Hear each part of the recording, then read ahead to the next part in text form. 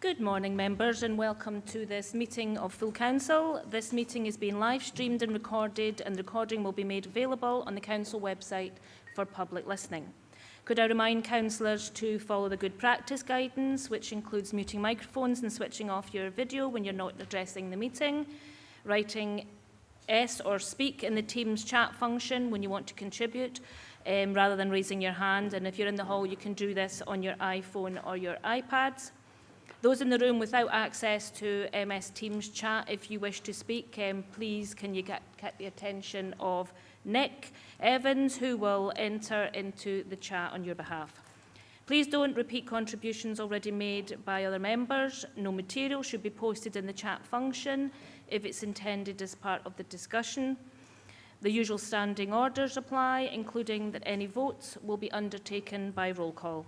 If any member has to leave the meeting, please either leave the Teams meeting for that period of time or write leave in the Teams chat function and then write join when you rejoin the meeting, so we can keep track of whether the meeting is quorate.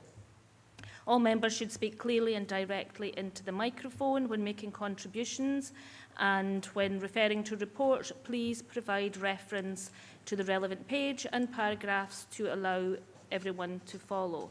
And can members be mindful to be a little bit slower, just so that our interpreters are not struggling to keep up when we get a bit too excited.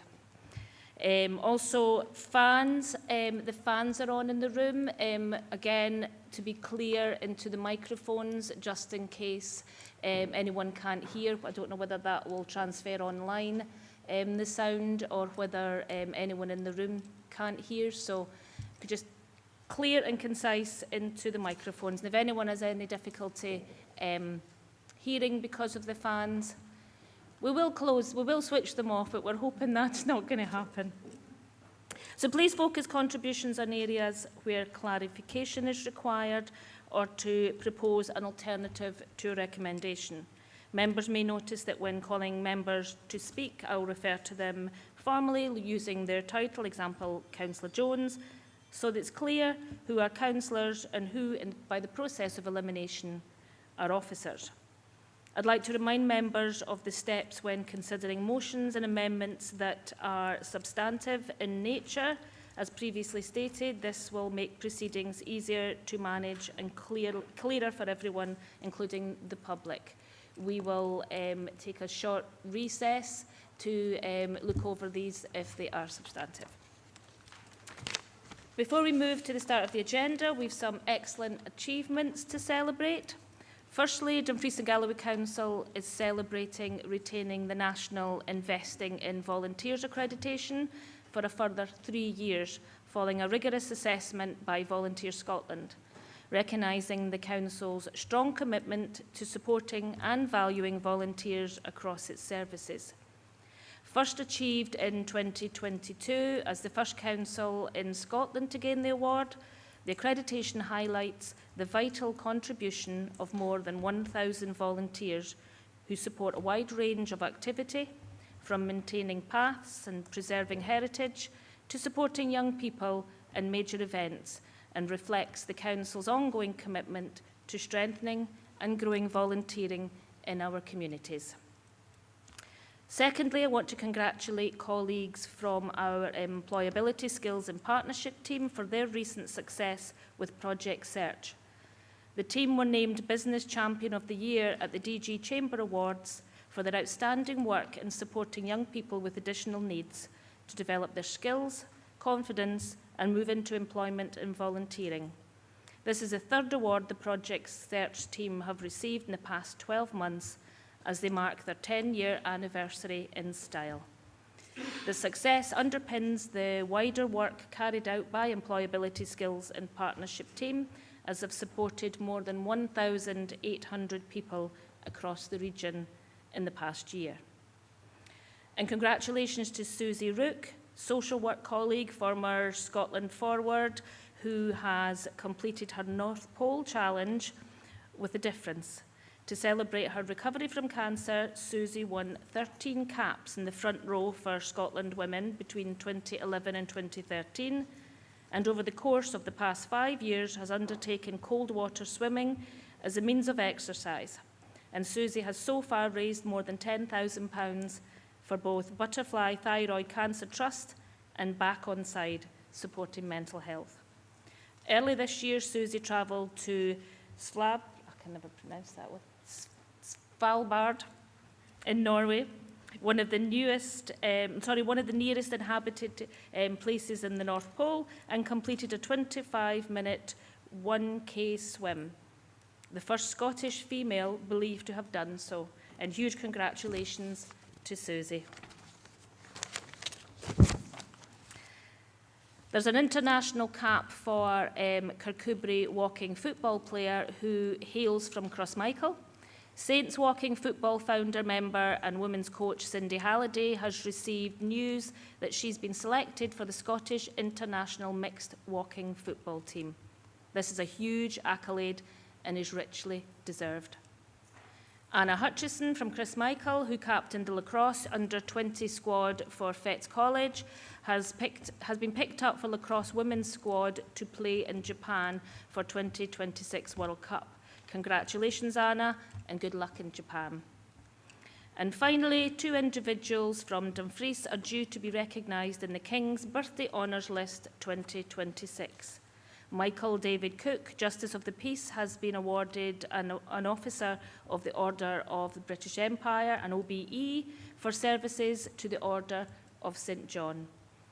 James Harry William Coles has been awarded a Member of the Order of the British Empire, an MBE, for services to Mountain Rescue, in recognition of his work as team leader with Moffat Mountain Rescue Team. Now, these honours recognise outstanding service and commitment in their respective fields and reflect the significant contribution made by individuals across our communities. So congratulations to everyone. And now on with business of the meeting today. So, agenda item 1 is sederant and apologies. Vlad, for the purpose of this meeting, can you provide the sederant and any apologies received for the meeting, please? Thank you, Convener, and good morning, members. I can confirm we have 36 members present in total, 20 members present here at Council HQ, 16 members present on MS Teams. Apologies received from Councillor Bell, Councillor Drysdale, Councillor Marshall and Councillor Wood. Not present at the start of the meeting is Councillor Hagman, who gave notice that she might join later, Councillor Howie and Councillor Ingalls.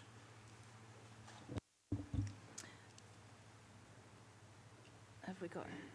Sorry, Apologies for okay, thanks, Vlad. Declarations of interest. Do any members have a declaration of interest or a statement of connection they wish to make? Councillor. Connection with the IJB. Thank you. Thank you, Councillor Johnston. Councillor Substitute member of the IJB. Councillor McFarlane. Yeah, I'm a member of the IJB, thanks. Councillor Jordan. Thank you very much. I'm just a substitute member of the IJB at the moment. Thank you. Thank you. Councillor Dorward. Morning, Chair. Morning, members. Voting member IJB. Thank you. Councillor Dryborough. Yeah, it's on item 14. I used to have I used to be in the previous power nuclear subcommittee in the trade union in Scotland, but I've also got Councillor Dorwood, who will be seconding that motion. Thank you, Councillor Dryborough. Councillor Brodie. Yeah, voting member of the IJB for items 7 and 12. Thank you. Statement of connection. Councillor Ferguson. Similar, I'm a substitute member IJB. Thank you. Thank you. So, Vlad, I think you have some. Thank you, Convener. Yes, Councillor Hagman has written in, just for purposes of the minute, a statement of connection, if not present at the start of the meeting, which is the case at the moment.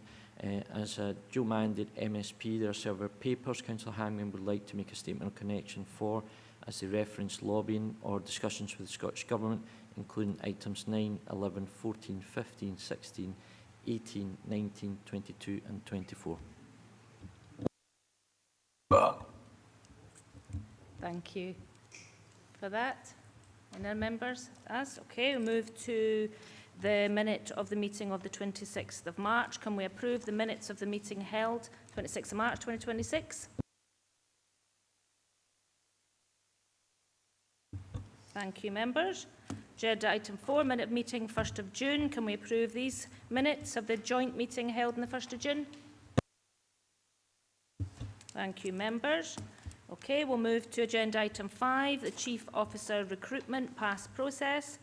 At the meeting of Full Council on the 26th of June 2025, it was agreed that an independent review would be held into past processes of Chief Officer recruitment. The scope of the review was considered and agreed at Full Council on the 3rd of October 2025, as set out in Appendix 1 to this report. Full Council also agreed the approach to the commission of the independent reviewer, and Burness Paul LLP were subsequently appointed as independent reviewer in line with the agreed approach to commission this work and the Council's procurement requirements. This report requests Full Council consideration of the findings and recommendations within the independent review report. The executive summary is included on Appendix 2, which will be presented by Claire Scott, partner, Burgess Paul LLP, and Cara Lowe, associate, who have conducted the independent review. Good morning, Claire. Do we have Cara on Good morning, also? Convener. Do we have Cara on also? We do, yes. All right, thank you. So do you have anything to add at all? Nothing specific to add, conveners, and good morning to the members as well. Just very happy to take any questions that are required. That's great. Thank you. Leader? Yeah, thank you, convener. And so I'd just like to say that I actually welcome this report. There's a lot of recommendations in it. And I think it would be, we'll agree presumably today to look at all or some of them. And I would just like to ask the Chief Executive how you propose to take these forward. Thank you. Good morning, members. Thank you, convener. Thank you, leader. I'm really pleased that this report is before members today. The independent review undertaken by Burness Paul LLP has been conducted thoroughly and thoughtfully. The executive summary included with your agenda provides the findings from the review and a number of recommendations for members to consider. In terms of the findings, I think it is really important to note that the review provides assurance that all processes followed in relation to recruitment and the departure of chief officers were in line with statutory requirements, HR policies and delegations. And I'm sure members will ask any questions of Claire in relation to that they wish to have clarification on. I welcome the full range of recommendations included in the report for member consideration. These provide opportunities to strengthen our arrangements in line with member expectations.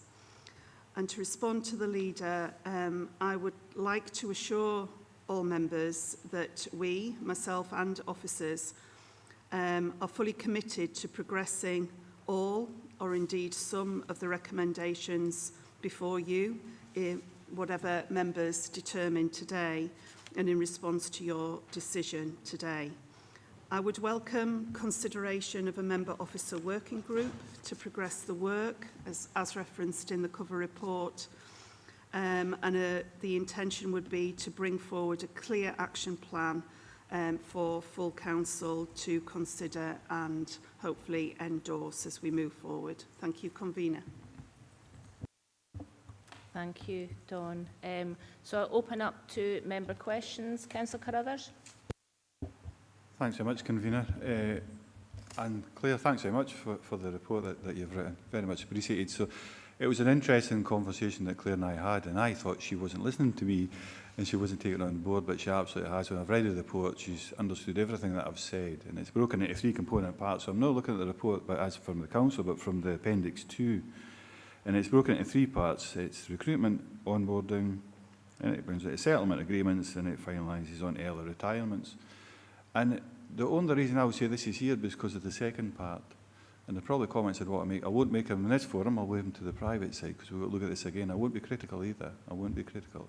I think this is a good report. It outlines very clearly in regards to the potential of concerns that elected members had at the time, and it's given us an avenue in which to then go forward and exhaust you, so we can discuss these elected members.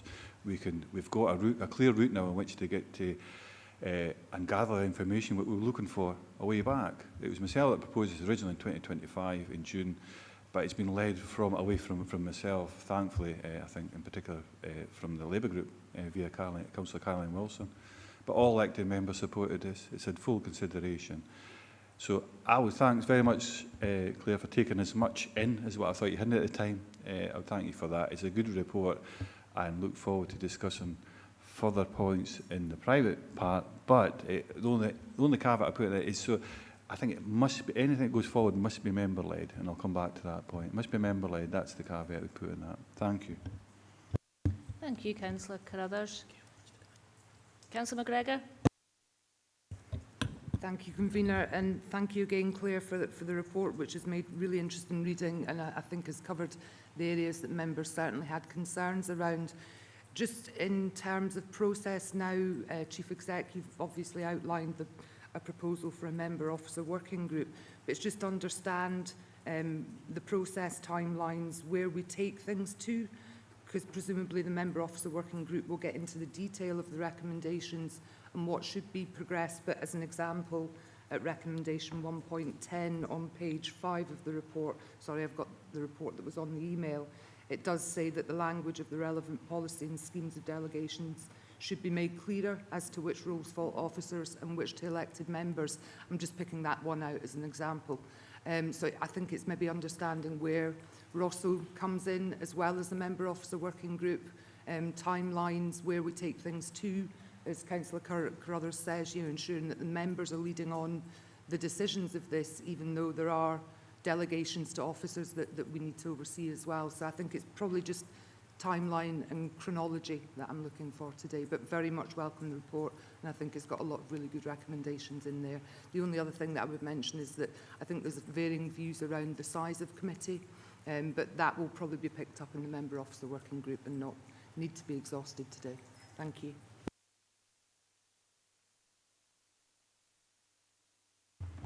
Through yourself, Convener. Yes, I absolutely agree. There'll be, in essence, quite a significant amount of actions that officers will need to take forward with the relevant member interaction, whether that's through that member officer working group or thereafter decision making, as you've mentioned. What we propose to do, subject to what members were to discuss today and were to agree today, is that in essence members would have to, officers would take that forward in terms of an action plan with relevant timescales and so on that can be circulated to members in due course once we've thrashed out exactly what members are agreeing to. So we didn't want to be presumptions around that from my end. But I see Lorna's also online now. Thanks, Vlad. So Lorna's online, I think, probably to on the point of timescales. Am I right, Lorna? Yes, thanks, Convener. I mean, the intention would be to work on this with some direction of members and through the officer working group, if that was agreed, to make progress on this over the short to medium term this year and bring that back to the relevant committees, any agreed actions from the recommendations to be brought back to the relevant committees, and we'd map that out early course for members. And Councillor McGregor's correct, there would be a number of committees involved depending on their current delegations to make those decisions. Including Rosso. Is that what you want to come back in with? Yeah, Gail? that's absolutely fine and gives me the reassurance. This is a big piece of work and it's a really important piece of work. So I'm going to ask the capacity question, that do we have capacity within our current officer base to do all of this in a timely fashion? Because I'd like to think that it's a short life member officer working group and it's going to take a bit of capacity. Happy to come back in that, convener. Yeah. Yes, and I think there are some areas where we will need to give some focus to this, and there are other areas that should be relatively straightforward with members' consideration, and we'll make that assessment with members as part of the timeline as well. But we would give it full attention, as Councillor McGregor says. We want to address the points that are made in the report and take forward recommendations that members agree. Thank you, Lorna. Are you happy with that, Councillor McGregor? Okay. Councillor Wilson. Thanks, convener, and apologies for the windswept look with the fan behind my hair, so at least I've got an excuse today. Firstly, I'm just wondering when would a further report come back to full council? What would be the intention around the timing for that? And I've also got a number of questions on the confidential report, so I'm just wondering what the mechanism is for that. But I do appreciate the assurance that the Chief Executive has given regarding the processes being followed, because obviously that was a concern. But it is still the case that officers misled elected members regarding the departure of a chief officer. And while I fully appreciate that there were terms of the settlement agreements or non-disclosure agreements that had to be followed, there were elected members who were told the real reason, which means I still don't think there was no reason for elected members to be misled. So just wondering how we'll address that going forward and ensuring that that doesn't happen again. And there's a lot of recommendations that I would totally agree with that have been put forward, but I personally think the most important thing for us going forward is to completely review the scheme of delegations to officers. So I was really pleased to see that coming forward. So, but I'll be looking for that to happen before the council elections. Thank you. Thank you, Councillor Wilson.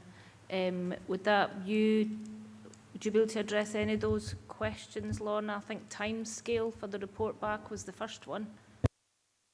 Certainly we want to move on these recommendations right away, and we would bring an update to members once the member officer working group, if that was established, could make an assessment of any timelines and make progress on that. Convener, I note the comments ahead of the next election and would absolutely support that as well. So we will give it a full attention, but we would intend to be making progress this year, this calendar year, and bring something back to members, either at full council or the other committees, but certainly bring something back to full council on progress this year.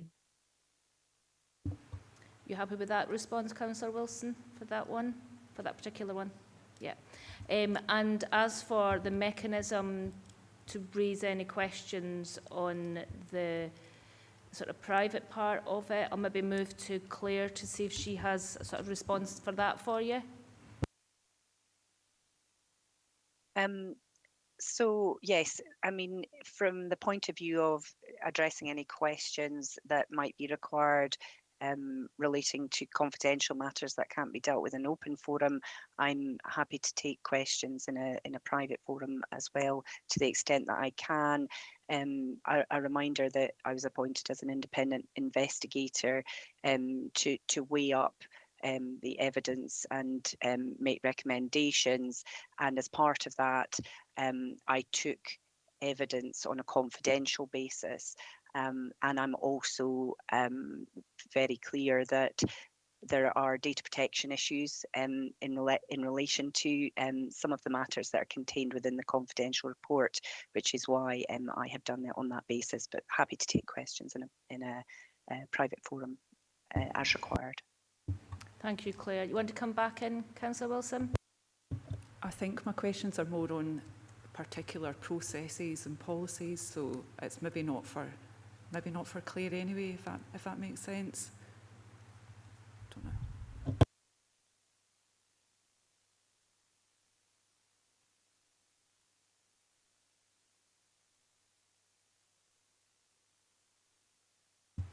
Through yourself, convener, if there are questions that you you wish to put in writing, certainly that's something that both Claire and officers can certainly look at in terms of responding to that out with this forum. That would be one option. Obviously, if you wish to make those questions today, then there would need to be a move towards moving to a private session. It's depending on what you would prefer. No, I'm happy to put them in an email, thank you. Thank you, Convener. And just in response to how some of the concerns that Councillor Wilson has shared today would be addressed within the recommendations, and Claire may wish to comment on this. There are a number of recommendations in relation to settlement agreements that I think will address, give the opportunity to address any concerns that members have. You know, through, there's a recommendation that there's a written policy, the recommendation around language, the recommendation around a report being prepared. So there are a number of recommendations in here in relation to settlement agreements that I think provide a really strong basis, in my view, to address the concerns expressed by members. But I don't know if Claire wishes to comment further. Thank you. Yes, thank you. Yes, no, I would agree with that. That is what I have tried to do in terms of the recommendations, is to anticipate any concerns and to try and address some of the concerns that were raised with me. So I do feel that you know, if those recommendations are implemented, that should go a long way to addressing concerns. And I would say also point to my recommendation that there is an amendment made to the style of settlement agreement that is used with the council to enable more frank discussions to be had than was in the past. Thank you, Claire, and thank you, Dom, for that. Are you happy with that, Councillor Wilson? Okay, great. Councillor Dorward. Thank you, Chair. Thank you for the report. One of the things that was alluded to by Councillor Crothers and linked to previous committee meetings, which was the December committee reconvened in January, was agenda item 11, the Chief Officer restructuring process debated at full council. And at that meeting in January, it was agreed that, again to briefly quote, that councillors would determine that this council is fit for purpose. The meeting would be set between group leaders, deputy leaders and business managers. The process is ongoing. We've had our first meeting and awaiting the notes on same leader and a date for the second meeting. I think this is actually really important because we need to take this forward at pace. And I think this ties in and aligns with this report, so they can merge them. But I think we have to have our second meeting as quickly as possible. I know we're coming up to recess, but at least having a date set for that would be really useful.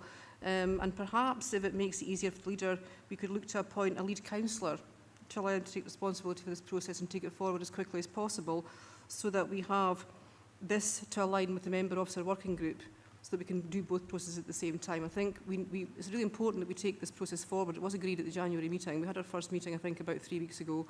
I think you took some notes there, Leader. They haven't been passed over yet. We asked for a second meeting at that point in time. It would be really useful if we had a second meeting in the diary for as soon as possible. We come back after recess so that we can align the recommendations from that group with the recommendations from this report. I think that's important. Thank you. Yeah, no, thanks, Councillor Howard, and apologies for being tardy with the notes, but I hadn't appreciated at the time that I was going to be taking notes, so they're a bit sketchy, but I will circulate those.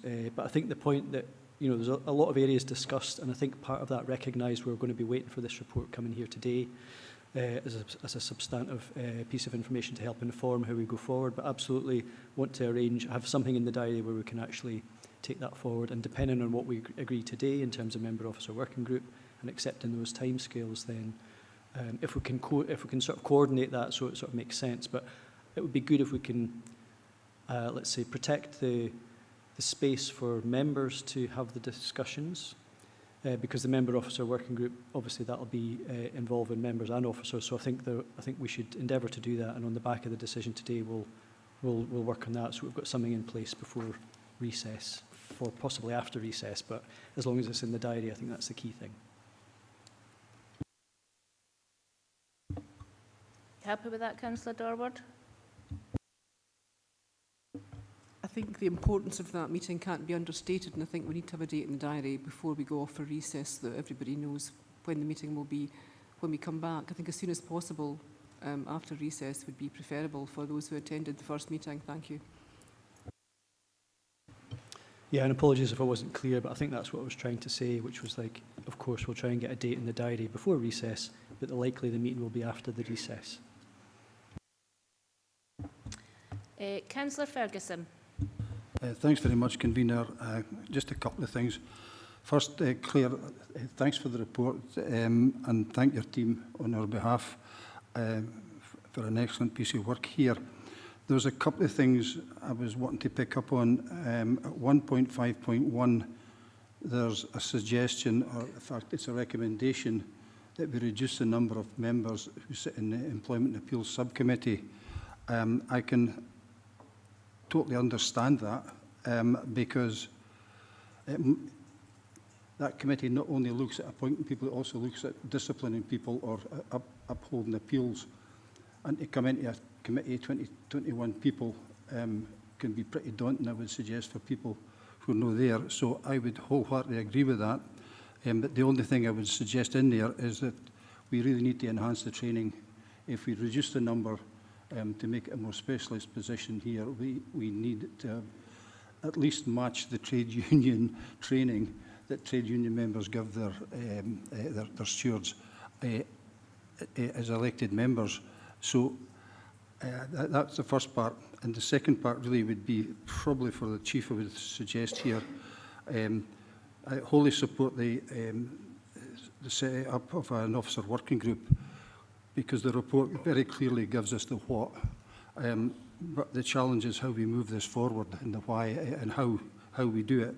So the two questions here is, would the Chief and others who are taking this forward have a series of seminars or, which is a very technical area for all 43 members, not just those on the officer working group, because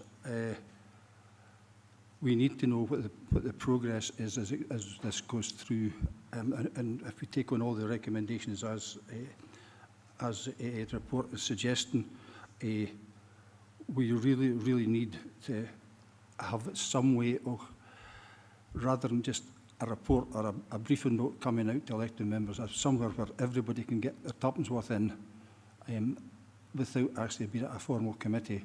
So I think totally support the officer working group. How big would you suggest that might be? And would you consider a series of seminars leading up to the committee papers?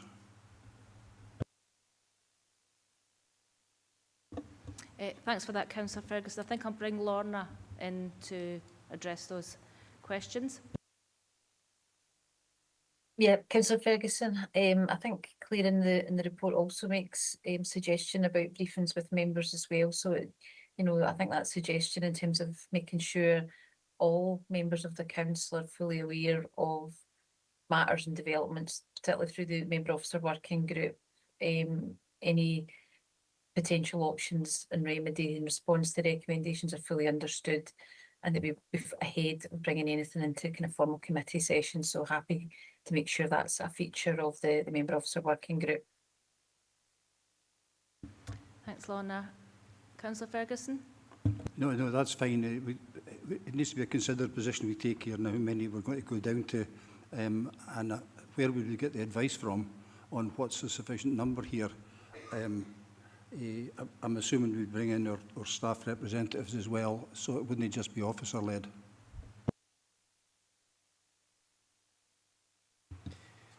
Through yourself, Convener, just to clarify in terms of the member officer protocol 7.1, member officer working groups may be set up for a particular purpose, which would be the case in this instance, by the council or committee to allow members to work with the relevant officers to provide an additional opportunity for debate as well as informal discussions. The chair of the member officer working group shall regulate the conduct of business at meetings and shall ensure that all members receive a fair hearing. Member officer working groups have no decision-making powers, and the standing orders of the council do not apply to these meetings. In terms of, obviously, the constitution of that is for members to decide. Do you need back in, Councillor Ferguson? Yeah, when are we going to decide that then? Because it would have to be a full council decision. I would suggest that you consider that just now in terms of what you think should be appropriate.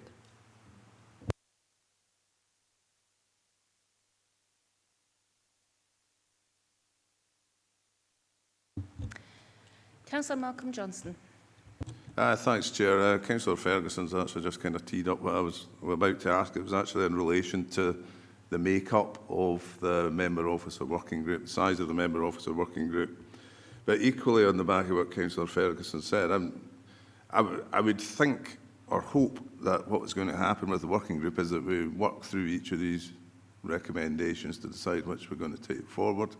And I'll just put my tuppence worth in. I think the size of the committee at the moment is okay, but if it were to be reduced, I wouldn't reduce it very much, because we've always got to try and get a pool of people for appeals, because there's only 6 members on employment on the appeals section of it, and having a smaller group of people to pick from would end up with those people being burdened with that constantly if the committee got too small. But that's not what we're discussing here today. What we're discussing is member officer working group, and I think it would be important that the working group encompasses obviously members from each group. And again, on the back of Councillor Dorward, with the meetings we had earlier, 2 or 3 weeks ago, I think perhaps that could maybe form the basis of the make-up, unless there's custom and practice for the size of member officer working groups. Yes, through yourself, Convener. Yeah, I think that, yeah, I'm reminded by the team that actually in the scheme of delegations, it does state what the kind of custom and practice is as such, which is the basis of representation on the member officer working group be 1 member from each political grouping.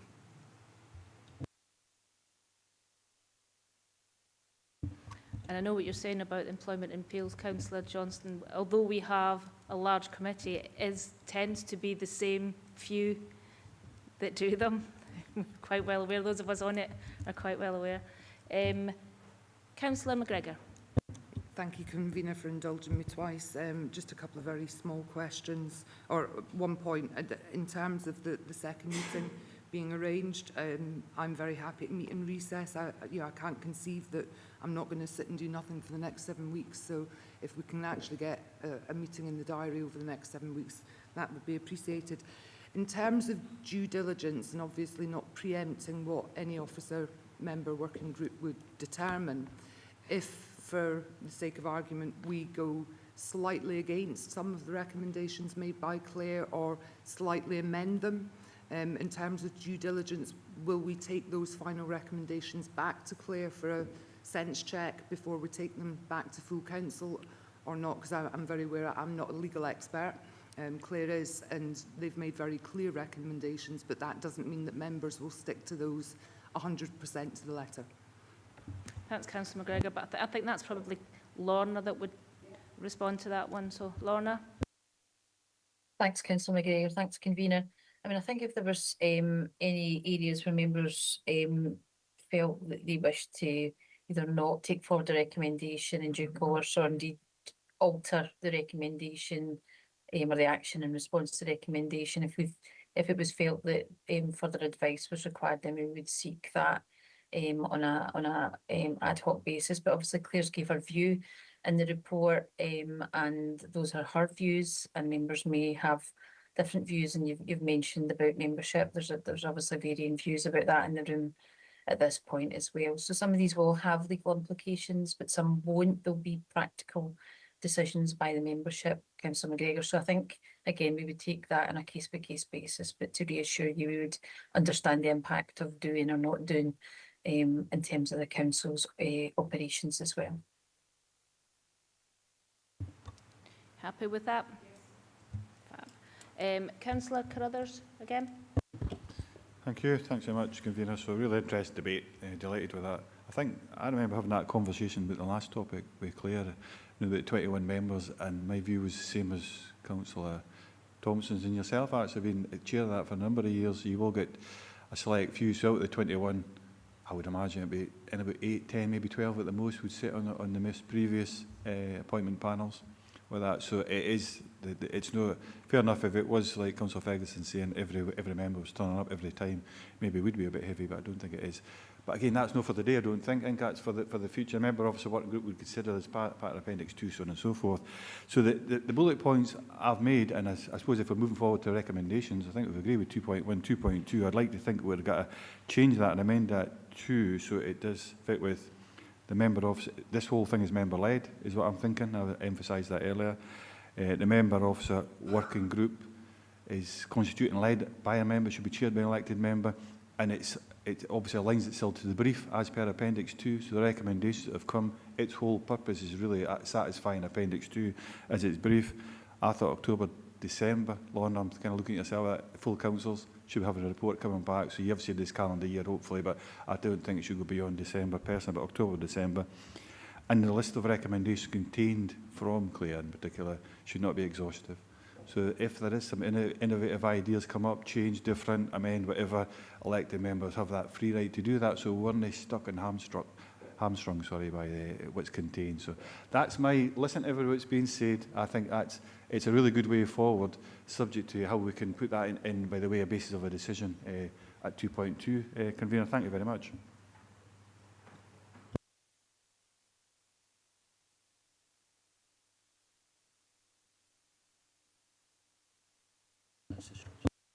Yeah. No, thanks, Councillor Carruthers. I'll come back to that in a wee quick sec. As in, is there any other questions on anything? Because I think I would see if members are happy to move for the recommendations to go forward. If there's any changes, like ones that you want to bring in yourself, we can change an odd one. But as personally, I would think that would be for the member working group to do. You want to come back in? Absolutely. So I'm looking at the, sorry.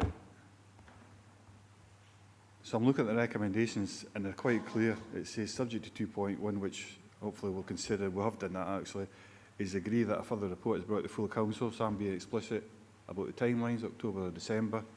Lorna was nodding her head previously, providing an update on any actions the council agrees to take with regards to the recommendations within the independent review report. What we're agreeing is, so the mechanism in which we're going to achieve that second part is through a member-led, member officer working group, using Appendix 2. This is what I'm saying. Appendix 2 is the brief in regards to the work it will undertake, and it's not exhaustive. That's what I'm saying. So that second part is what I'm saying. That's what I've heard people say today. Let's align ourselves to that. So the second part is undertaken by what I've just outlined then for 4 particular parts. Thank you.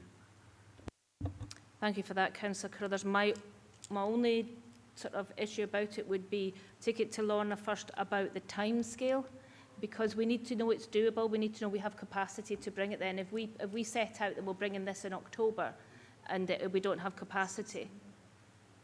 So October to December. So I'm just going to ask Lorna if she feels that that's a doable time. I think that's the best way here. Lorna?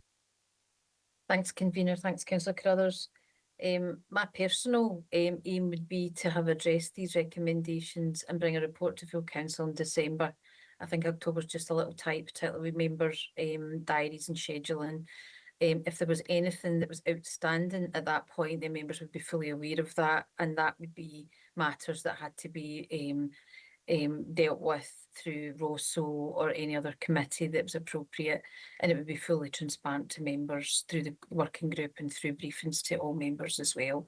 So I think that is doable, but we would keep members fully informed, and the member officer working group would be able to test those assumptions. But as officers, and Councillor Wilson's previous comment, these are matters that need to be addressed within this council and well ahead of next May. So that would be our intention too.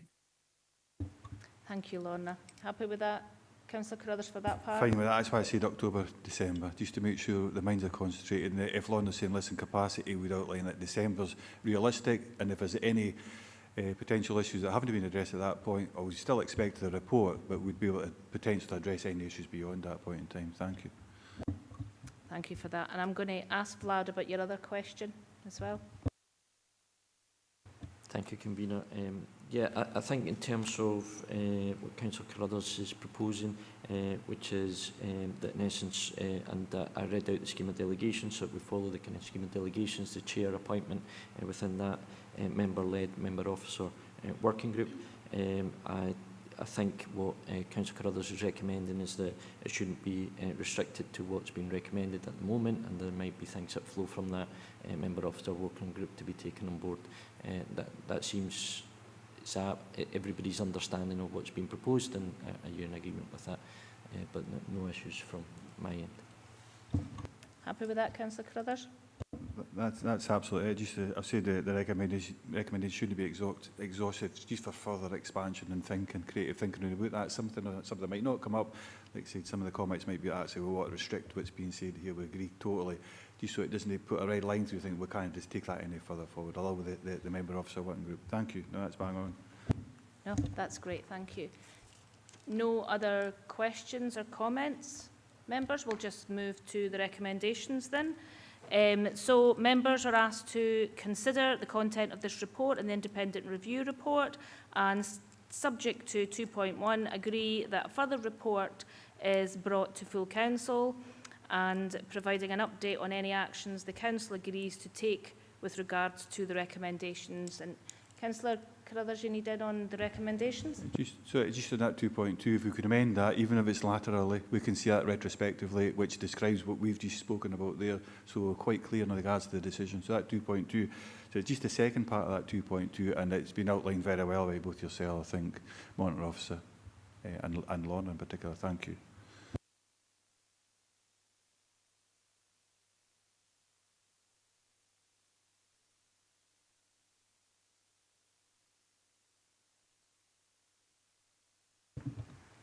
Thank you, Convener. If it's helpful, Councillor Carruthers, I do have perhaps a suggestion to capture the essence of what you have said, which would be to add to the recommendations. If that's helpful, if members are content that I share some proposed wording, agree.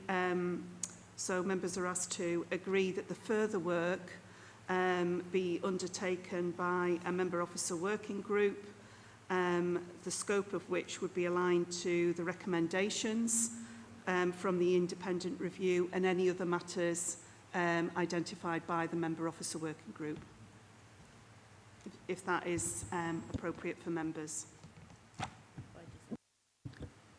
By December, and the report to come back by December. We'd include that in recommendation 2. We clarify the December deadline in recommendation 2. This would be a further recommendation.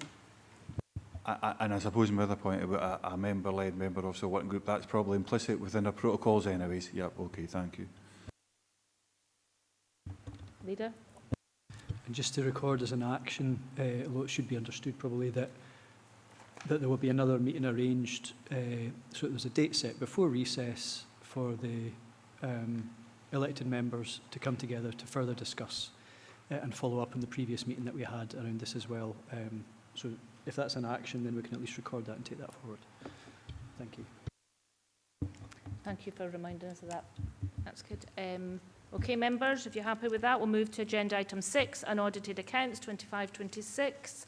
This report is to ensure compliance with the Local Authority Account Scotland Regulations 2014, which state that the proper officer under Section 95 of the Local Government Scotland Act 1973 shall ensure that the draft accounts are submitted to the external auditor no later than the 30th of June, following the relevant financial year end.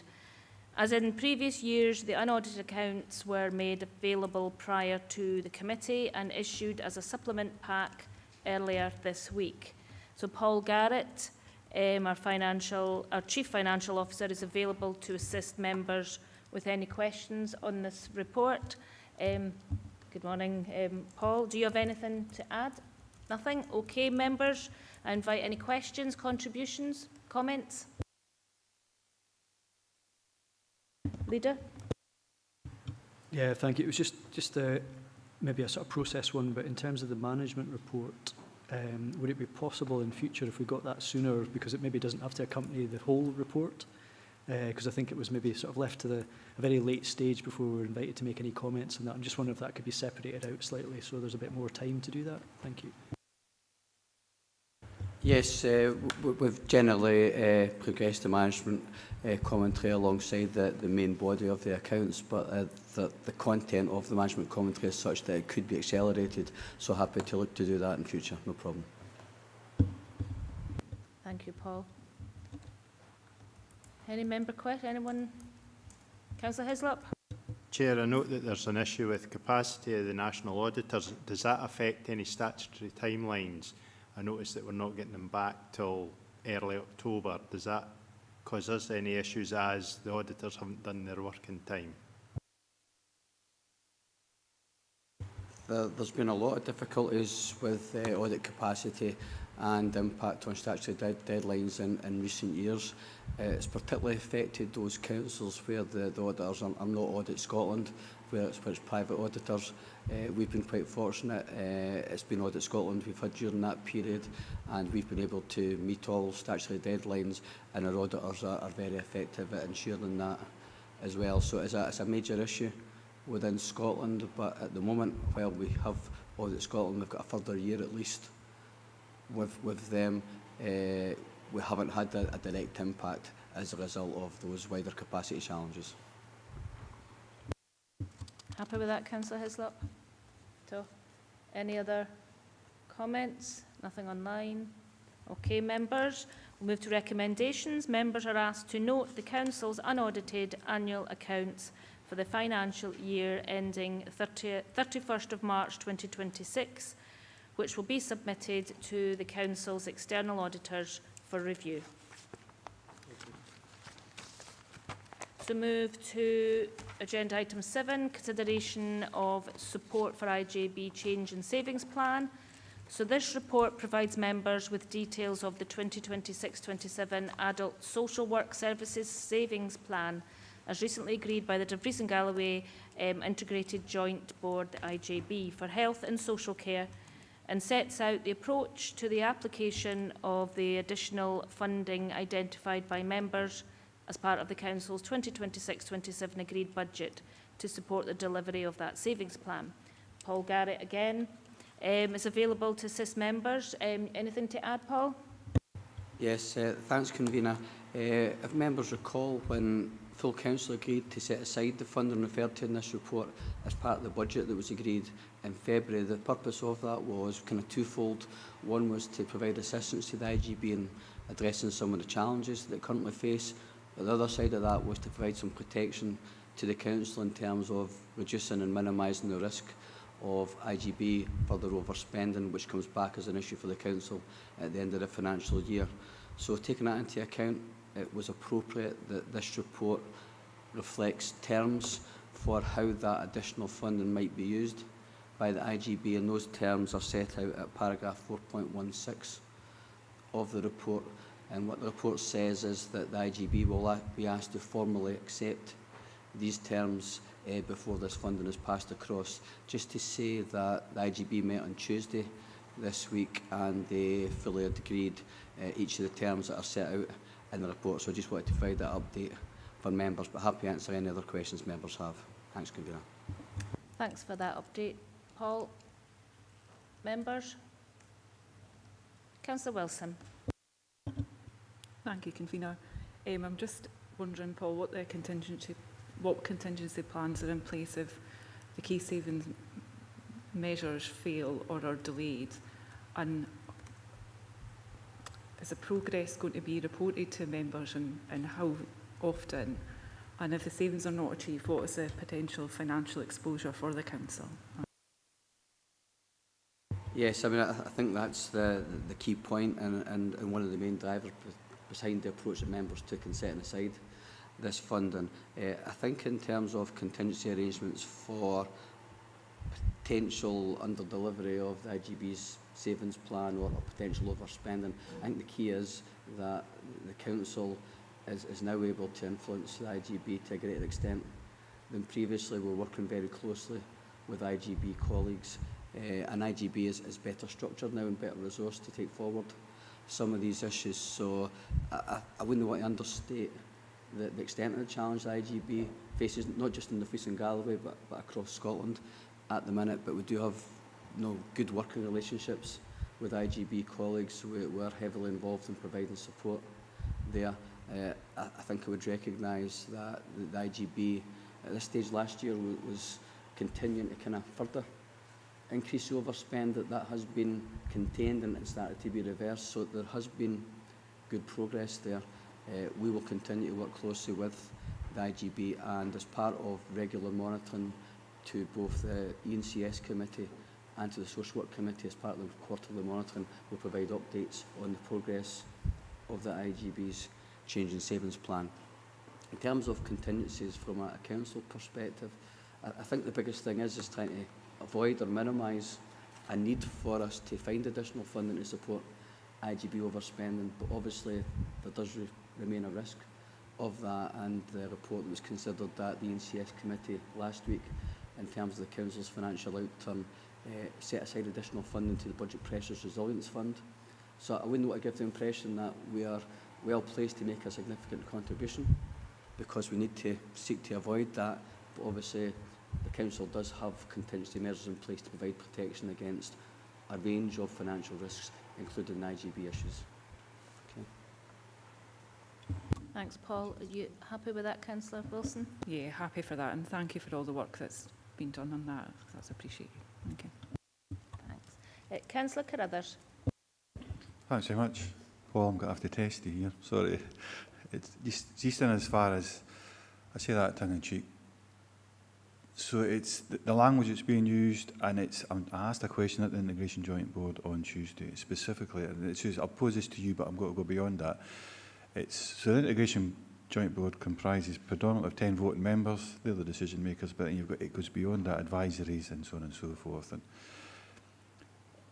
so it's got reduced to 8. So the Integration Joint Board agrees its budget on an annual basis.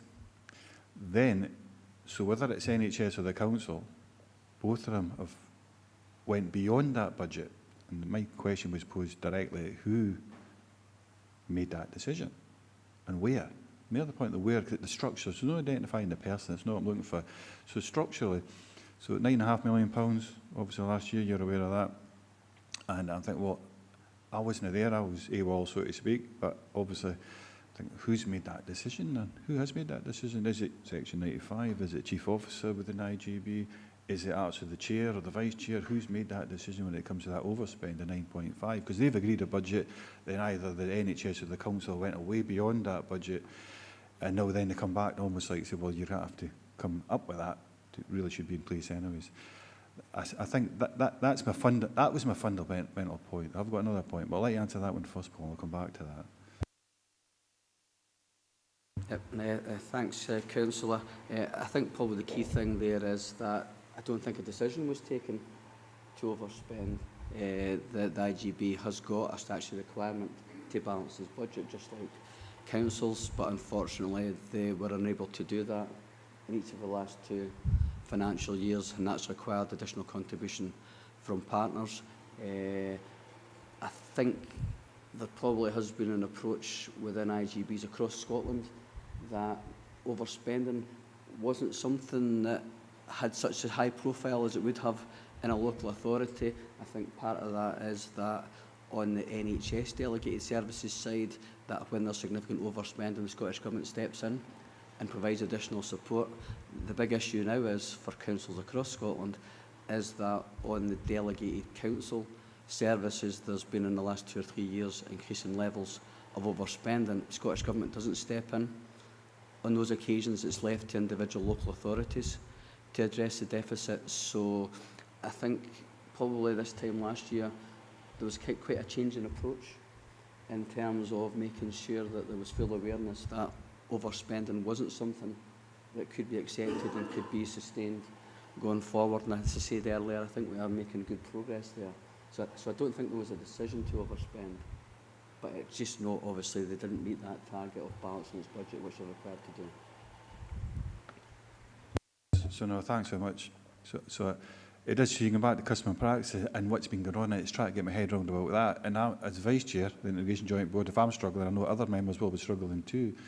So if it's, I'm trying to relate this almost like a family budget. So if you get £10,000 coming in a year, you've got, and that goes into your bank, and you haven't got an overdraft, or maybe we have got an overdraft, but you spend 11,000, where does that 1,000 come from? That's probably another way of putting the same question.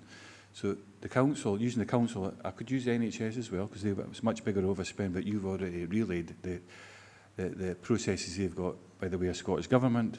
They apply the extra funding, but the council really goes out and acts, from what I can see, asks the taxpayer to fund that. So whether it's through council tax increases, increase in service costs, so on and so forth. So there's different. So it is different for the council. So, but there must have been a decision somewhere when we went beyond our budget. So was it committee of the council? Was it social work committee? Was it say? So just I suppose if somebody was watching this, as members of the public do, Paul, you're clearly shaking your head saying no, it hasn't really overspent. But so the public perception, so then it has overspent. So it's where's that decision? Is it already structured within our processes already that actually we can go beyond 10% beyond, but we have to address that through council committee decisions, so on and so forth later on. I just need to understand who or what is responsible in regards to making the decisions for the overspend. Apologies, Zane, if I'm kind of repeating my previous answer. I don't think there was any decision to overspend. It's actually been the case that they have set a budget. They're required to contain expenditure within that, but have been unable to achieve that in the relevant financial years. The decision that the council had to take was how to address that overspending and effectively where to find the money to address that, and that does impact on wider council services. It does impact on the council's overall financial resilience, and that's why it is absolutely essential that we continue this close work with IGB to minimise the risk of overspending going forward. But apologies, but I don't think there was ever a decision at the IGB to say we'll overspend by X amount. It's just that they haven't been able to contain expenditure within the agreed budgets available. I'll let you in one last time now before I move on to the next one. So the last point is, I suppose you've covered that, and we'll come back that away from here. You've outlined what I thought my understanding was, but it's whether they can be tightened up, agreed, or just sharpened, whatever it may be. I need to understand that. But I think Health and Social Care Partnership and Integration Joint Board, are you seeing them as the same thing? Because they're two different things. That's the only thing. I think you're talking about Health and Social Care Partnership, but you're talking about working relationships, better understanding. It's just for my own clarity, Paul. Yes, apologies. I'll probably took myself up on governance issues and terminology, but the IGB oversees the Health and Social Care Partnership, the partnership between the Council and the NHS to deliver adult social care services, and the IGB is the kind of formal body that has responsibility for that. I think I've got the governance side right, but I could well be corrected on that. No, that's right, Paul. But you knew that. Councillor Hislop. Thank you, Convener. It's page 49, application of additional budget monies from local authority. We've agreed 2.8 million to support delivery of the Savings and Change programme. Now, my view on that is that we are investing money in them to put change in place. And then when you read the next sentence, it looks like they're shoehorning posts into where they can get this money. You know, we have identified 4 posts that currently, well, to continue. So that would suggest that our money's going to be put towards the overspend rather than the change, in my view. And I think it's that, because we had a discussion at the budget panel and transformation, what's your view of transformation? Oh, it's just some are making savings, others are actually changing things. And my view is that transformation is changing things to make things better. It may take a wee while to get there and to see the benefits of it.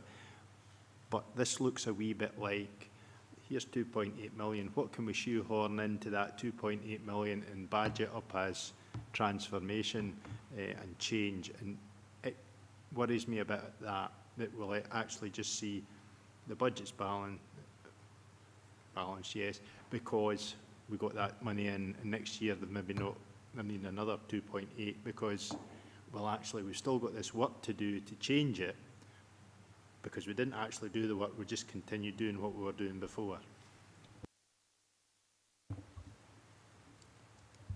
Very good observational points. Was there a question though, Councillor Hislop? Well, my understanding, we're giving the money for the change. How are we going to monitor it to make sure it is actual change that they're implementing rather than just shoehorning what they're doing just now? Thanks for that clarity. Are you able to answer that, Paul? Yes, no, I understand the concern, and I think that is a key point.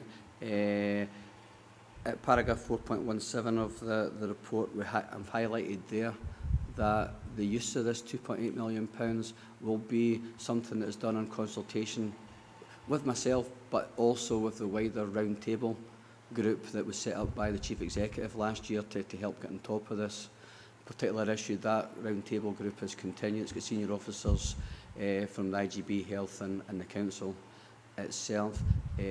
What's reflected there and what's been agreed with the IGB is that any use of this funding will be done in liaison with council officers through myself.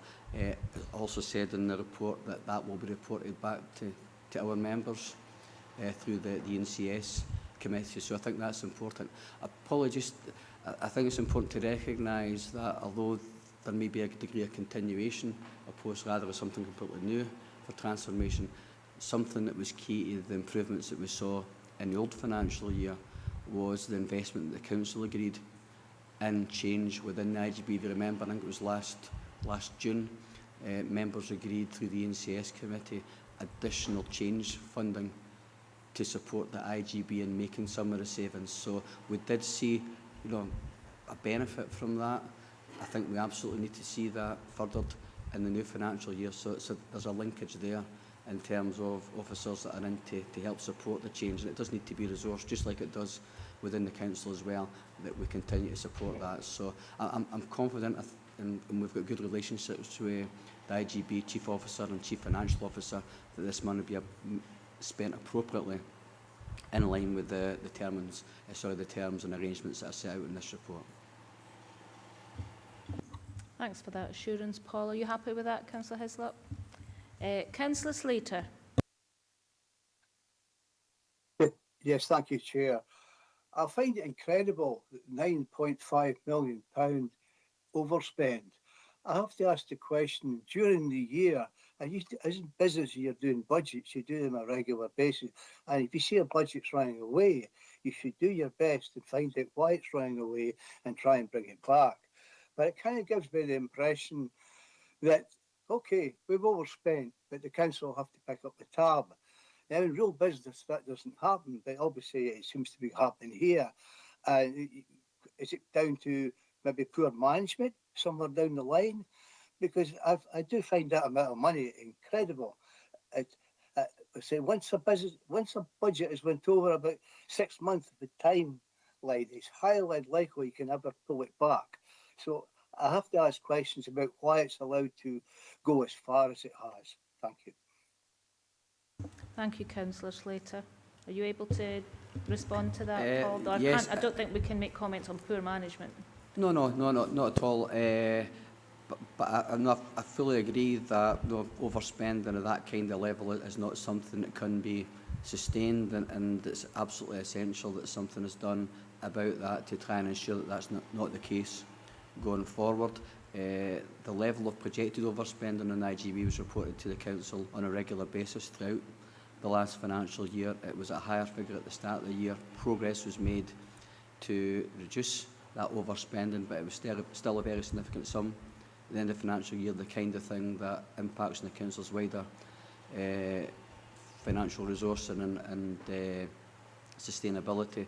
So we absolutely need to continue the work that's been ongoing with IGB to minimise and hopefully remove the risk of overspending going forward. But I do have to recognise as well that IGBs across Scotland are facing very significant challenges. At the minute, there's overspending across a range of bodies at the minute, and there's a lot of work being progressed to try and ensure that spending is brought back to within the available resources, but that is obviously challenging, so we need to recognise that as well. But that is our key area of focus this year. Thank you for that, Paul. Are you content with that response, Councillor Slater? Yes, thank you for the response. Yes, hopefully things can improve. Thank you. Thank you. Councillor Dorward. Thank you, Chair. Thank you for the debate, where colleagues, including Councillor Wilson and others, have spoken about the potential consequences of funding shortfalls. And I, as usual, will come in on the back of that and speak about the people side of this. It's not directly part of this, but I think it's important to mention, because if you're talking about money, you forget about what it's paying for. It's paying for care for our most vulnerable citizens. I think that's really, really important. And one of my colleagues has just said to me, question for Councillor Slater, do we just stop care for our most vulnerable citizens when we overspend? No, we don't. That isn't what we do. It's not quite the same as dealing with, say, capital spending. We're dealing with people's lives here. From person perspective, Appendix 1, page 40, the savings plan sets out the required scale of cuts, because that's what they actually are.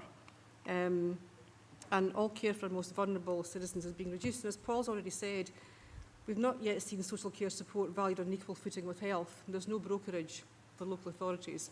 The Scottish Government doesn't provide it, which is extremely unfortunate.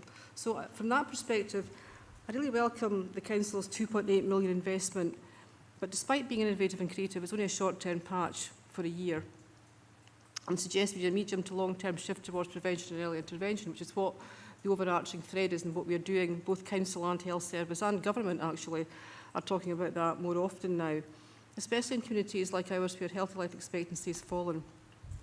So suggest we therefore consider seeking funding from Scottish Government for a prevention, early intervention focused pilot in Dumfries and Galloway. We're not getting funding for anything else. We might want to ask for that one. Badging it as best practice. What we're doing is investing money to prevent illness, to prevent, we're looking at savings, but also what we want to do is look at prevention, early intervention. And that's what the IGB and the Health and Social Care Partnership are doing with this money.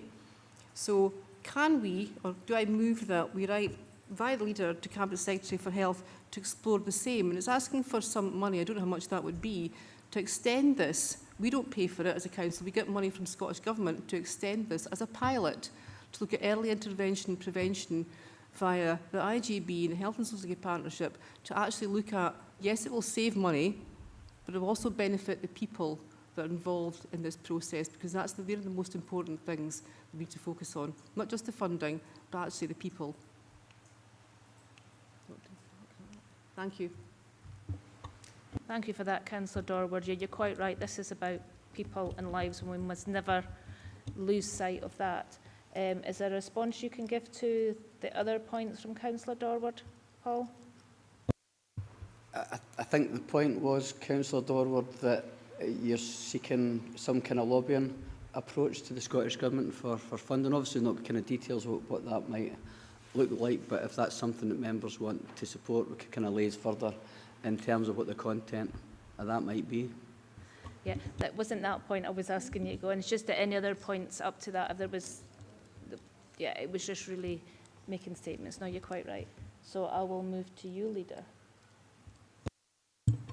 Obviously happy to lobby on behalf of the council and write as many letters as are required to get a result, but it'd be helpful maybe to see the form of words. I totally get the spirit of it, but it might be beneficial for members to see the form of words so that we know what we're agreeing, or if we can improve it even, if that's possible.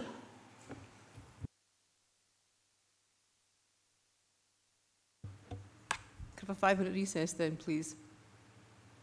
Chair, convener, to get the form of words, that's it basically. Yeah, absolutely, but I'm going to take Councillor Curry.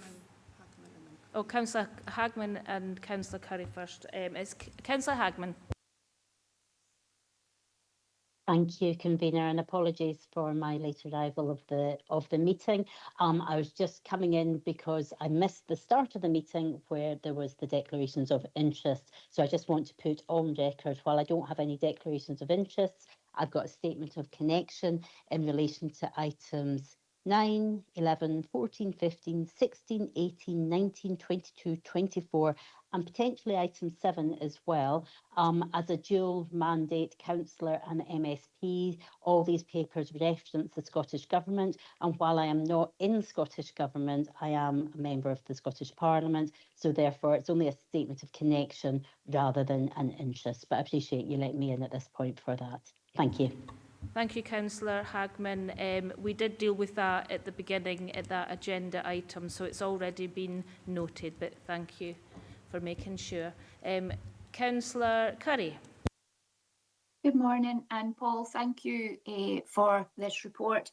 I'm just really wanting to, it's probably just what Councillor Durward has already alluded to, and it's areas where change is required, and I suppose it's how do we understand the impact that that is going to have on our community in and around the demand and eligibility tighter thresholds, because I know that will send ripples of concern round about our most vulnerable in our communities. So how are we mitigating the risk? How are we communicating? How are we engaging?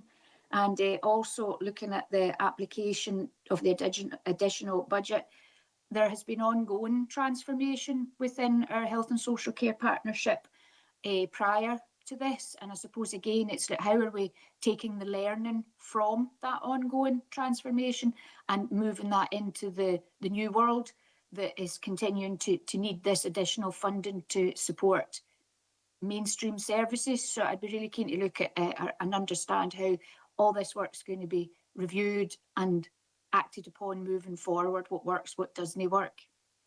Thank you. Thank you, Councillor Curry, and they are all very relevant points to this particular situation that we're in with this funding. However, that's something for the IJB to look into, and I suppose we have a paper further on about populating those IJB places, but I don't think we can ask the finance officer to tell us plans on how we're dealing with our communities. But thank you very much for your comments anyway. They're ones that we do always need to be taken into consideration. Councillor Johnston. Thanks, Convener. Given the difficulty of this area, as a couple of members have pointed out, I mean, we're talking about most vulnerable people in our communities here, but this is a predominantly demand-driven requirement, and really my question is around long-term planning. I know we can make short-term efficiency savings, which we probably should be doing as a day-to-day basis. We wonder if Paul could give us maybe a wee bit of insight into what the long-term planning's like for this, because we've got the demographic of the region would imply that demand for these services is just going to constantly increase.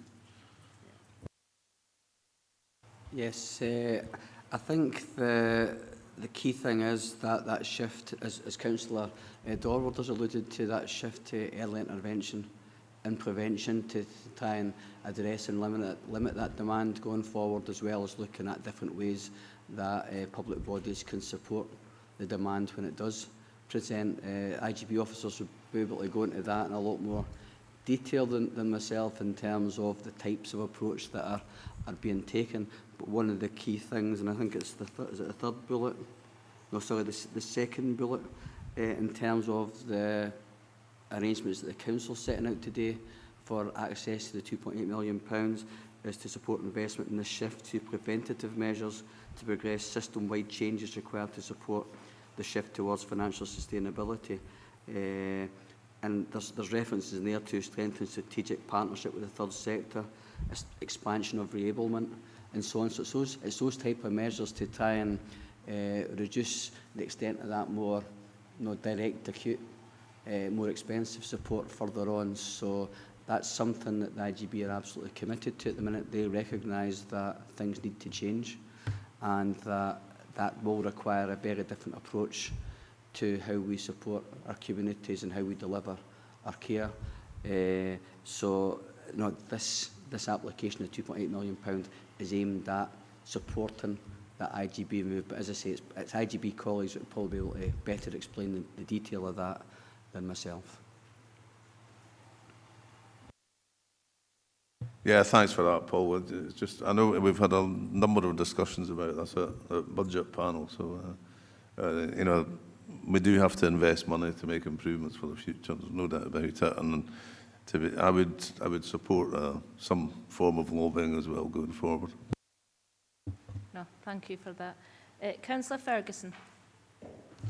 Thanks very much, Convener. This is a bit of hot potato here for a finance officer to answer, because I think most of the questions are actually around about the care and how we look after people, and that, with the best will in the world, is no Paul's concern here. He's looking at the finances. Whilst I agree partially that there's a demand here, but the allocation is always based on assessed need as opposed to demand. So there's a subtle difference, but the demand on the services is still there and rising. So it's what I'm going to come back and say every year here is we really need to look at how we set the budget for adult care, social work services in the future, because every year we're using the previous years plus a little add-on, every years plus an add-on. We've never really had a massive review of what we actually send across to the IJB in terms of what resources we require to meet the assessed need, which is a statutory obligation in this council. Right? So we're at risk here if we don't set the budget properly. So this, I would suggest, is something we need to take to the budget panel for next year and look at how we top slice the amount of money for adult health and social care, or the health and social care partnership, IGB, whatever you want to call it. Right? We really need to look at that in the round and actually either face up the fact that we just can't afford to do it, or what else is going to have to stop to fund it if we do. So that is the $64,000 question for me, is if we send more money to the IGB, what do we stop doing in the meantime to fund that? Right? So that's the predicament Paul's got in terms of balancing the budget. But so it's suggested, well, the outgoing Chief Social Work Officer and other officers in the partnership have fighting this conundrum every single day of their working life, and we need to do something to support them in that. Thank you, Councillor Ferguson. No questions there for Paul, I don't believe, but no, you're absolutely right. That's the conundrum that we're faced with. Councillor Carruthers. Thanks very much. So just try and put it in context. Nothing for yourself, Paul, because you answered it very well earlier. I've got a much clearer understanding. I'll come back to in regards to that. But because Councillor Slater came in and another councillor have come in and made comments, I just wanted to, looking back at my notes from Tuesday, which was an Integration Joint Board, so learning disability overspent by 5.5 million, just over, to try and understand the points that made Councillor Dorwood and others, the type of people that are being affected by these overspends, which I think are naturally will occur, but we need to understand the process around about them. Physical disability overspent by 2.643, mental health overspent by 2.219. So that's what we're dealing with, members. It is going back to Councillor Dorwood's points in particular, but I think the long-term planning by Councillor Johnson is absolutely on the money, and what Councillor Ferguson just said is the same. We need to be considering potentially further allocations or adjusting our budgets in the right way. Thank you. No, thank you for that, Councillor Carruthers. Councillor McGregor. Thank you, Convener. I think this is a really difficult one, and I sort of reflect back to my time as resources spokesperson at COSLA, probably about 6-7 years ago, and I'm very aware at that particular point in time there was around about £800 million sitting in what was called a set-aside fund. So I completely understand the need for the early intervention and the prevention that Paul's talked about to get that meaningful change. I'm not convinced 7 years on that we're any further forward. And I'm very aware at that time that that 800 million was getting soaked up by the NHS side because there was a reluctance to move funds away from acute and into early intervention and prevention. So I suppose it's really on the back of what Councillor Ferguson was saying, we need to have a review of what goes across to the IJB, what our commitment needs to be, but actually the NHS need to become much more resourceful around acute spend versus early intervention and prevention. And any time I've sat on the IGB, I'm not seeing that. I'm not taking comfort in the fact that we're going to get on top of this budget through that agenda. So I think from the council side, we need to really push that agenda. We know all the benefits, but as I say, we're 7 years on, still having the same circular conversation, and the budgets are just escalating out of control. So lobbying to government, full review of what goes across to the IJB, and actually, you know, a bit more from the NHS that would give me comfort that they're doing their best to contain their own budgets, because we have to have a balanced budget, they don't.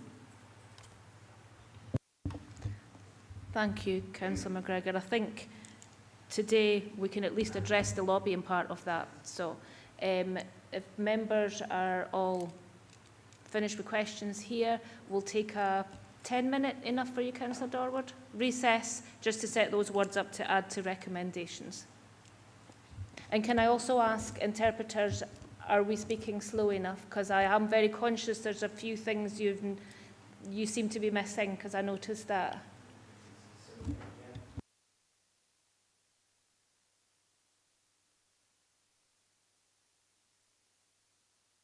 Okay, thank you. Noted, members. So, what time are we? So, 12:05?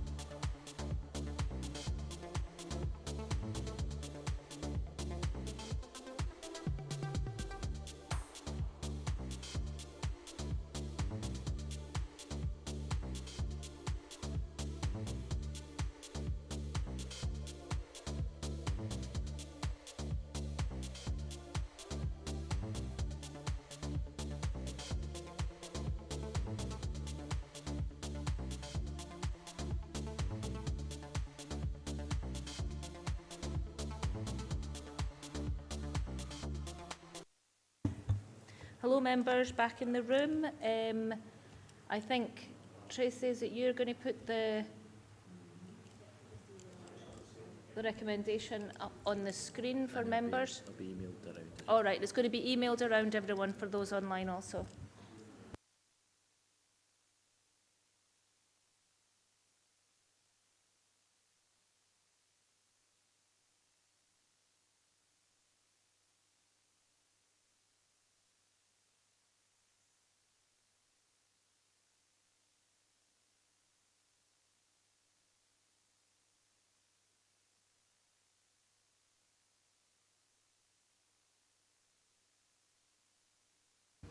Right, members, there we have it up on the screen just to check those who need, those online. Has everyone got this? Everyone received it in their email inbox? Any issues? No one's coming forward with anything. Okay, so I'll just read it out. The proposal is a further recommendation that Dumfries and Galloway Council shares the learning from the £2.8 million investment in the IJB with the Scottish Government and uses this evidence to actively lobby for further funding to pilot and accelerate a prevention and early intervention approach to social care. Members have any comments? Leader? I mean, if members are happy with that, I'm happy to lobby on behalf of the council. Yeah. Okay. No one's otherwise minded. That's great. We'll just move to recommendations then. So members were asked to note the details of the 2026-27 Adult Social Work Services Savings Plan, recently agreed by the Dumfries and Galloway Integrate Joint Board for Health and Social Care and set out in Appendix 1. Agree the arrangements for the application of the 2.8 million additional funding identified by members as part of the Council's 2026-27 agreed budget and set out in paragraph 4.16 of this report, which are in line with members' expectations that this funding be used both to support to the IJB in addressing the pressures it currently faces, but also to minimise the risk to the Council associated with any further IJB overspending, and agree to add the 2.8 million additional funding to the 2026-27 budget delegated by the Council to the IJB, subject to the IJB agreeing to these arrangements at this meeting of the 23rd of June, and further, turn that around.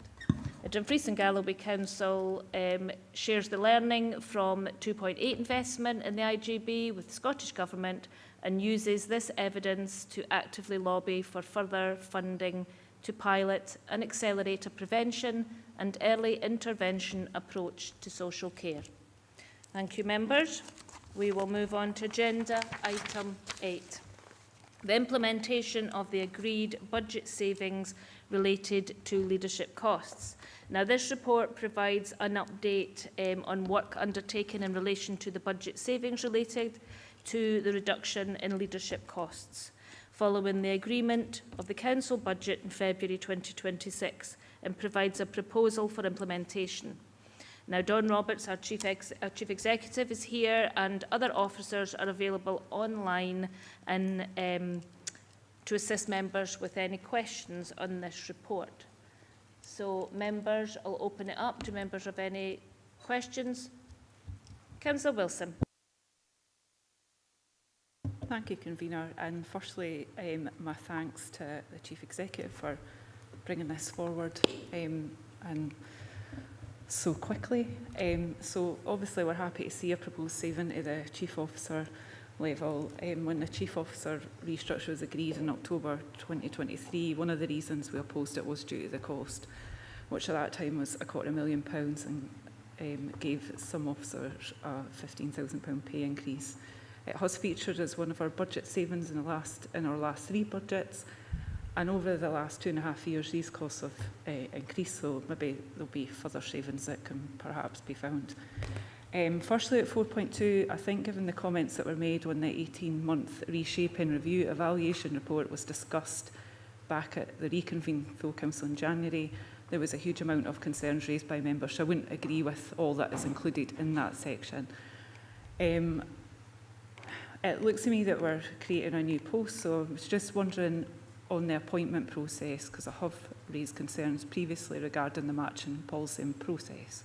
And I'm just wondering if there's been an impact assessment done, and what will this structure look like under the Chief Social Work Officer if this is agreed, and will that be reported to members? Because following the Chief Officer restructure, there was further restructuring under the Assistant Directors and Heads of Services following the implementation, and despite asking about it, it was never fully reported. So that's me. Thank you.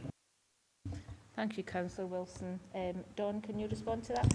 Yeah, thank you, Councillor Wilson. And in terms of impact assessment, I can confirm that an impact assessment has been carried out, and my colleague who's online, Kirsty Shannon, can confirm that. In terms of the matching process, my colleague Stuart Clanahan is online and can respond to that question. And the intention is, as members are aware from the report, that should members agree this proposal, then there will be a further review of the management structure underneath the Chief Social Work Officer role, to ensure that that role is effective and can function moving forward in terms of its statutory responsibilities. And that review will progress, and Stuart and other colleagues may wish to comment on the governance and decision making around that aspect of the structure. So if I may, convener, just perhaps invite Stuart first, and then if Kirsty wishes to comment in relation to the impact assessment. Thank you. Thank you, through you, convener, and thanks for that. So in terms of the policy question, so we know that this is an internal restructure and not recruitment, and the policy and the procedure framework would fall into our matching policy, which has been agreed for some considerable time. It does cover chief officers. The policy is very clear on that within the scope, that it applies to all non-teaching employees of the council, and also within the procedure it also outlines that a specific element to that states that chief officer posts specifically will be subject to competitive matching. So notwithstanding the chief officer element to this, the matching policy does in fact provide us with a framework that we've used for a number of chief officer recruitment processes all the way back to 2010. Hope that answers the question. Thank you. You happy with that response, Councillor Wilson? Sorry, so there will be a matching pool for this job? Is that right? Okay. Yes, that's correct. Thank you. Thank you for that, Stuart. Yeah. Does Kirsty wish to come in on the impact assessment matter? Yes, thank you. And I can confirm that I led an impact assessment on the 21st of May, and members will see from the link that's shared in the report that there was no negative or positive impacts on the proposal, and the assessment was entirely neutral. Thank you, Kirsty. Are you satisfied with that, Councillor Wilson? Thank you. Councillor McGregor. Thank you, convener. Question probably for the Chief Executive, or perhaps Stephen Morgan, and I wish him well in his new post in Moray when he goes. It's been great working with him.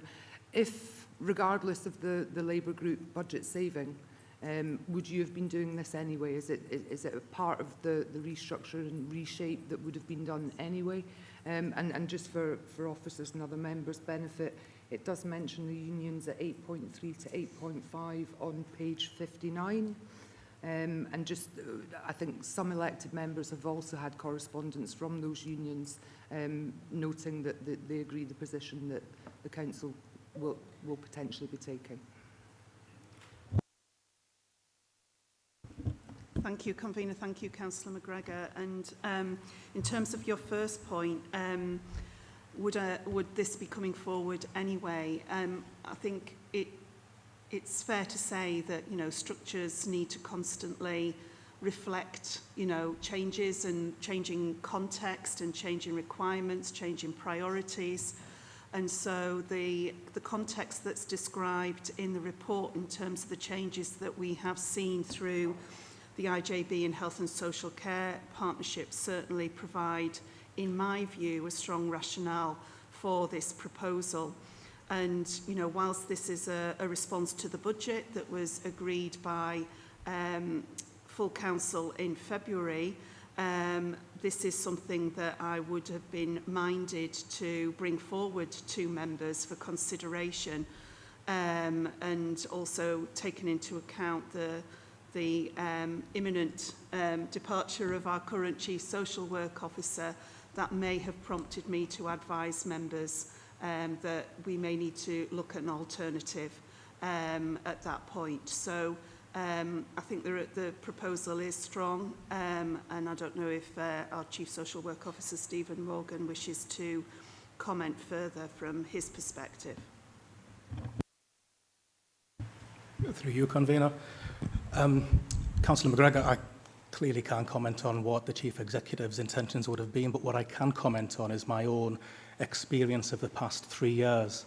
So when I was appointed to Service Director, an awful lot of my time and other officers in the non-delegated space was to support not only the professional advisory role that I have as Chief Social Work Officer to the IJB, but also around social work and social care matters on a more operational level, around decision-making, finances, etc., within the partnership. So, as the Chief Executive's report highlights, there's been significant changes in the scheme of integration and the responsibilities for the partnership itself, and a significant factor in this is the new Head of Adult Social Care post, which oversees the social work functions. So that's had a significantly positive impact on the amount of time that my role and others within the service has. So it would have been something that would have been a natural progression for the Chief Executive and myself as a member of SLT to look at where the efficiencies are and where changes might be implemented. My impending departure was probably, was definitely coincidental and an opportunity that accelerated some of the work. Thank you, Stephen. You okay with that, Councillor McGregor? Councillor Carruthers. Thanks so much. That would be a wee bit longer there. So, Don, well done. Ingenious, really, kind of taking advantage of opportunities coming in front of you. I think it's good in regards to what's been presented in front of us by the way of opportunity and how we can reduce Chief Officer, make that savings there. I'll go back to, I think it was July 2023, and I made comments at that point. You did a presentation to the then Conservative group, outlined the new structure as presented, which is currently the state, and I made my comments at that point, and I've reiterated them again in regards to how I feel about that, and I've considered a lot over the last few weeks as well, since that meeting at the Leaders Panel, and my view was quite clear at that point. Any appointments matching process should be led by elected members. I do still feel the same, so unless there's some kind of risk against, again, is there a risk why elected members would appoint, match, whatever, or otherwise in this case? If there's any particular risk that we should be made aware of why we shouldn't be doing it, I would again bounce that back to the elected members to the Employment Appeals Subcommittee. I said it back in 2023, I've said it again since, and I still say it now, we stick to that. For public perception, if nothing else, for that actual elected members of the council are taking this considered decision by the way of matching. So that's my view in regards to it, really. There was another one in regards to the slight, I probably got that assurance at the Leaders Panel, where there was a small deficit in regards to the budget, but that will be achieved as the year goes on. So no, so well done, Don, actually, for achieving this here, bringing it forward, minimum impact. But when it comes to the matching process, elected members should take control of it, in my view. Thank you. Thank you, Convener. Thank you, Councillor Carruthers, for your comments. In terms of matching, what we would look to do, and I'll invite Stuart to comment further, is apply our current policy. And our current policy is, because it's really important, we follow, employment law, current policy, delegations, as we've heard previously for a previous item, and we would look to apply our existing policy. I understand the point you make, Councillor Carruthers, if members would like to see a review of the matching policy, then that could be taken, I think that's already in the plan, as part of our routine policy review process, and Stuart will be able to confirm that. But that would be something that would come back to members for consideration if members so wish that to be reviewed. So I'll just invite Stuart to make further comment. Thank you. Thank you for that, and through you, convener. So in terms of the current delegations within the matching policy, what I'm mindful of in terms of ensuring that I give the best advice possible around those policies is that members determine the process for selecting and appointing chief officers when they approve the matching policy and procedure. And at this moment in time, within the current draft, there is no provision in that agreed format and framework for member involvement in those matching decisions. And I would encourage, obviously, that we follow our policies and procedures, which are agreed through trade union consultation methods as well. Members, of course, realise that all chief officers have already been appointed through an elected member process, and there are no exceptions to that. In terms of the review of the policy, then, as members are aware, that we do bring a regular suite of policy updates or new policies to committee and our Enabling and Customer Service Committee. And I'm more than happy to give that assurance that within our team plan, we have already scheduled in this and a number of other policies. And we have this one scheduled in for Q3, reporting towards Q4. So that gives a bit more of an assurance as to when members would likely see something coming back. And that's without the additional ask. That would be coming back anyway. Thank you. Thanks for that, Stuart. And you want to come back in, Councillor? So I suppose the question I asked implicitly, so I did a big well done, and it is a well done, I mean that genuinely. The question, the risk associated to elected members taking on that role through the Employment Appeals Subcommittee, I don't really feel that was answered. We spoke about process, which we know the process, we've been through it 1,000 times since 2023, we've spoken about it a lot. Any potential risks in association to actually changing it here today, by the way of a proposal, which was agreed by the council, we could do that, I'm pretty sure. And actually elected, in this case, elected members would take forward that responsibility. Thank you. Thanks, Councillor Carruthers. I've got Vlad to come in on that point for you. Yeah, thank you. Through yourself again, convener. In terms of the ask, yes, there would be risks in terms of changing the current policy. Members do not have the papers in regards to all the potential risks, as you highlight, that might be identified through due consideration and consultation that we need to have with the unions in terms of changing our current policies and procedures that have been agreed with the unions and our long-standing policies. If we were to change those just now, there would be risks associated with those policies, and as members will be aware, they form part and parcel of the terms and conditions of staff. Thanks for that, Vlad. So, do you have another point, same point? No, it's the same point. So just to rehearse that again, what are the risks associated to that? That was the question. For if elected members taking it, what are the actual risks to that? Through yourself, convener, Stuart might wish to come in as well, but from my perspective, the biggest risk is that we would not be compliant with policy, we would not be compliant with terms and conditions of staff, and over and above that, would be potentially breaching the current engagement and consultation processes that we have with the unions. Are you content with that, or will I bring Stuart? I think Stuart wants to come in to add. Absolutely bring Stuart in, because I've got another just a point as well after that, after hearing what but I need to hear what Stuart's got to say too. Thank you for bringing me back in. I think one of the other really important risks around this is, and it's linking to the terms and condition of employment. You know, it's really important that we remember the people that are involved in these processes. And they're designed, and there's an expectation that's set there, which is embedded within those terms and conditions. And any employee that's subject to an internal restructure, whether it's a chief officer or a non-chief officer, would expect the council to abide by its policy framework to the letter. So that certainly presents another risk for me. Thank you. Thanks, Stuart. Now, just because you brought up the joint trade unions, I think responses. What were the actual? I've missed that point. The responses from the joint trade unions. Right, Stuart in on that one. Stuart. Thank you again through you, convener. So in terms of what we have in the papers, Unite formally agrees with the Chief Exec's proposal, recognising the matching policy as the correct tool for a restructure, and that affected staff are entitled to stability and a clear process. And the GMB formally agrees and confirms the matching policy would be applied as it has been in other recent changes and restructures across the council. In terms of ALICE, which is the Association for Local Authority Chief Executives, we did not receive a response back from ALICE. However, they were included on all the correspondence and given the opportunity to engage, so I don't have an update there. In terms of Unison, we've had some significant positive engagement with Unison over the last few weeks, and Unison accepts that matching can be applied to chief officers within the terms within our procedure, as I've outlined earlier, with an explicit term that involves and includes chief officers. That's the current position as it stands with the trade unions. Thank you. Thank you, Stuart. Happy with that, Councillor? Don't think Stuart could be clearer with all that, but thank you for the questions.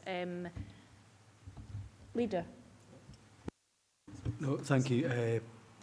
Stuart's just answered my question, so no need. Thank you. Okay, thank you. Yeah. Councillor Hislop. Thank you, convener. I think it's been good that this has came along so quick on the back of the budget, saving, you know, grasp or cut a stick as when you see it, so my dad used to say. I think we have to realise that I would take it this process happens on an ongoing basis, where we will look to see if we need anybody or if there are opportunities. But I think the one thing we have to realise is we can't keep squeezing staff and getting them to do more and more and more. Now, people say that we have, you hear the public saying that we have a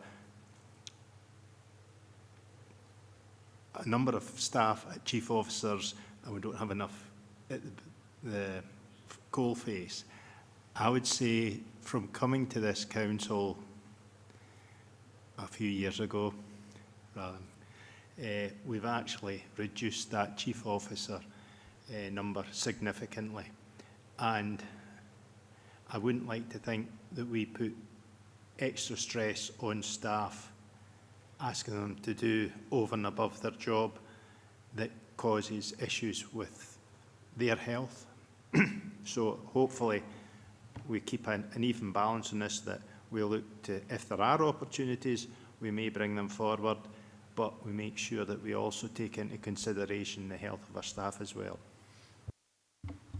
Thank you, Councillor Hislop. You're correct, we owe a duty of care to our staff and we need to always be considering that, so thank you for that comment. I don't think there was a question you need from anyone, but very nice comments, thank you. Councillor Malcolm Johnson. Thanks, convener. It's actually around, it's page 51, 3.3.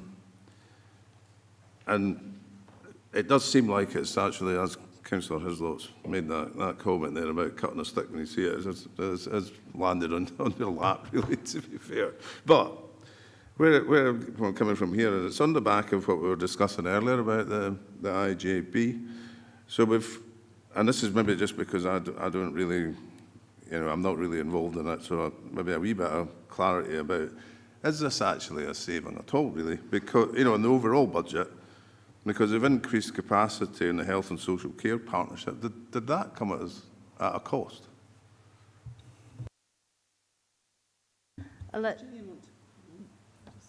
Gillian, you want to come in and answer or respond to this?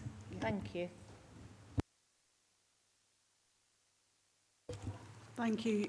Yes, I've discussed the funding of the additional posts with the Chief Financial Officer for the IJB, and the arrangements that we have in terms of the funding of these enhanced structures is within the existing budgets and will not increase the pressure that we have got within the IJB.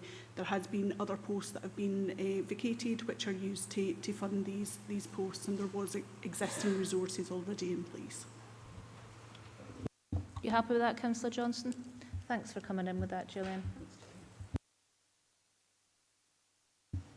Councillor Campbell. Thanks, Convener. Yeah, on page 58, the full agreed savings was 176k, and on page 57, it says that the current structure of 160k per annum, and it also says that residual savings of 16k are anticipated to be delivered. I'm just wondering, do we know where that 16k is going to come from? I see Gillian coming back. Thanks, Convener. Thank you. As was mentioned earlier, there will be further work undertaken in relation to the overall structure within social work following these changes, and as a result of that we will seek to capture the residual savings of the £16,000. I think it's important to recognise that the saving for the current financial year will be delivered in full, so the agreed saving for 26-27 will be delivered, and it's only the 2027-28 position in terms of the full year that we've got. So we've got quite a bit of time to be able to identify that. And of course, we will be providing members with updates in terms of the delivery of the saving as part of the normal process through Enabling and Customer Services Committee. Thanks, Convener. That was my understanding. Thank you, Councillor Campbell, and thanks, Gillian, again for coming in on that. Any other members? No? Okay, we will move to recommendations. Members are asked to 1. Consider and agree the proposal for the implementation of the agreed budget saving relating to reduction in leadership costs detailed in paragraphs 4.26 to 4.29 in Appendix 3.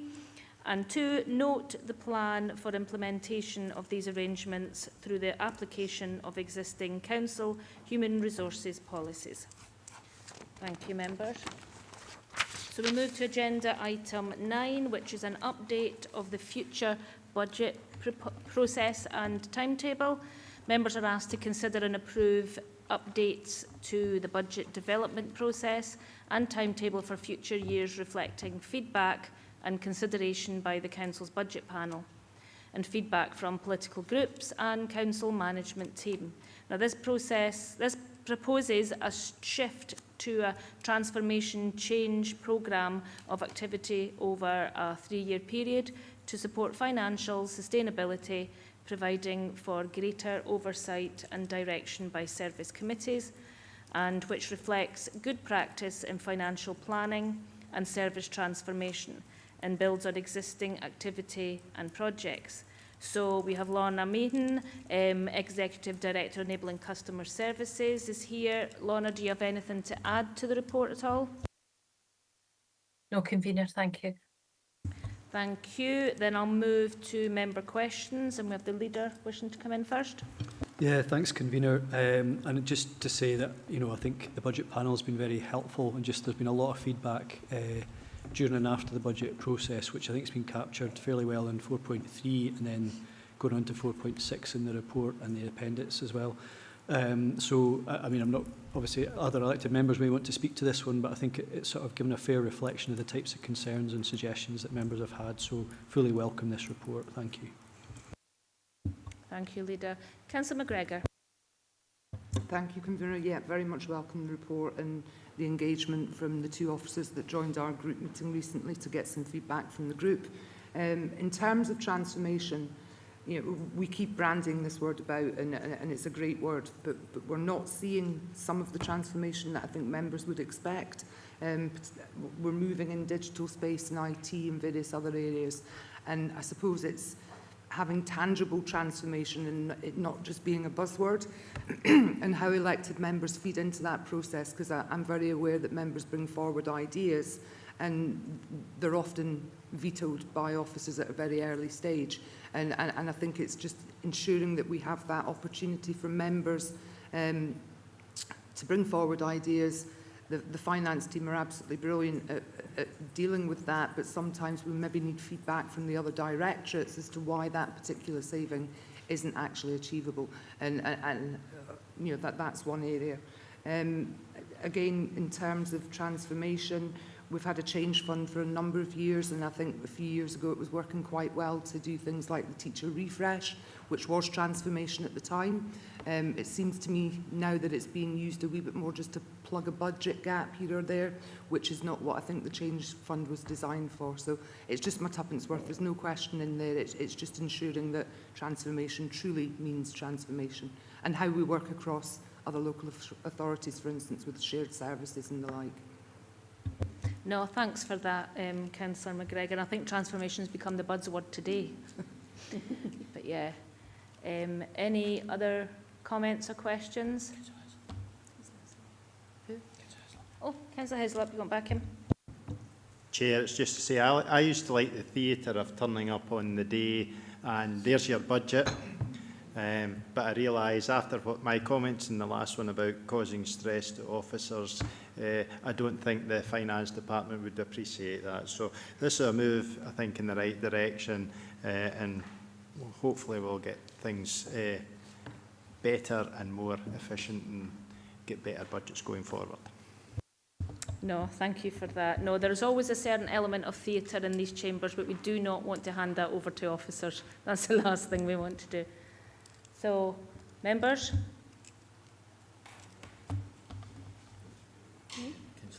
Oh, Councillor Lowe, you wish to come in? Thank you. Good morning, convener. Very much welcome the change, and I hope what it can do is recognise the things that we can do that are changes and transformational, to try and iron out some of the issues we've had previously, where some of the templates and some of the suggestions appear to have been a little bit operational, and we're doing it anyway, just to ensure that everything that comes through this is making a positive change to what we do in council. Thank you, Councillor Lowe. I think that's the very idea of this, so thank you for that. Members, all done with questions? Okay, we'll move to recommendations. Members are asked to note the review undertaken of the budget process and timetable by budget panel, political groups and CMT, and their recommendations summarised at paragraph 4.3. 2. Note the recommendations from the recent Accounts Commission report on transformation in councils at section 4.5 and appendix 2. Then transformation plans should link to key strategies and support longer-term financial sustainability through effective programme management arrangements. 3. Consider the proposed main changes to the budget process and timetable summarised in paragraph 4.6 as a result of this review, which are intended to sustain direction and leadership through a longer-term programme approach that fully engages service committees and provides greater visibility of activity, providing a consistent and strong approach that aligns with oversight of service delivery and opportunities for change and innovation. And agree the 2027-28 to 29-30 budget setting process and timetable included in Appendix 1, which reflects the recommendations from the review, including further reporting to full council and service committees, and agree that elected member seminars are programmed to support understanding of the approach following recess, noted at paragraph 4.9. So thank you, members. Move to agenda item 10, which is a report on the Common Good Review. So this report brings the Common Good Review to elected members and provides an update on relation to the development of a Common Good policy, a Common Good officer post, consideration of Common Good committee arrangements and a proposed Common Good consultation. So we have Mark Thompson, the Risk and Assurance Managers, here to assist members with any questions or comments on the report. So have you got anything to add to the report, Mark? Nothing to add, thank you, convener. Thank you. So I'll move to members.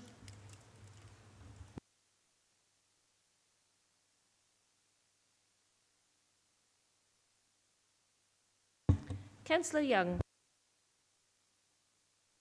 Thank you, convener, and thank you for this report, Mark, which I find very interesting. I'm going to be a wee bit picky, if you don't mind. On page 121, you have an interesting table on income from common good assets.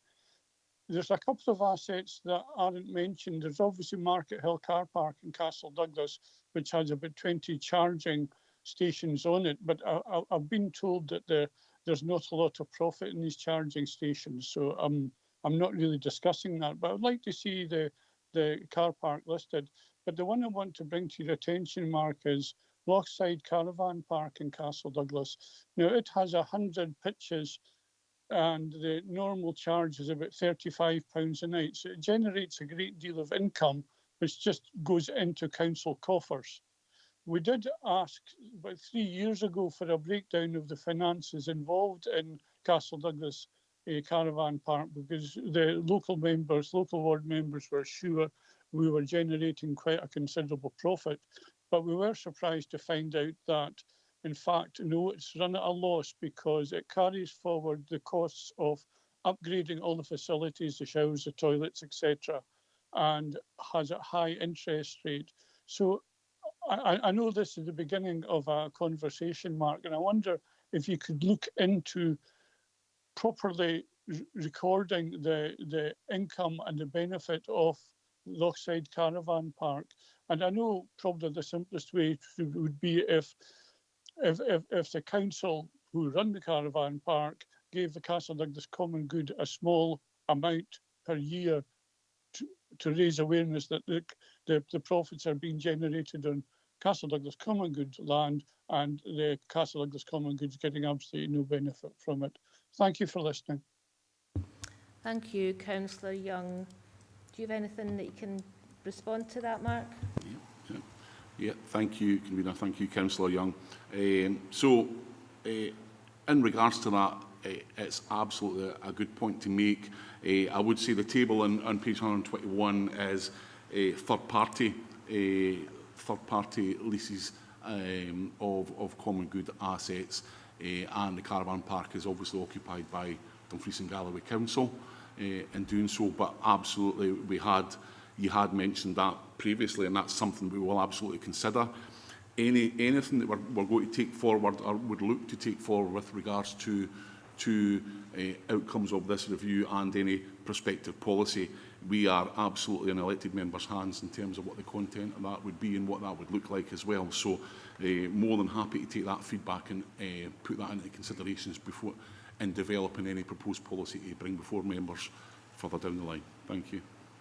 Thank you for that, Mark. You happy with that, Councillor Young? Yes, I appreciate that. Thank you, Mark. Thank you. Councillor Walters. Thanks very much, Convener. And thanks for an interesting report. I just wanted to ask a question on page 97, where one of the recommendations is committees to enter SLAs with the council. And I just wondered how that would actually work in terms of committees being bound by service level agreements with the council. And the second question is for on page 110, which is what's the process for assets being added to the register, and how many assets are we actually considering to add? Thanks. Thanks, Councillor Walters. Mark? Thanks, Convener. Thanks, Councillor Walters.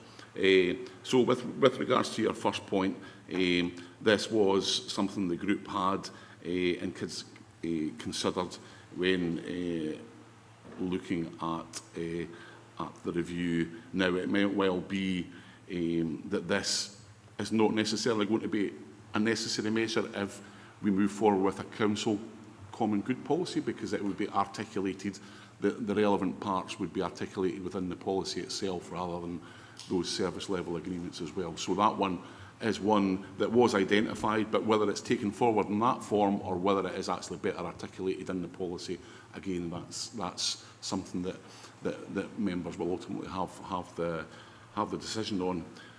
With regards to the addition of assets to the common good register, what the working group's been looking at and the means in which we're taking that forward, we're looking to, and this is partly why we have the consultation mandate in front of members for approval, is to undertake a consultation with community councils, interested community bodies and the public with regards to our proposed amendments to the the Public Common Good Register, recognising that we have identified some assets that weren't previously identified as common good, but now through title searches and other research by our legal colleagues have been identified as actually being common good.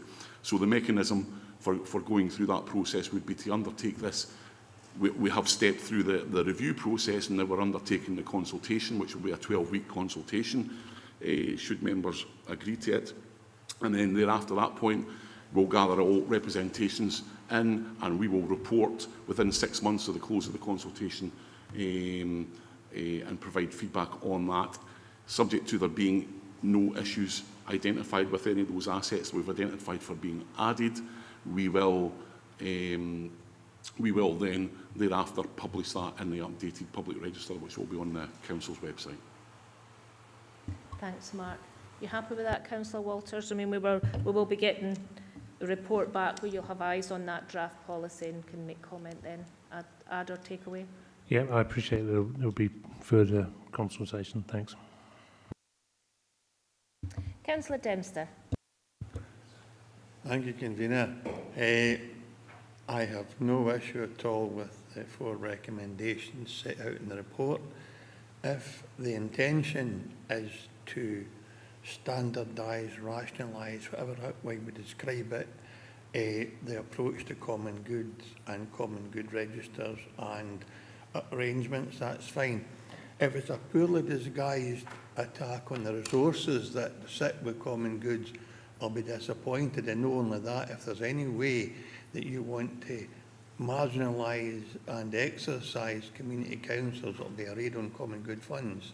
So I'm conscious that this is an interim report and I'm content with the content.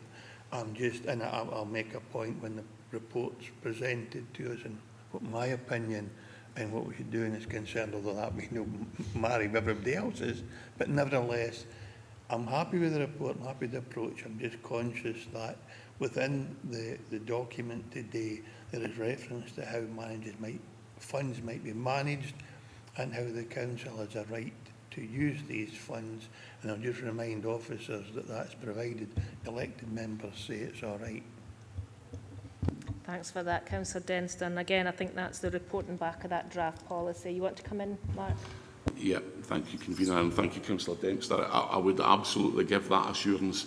The primary purpose of the review and then moving forward with this is to improve clarity, transparency and consistency in the way that the Council manages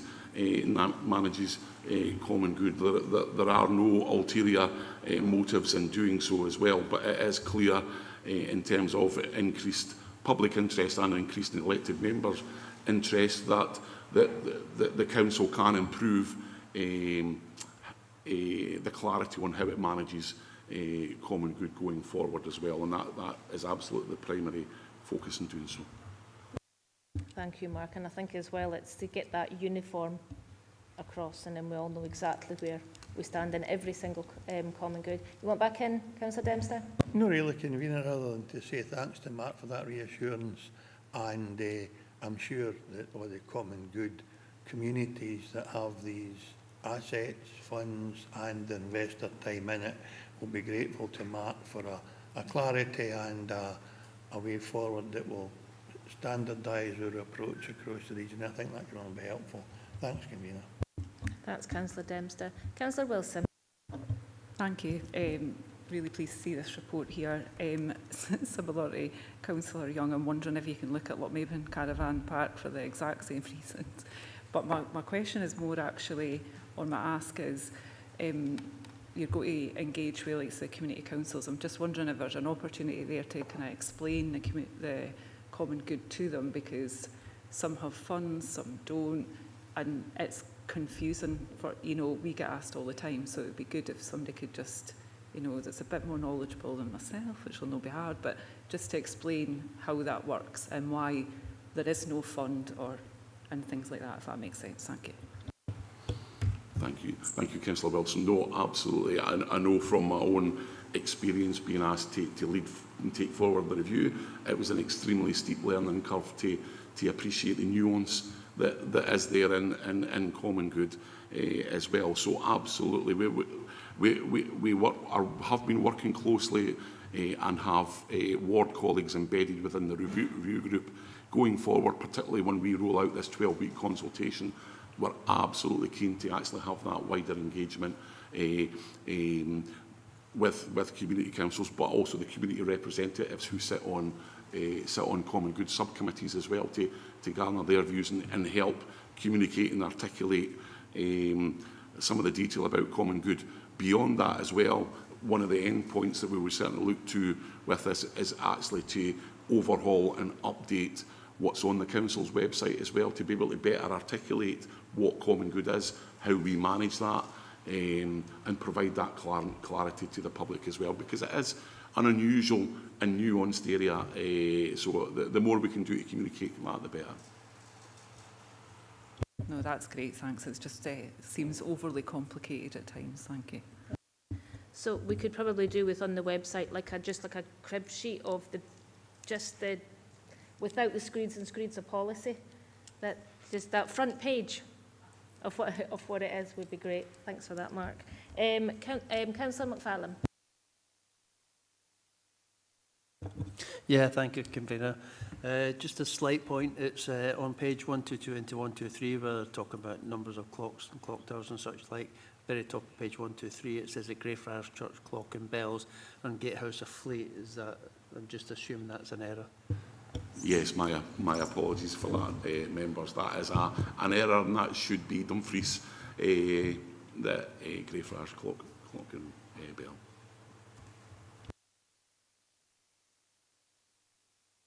Thank you for that. Leader, you wish to come in? Thank you. No, I very much welcome this report. It's been a long time coming, and I think just as a ward member for Annandale North, that obviously that part of this was launched as a result of the sort of lack of clarity around the caravan park arrangements, and I appreciate Councillor Young's raised this, Councillor Wilson's raised this. It's been a long-standing issue. I appreciate, common goods generally across the council estate will be something that will be a maintenance consideration, and that's something that we'll get to see as part of this future report. But equally, there's certain common good boroughs or assets that are in quite rude health, let's say, and yet no consideration maybe has been given towards that local fund in the same way as maybe a service level agreement or a lease on any other third party would generate an income at the appropriate, not less than best consideration. When it comes to that particular caravan park council service, there's zero consideration. And I think it would be only fair that should be considered, and then it's up to the caravan park side of the council to generate a profit-making business, if you like. If it doesn't, well, at least they're paying their rent. Do you know what I mean? So I think there's a little bit of that about it, but I welcome this. It's an enabling report today, and I look forward to the full reports coming back in due course. Thank you. Thank you, Convener. Thank you, Leader. No, absolutely, and I think this will be one of the issues that members will absolutely be required to take a position and make a decision on going forward. There are one of the areas of inconsistency is with regards to these situations as well, and if there is a desire and a drive to move towards a consistent position, there will obviously be implications in doing so.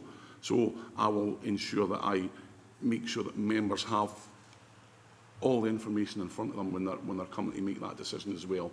Because I think the first thing, Leader, is that a policy position is established, but then it's about understanding the ramifications of that for individual common good subs and individual common good assets as well, because that really will be a factor on and perhaps members' views on that. Thank you. Any other members? Councillor Ferguson. Yeah, thanks very much, Convener. I'm just referring to the bit 417 about the post that we're proposing is put in place. And I'm wondering if we get a view from the legal people here. A lot of the, have we considered some sort of paralegal or what's the extent to which the legal services might end up being drawn into things here about common good, given the old deeds and changing legislation. Some are even 1600s, I believe, it's down there. So, and a lot of the deeds they're in Latin. I think it's only Latin, and it's only doctors and lawyers still speak Latin. So, you know, how are we going to deal with that? Because I don't think we've got some spare lawyers lying about. So, are we factoring in here that we might have to get legal services involved as well?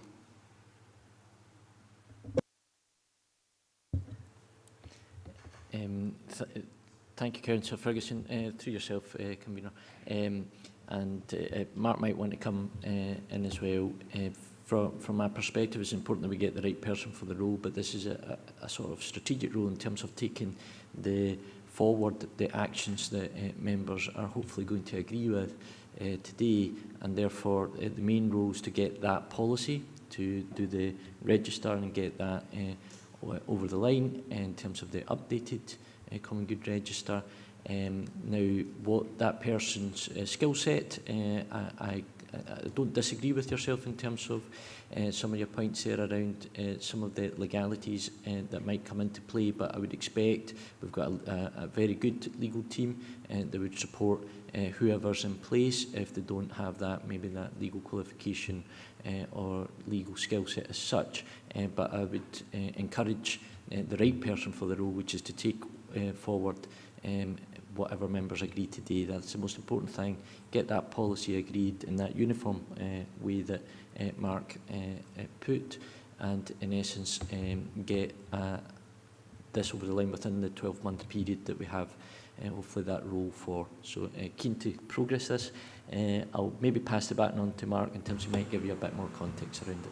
Yeah, thank you, Vlad. And just to give the reassurance, Councillor Ferguson, that the working group has had some fantastic expert legal advice from within the legal services, as well as some fantastic expert advice from a finance perspective and from property as well.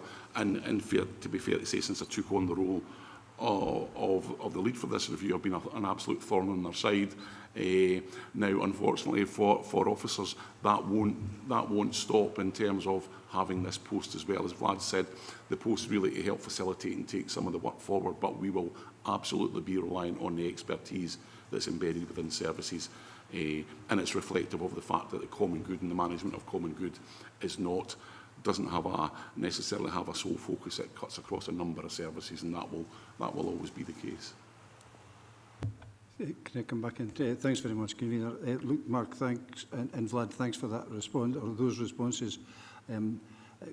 It keeps me happier, but I like no surprises, you know, and I don't want halfway through the review and the work getting done that we have to all of a sudden say that the legal team are going to have to spend X number because of the complexity of it, whatever, and it would escalate out of all control. So we need to be really very careful that we control the costs as this is going forward. No, thanks, Councillor Ferguson. There are perhaps two aspects to that. One is that absolutely, if we're making a commitment to bring certain aspects before elected members, we will absolutely stick to those commitments wherever we can. The caveat that I would put on is this is a complex area, and it's particularly from a legal perspective, it is complex. So there will always be ongoing research and activity in relation to specific common good assets. I think that's been the case since time immemorial and will continue to be the case as well. So I think we absolutely need to recognise that, but we are trying to make commitments to elected members to bring things forward, such as the policy and such as the consultation, the register, and thereafter the publication of the consultation. We will absolutely commit to taking that forward. Thank you for that. Councillor Dempster. Thanks, Convener. Just an observation and a point that Leader Stephen Thompson made, and I'm sure will agree to differ. When there was a proposal to build a swimming pool in Sanker, the Sanker Fun Pool, Sanker Community Council agreed with elected members to empty the Sanker Common Good at that time.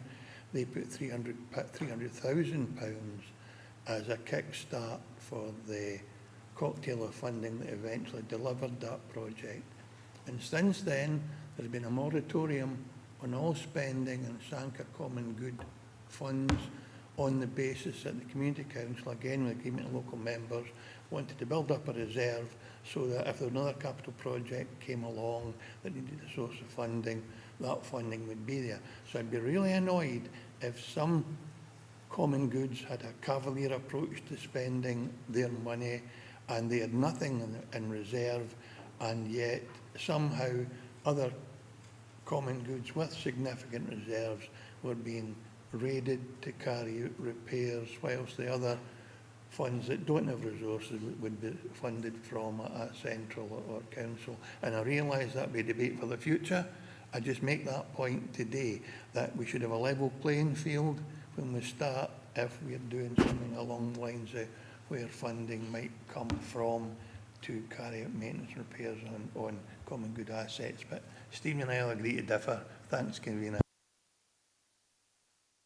Just on that point, I don't know if we actually do differ, Councillor Dempster, but I think I think we need the report to get the evidence. I think my observation was that certain common goods are in good health, and it should be up to those common goods subcommittees with the relevant community input to make those decisions and have oversight of it, and not to be seen as a piggy bank to raid. But I just think we need to be able to have the full facts in front of us. Thank you for that. Councillor Campbell. Thanks, Convener. Yes. No, I welcome this report. It is complicated in many senses, shall we say. I can remember going back to last term when some common good land was attached to council-owned land. When it was sold off, that would be the Park Head playing fields, if you can remember, at the back of Aldi's and Greenbrae Loaning. It does get complicated. I can think of others like King George V playing fields. Some of it was council-owned, some of it was common good. And also, I believe, my understanding is that the caravan park in Castle Douglas, some of it actually is on common good, but also on council-owned. So it's just making sure that we capture that when we go out to consultation and we further get further information through the review. One thing I did want to pick up on was 2.2, which is the consultation mandate, and it's in order to seek views from community councils and community bodies. However, there's a number of community councils that aren't formed, and depending on the community bodies, I'm sure every area will probably have individuals who would like to have a say. I do have them in my own area, in Nith Ward. However, we do have Lorburn Community Council, which a number of them tend to attend. But I mean, it's taken into consideration that a lot of the community councils haven't been re-established. And how do we engage with other people other than community bodies? Yeah, thank you very much for that. I really welcome the question, Councillor Campbell. Beyond that direct engagement with the community councils and community bodies as articulated, this will also be going out through the council's consultation portal, so it will be widely available through the council's website, and recognising that not everybody will use the internet as well. We will be placing a copy of the proposed register at all customer service centres across the region as well. So we're trying to get as much reach as possible and seeking the views of the whole of the region. Thanks, Convener. Thank you. No more questions from members. I just want to point out the amount of questions and comments that have come to members. It just shows how complex this situation is and how the need for this report, a need for this review is very much needed. And just to thank you, Mark, and your team, because this is the closest we've ever come to this, because there's always been that whole move to do it, but this is the closest. So thank you for all the work you've done so far, and thanks members for all your contribution. And we look forward to the report, the draft policy. So we move to recommendations, members. So members are asked to, 1, note the outcomes of the review included as Appendix 1 and the ongoing development of a draft common good policy and related elected member engagement activity. 2, agree the consultation mandate included as Appendix 2 in order to seek views from community councils and relevant community bodies on the updated Common Good Register. Agree to receive a further report following engagement and consultation to consider a draft policy. Details of options for the creation of a permanent common good officer post and options for future committee arrangements at a future meeting of full council in December 2026. And note that resources have been identified to support the provision of a common good officer for a period of up to 12 months, subject to approval by the Enabling and Customer Services Committee on the 16th of June 2026. So I think, members, we've got lunch here. That's 10 past, will we say 20 to 2? Back from lunch. Thank you, members.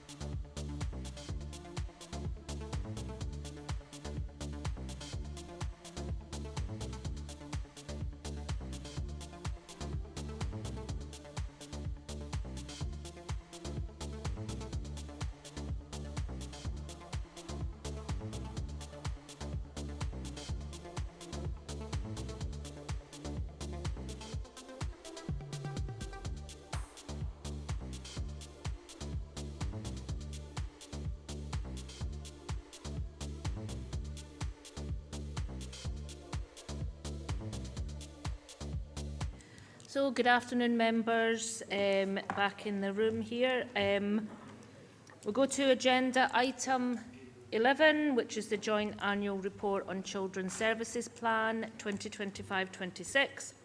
This report seeks members' endorsement of the third and final joint annual report on the Dumfries and Galloway Children's Services Plan 23-26. We have Darren Little, Children's Service Manager, here to assist members. Do you have anything to add to the report, Darren? Thank you, Convener. Just very briefly to say, members, earlier this year you agreed a new Children's Services Plan for the period 2026 to 2029. And as the Conveners explained, this is a retrospective report on the last year of the previous 23 to 26 plan. Thank you. Happy to take any questions, Convener. Thank you, Darren. So, over to members. Councillor Stevenson. Thank you, Convener. I was hoping somebody else would ask a question so I could find my page in here. But yeah, it's to do with neurodivergent disorders and just what we're doing to raise awareness of the challenges of girls that are neurodivergent, because we know they present quite a bit different to what boys do, and also about the family support, because sometimes for parents there's a real frustration there, and it's that the child doesn't need any major intervention. They just need to learn themselves, you know, how to work with their child in the best way. So I was just wondering what we're doing about that. Thank you. Thanks, Councillor Stevenson. Darren? Thank you, Convener. So I think it's important to recognise that when any child or young person's identified with needs, that they may present different, so it's unique to every child, girl, boy. I think it's fair to say that how children and young people do present can be different, specifically in relation to neurodevelopmental conditions. So, for example, some children and young people we know may mask, that may be in school, that may be when they're at home. So that does make things slightly more challenging when we're thinking about what our response should be and the supports that are available. At an individual level, of course, within schools, every child and young person has a named person, so we would expect that individual planning, that point of contact for a parent, that support is available to consider individual needs. At a system level, within the body of the report, we're describing updates specifically around projects that have been taken forward and will be carried on throughout the new Children's Services Plan. So within schools, for example, we're looking at neuro-affirming classroom environments, and we'll be implementing a programme during the lifetime of the new plan, with activity kicking off into the new academic year in August. We're also progressing neuro-affirming accreditation, and we've developed a UME and ND skills and values framework, which again is really about supporting all parents regardless of how needs are presented. So directly to the point about girls and how they may present different, I'm happy to certainly feed that back to colleagues as well to make sure that throughout all the work that we're doing, that we're absolutely taking account of that. Thank you. Do you want to come back in, Councillor Stevenson? Because I think that was great news, wasn't it? Yes, definitely. I think me and you have discussed calmer classrooms, definitely visually. But no, that's really good news. And then just when we take the plan forward, and I suppose asking on what you've done previously, just that family support for families whose children maybe aren't high enough up the spectrum to maybe even want to attend something like CAMS or NDAS, but what support's there for them to understand the behaviour of the child and how to bring it, you know, say for example, there's maybe an emotional issue there. What support have we got to teach the parent how to cope with it more than just teaching the child? Thank you. Through yourself, Convener. So There's a number of services both within the council and across partners who are able to provide support in these circumstances. Within schools themselves, we have, within education, we have the autism outreach team who are accessible to any child, young person and family without a diagnosis. So there is support that we can reach to through that team, and the team also, as well as working directly with children, young people and families, also deliver sessions, for example, with our practitioners, with dedicated sessions for parents and carers as well. Within our wider partnership, there's services such as occupational therapy, who can help us navigate daily challenges with various elements of daily living. And again, where we're determining that there's maybe not that need for CAMS, for example, they're another service who can help us potentially overcome those barriers. Where there might be a link to communication, we can also call upon the likes of speech and language therapy, who again provide another avenue. All of these services are accessible directly from a parent or carer perspective, but also they can be engaged through our request for assistance process, through the head teacher, through another member of the school management team who act as that named person and that connector to that wide network of support. Thank you. Thank you, Darren. Happy with that, Councillor Stevenson? Great. Councillor McFarlane. Yeah, thank you, Convener. I'm looking at 4.11 on page 140, I think it is. With the statutory responsibility for the children's planning going to Integration Joint Board, how is that going to impact upon us as a council in light of the fact that they don't have delegated responsibility for any children's services at the moment? Thanks. Through yourself, Convener. So thank you very much for the question. We're currently in discussion with officers in terms of how we'll satisfy that legislation locally within Dumfries and Galloway moving forward. In terms of your point around the responsibility for children and young people related activity, I think it's important to recognise the importance of adult services to our children and young people. When we think about whole family support, when we think about that being one of our key areas within our new plan as we move forward, how our, for example, adult mental health services or addiction services are supporting families and connecting with us around the children's landscape is going to be really important in terms of making that difference to families. So I think that they're absolutely a key partner for us, hence why the legislative change.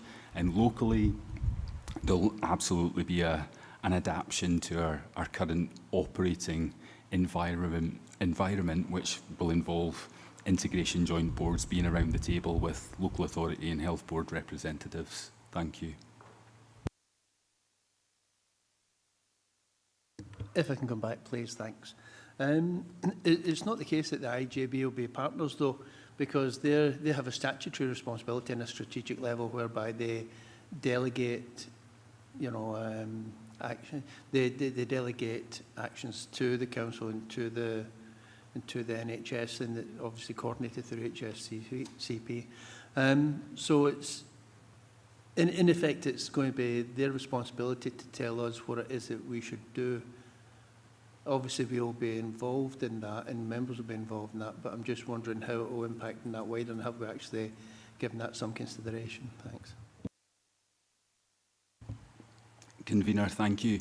I think that the first thing I would say is that the statutory responsibility for children's services planning's previously sat with the local authority and health board. This change will mean that integration joint boards become a third party to that, and what we're really talking about within that statutory responsibility is that those parties will have responsibility for delivering a children's services plan every 3 years that will seek to improve outcomes for our children and young people. So in effect, what we're saying is the integration joint board will have that responsibility along with the council and NHS to improve outcomes for children and young people through its activities. Thank you.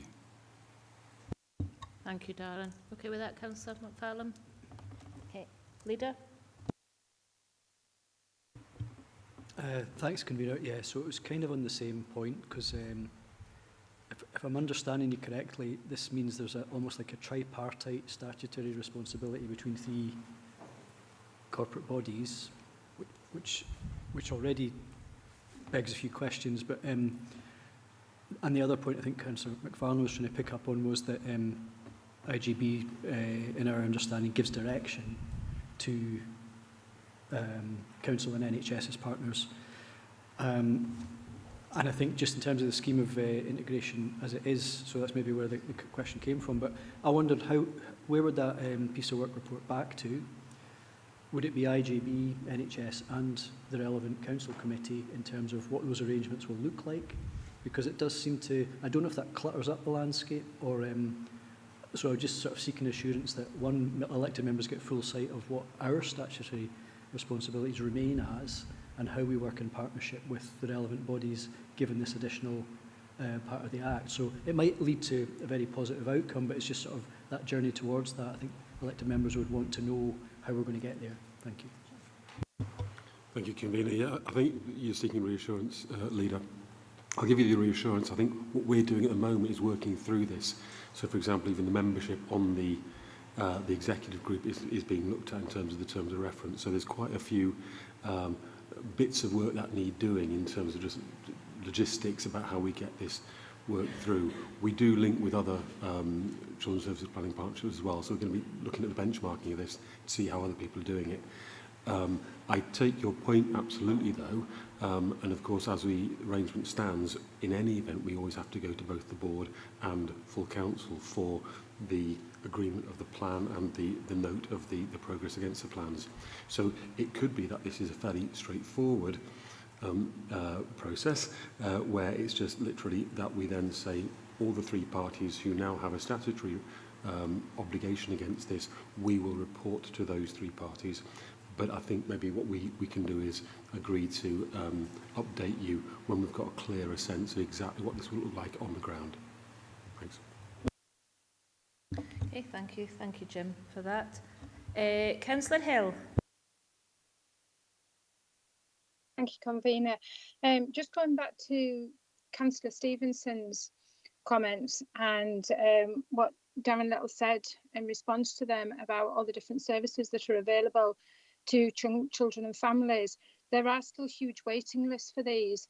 Is there any mechanism in place that the children's services are working on with the NHS to try and reduce these waiting lists so that parents and children are not getting frustrated, waiting and waiting on services or being turned away because they're not high enough up on the spectrum to have that support, please?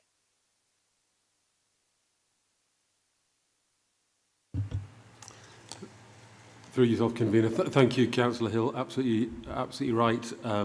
All the points you made are correct, and I agree with them. And to answer the question, yes, I have direct conversations with counterparts in the NHS to look at how we go about making this such that young people with needs have those needs met. Whether that is through the diagnosis route or not is another question. Clearly, as we've had previously in this forum, I think possibly also committee, we've had NHS with us saying about the ownership, if you like, of that waiting list sits purely with them. So we'd have very little agency to say how they should change that waiting list. But certainly the conversations do take place to say how are we nonetheless going to go about meeting the needs of children with or without a diagnosis. Thank you. Thank you, Jim. You happy with that, Councillor Hill? Yeah, can I come back in? It Yes. wasn't about with or without a diagnosis. It was, I mean, Darren's done some tremendous work and it's phenomenal, you know, the progress that we're making within the council for these children.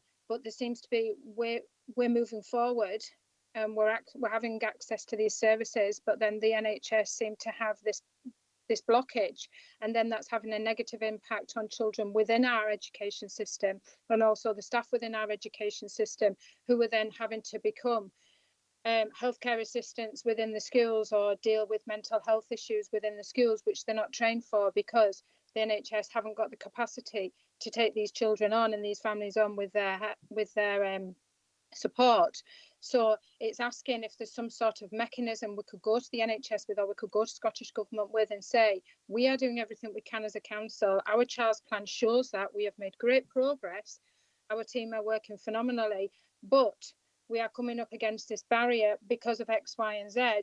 And so then it's having a negative impact on the education department and the well-being and, you know, the future of our economy, the children and their families. So that's more about where I'm looking at now, because I know schools are trying to put stuff in place, you know, with or without a diagnosis. I know the diagnosis doesn't necessarily mean you get more support. But what I'm saying is all these extra agencies that people are getting directed to from the schools, the parents are then going back to the schools saying, the waiting lists are that huge, or, you know, I don't qualify for that, so where do I go then?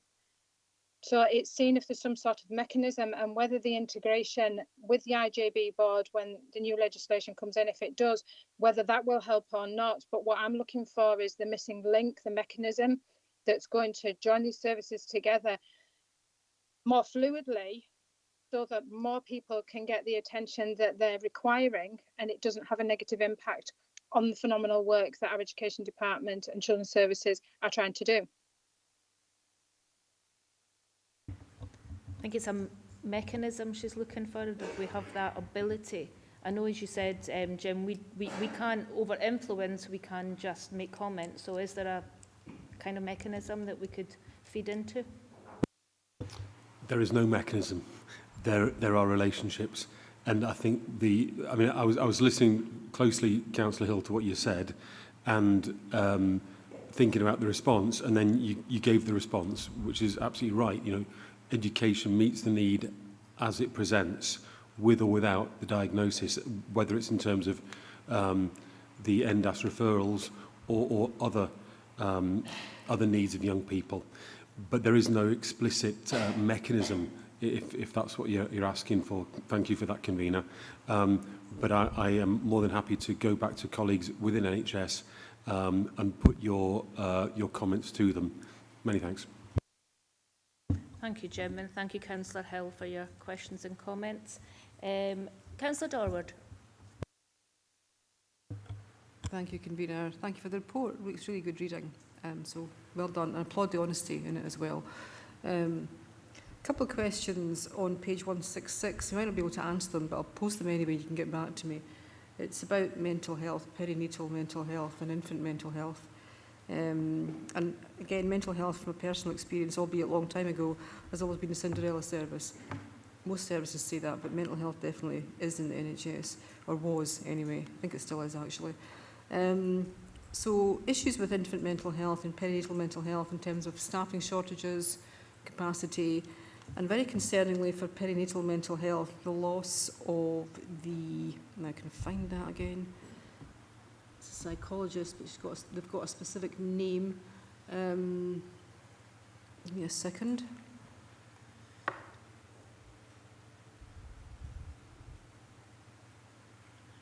Maternity and neonatal psychology service, which was 0.5 full-time equivalent, is being cut due to funding. It's been lost due to funding cuts, or cut due to funding cuts, however nicely or unnicely you want to put it. That's very harsh, given that what we're doing, and again I'll come back to the early intervention, prevention agenda, and intervening with women who are pregnant and infants early, prevent mental health outcomes getting worse as they get older, is really important.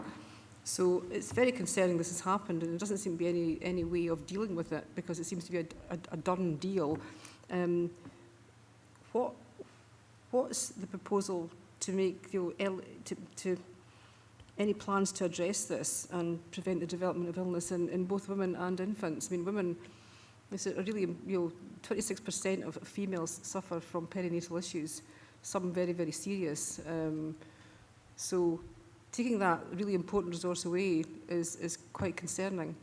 I know it's a bit pedantic and focusing down. I don't know if you'll be able to answer it, but if you can, that would be helpful. Thank you. Through yourself, convener. Thank you, Councillor Dorward. your first comment is right. I'll have to come back to you on that, having spoken to colleagues in health. Thank you for the answer within the question. I don't have the detail on that, and I agree with your point about the concern and the good work that's done, and that's the earliest intervention you can get. So all the points I've taken on board, and I'll go to colleagues and I'll give you a direct response. Thank you. Thank you for that, Jim. Thank you, Councillor Dorward. Any other points from members? Okay, we'll move to recommendations. Members are asked to 1. Note progress in relation to the Dumfries and Galloway Children's Services Plan 23 to 26 as set out in the joint annual report on year 3 in the appendix. 2. Endorse the joint annual report on year 3, 25 to 26 of Dumfries and Galloway's Children's Services Plan 23 to 26. And 3. Note that Part 2 of the Children Care Experience and Service Planning Scotland Act 2026 extends statutory responsibility to Children's Services Planning to Integration Joint Boards as detailed at paragraph 4.11. Thank you, members. We'll move to agenda item 12. Appointments to outside bodies. Now, this report asks members to make appointments to the IJB and to consider the request from the Borders Railway Cross Party Working Group to be added to the Council's scheme of representation on outside bodies, and if so, to appoint an elected member. Fraser Davis, Improvement Development Officer at Fraser Online, is here to assist members. Do you have anything to add to the report, Fraser? Nothing at this stage, Convener. Thank you. So I'll open it to members. Councillor McGregor, it's just you were pointing to Malcolm, so I wasn't sure. No. I was just Councillor waving. McGregor. Yeah, thank you. I would suggest proposing Councillor Mail to sit on the group, but I would also further propose that if he's willing, the leader takes the substitute role, given his interest and involvement within the rep and costs. But I would primarily propose Councillor Mail. That's for the Borders Railway Post, just to clarify that. Yeah, okay, thank you. Leader? Yeah, thanks, Councillor McGregor. I think that's where the original sort of proposal had come through as a result of Borderlands working around this. So, but I appreciate Councillor Mail will have an interest in this by virtue of his geography. But I'm keen that he's able to represent the council in that regard. But obviously happy to be a substitute if that's even needed. But thank you for that. The other point I was wanting to ask was just around the IJB appointments, and I appreciate we've had some discussions earlier today just about, I suppose, the significance of our relationship with IJB and how that delivers for us in the region. So it's ever more important that we get the best representatives on the IJB, I suppose. I know we've had a custom or a convention of just saying, let's go with the largest groups, if you like. However, at the end of the day, we really need to make sure that people who are there are turning up and contributing. So I don't know what other groups feel about this, but I'd certainly want to propose Councillor McFarlane from our group to continue as a member, a voting member, and continue with Councillor Ferguson as a substitute. But beyond that, other groups may have a different view about who they would want to put forward. So I'll leave it there, but I'll put that forward in the first instance. Thank you. Thank you, Leader. First of all, can I, unless anyone has any otherwise minded, are we agreement about the Borders Rail that we will add that to the Council's representation? Agreed. And we've had a nomination. Yeah, I'm going to come to him. I've got a recommendation for Councillor Mail and Councillor Thompson as the substitute, so I'll go to Councillor Mail to find out whether indeed he wishes to accept that. Thank you, Convener. Yes, I'd be delighted to accept this because this is something that's very, very serious for the Lower Esk Valley as well as the rest of Scotland. Because as it stands at the moment, if the proposal by Scottish Borders ends up the one, then we will see 6 stations in Borders, 2 in Cumbria and none in Dumfries and Galloway. And there's got to be a battle fought here to try and change that, because if that happens, then we will probably lose the bus service in the Lower Esk Valley as well, because the Hoyt people will jump on a train And this route is going to spend more time in Northumberland than it will in Dumfries and Galloway. So there has to be, I think, a real sense of urgency and support that we talk this and try and find a way forward, because it would be a tragedy if it is the old Waverley route as it was, and it doesn't leave any footprint in Dumfries and Galloway at all that can be used by the local people. Thank you, Councillor Mail, and it just shows you the importance of having a member on that. So, and members are in agreement, and I think there's no other nominations. So, Councillor Mail, Councillor Thompson. Then we'll move to the IGB post now. So we've had a nomination of Councillor McFarlane and Councillor Ferguson as a substitute. Do we have any other nominations? We've got 3 other posts along with substitutes. Councillor Wilson. Thank you, Convener. I would agree with Leader on it should be the right people representing us on the IGB. Therefore, I'd like to nominate Councillor Dorward to remain as a IGB voting member, and for a substitute member, I'd like to nominate Councillor Keith Walters. Thank you.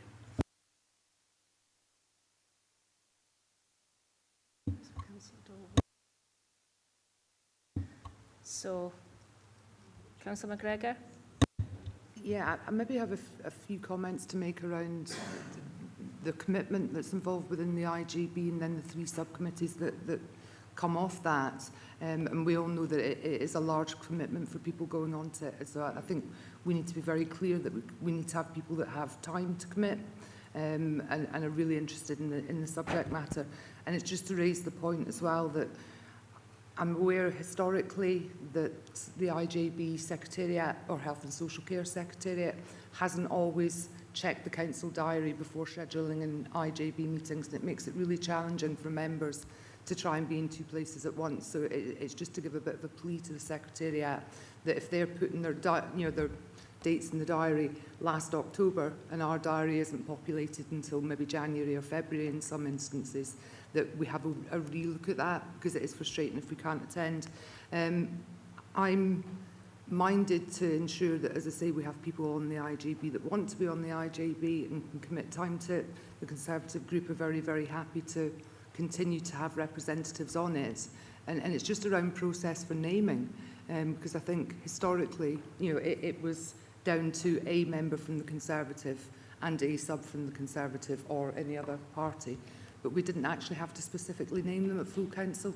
And I would like to be in a position to ensure that our continued membership can be changed if required, depending on circumstances. Because I had a circumstance last year where Maureen kindly stepped in and took over from me. That role might reverse at some point. So naming, I have a wee bit of a problem with, but I'm very happy to ensure that we have 2 representatives on the IJB.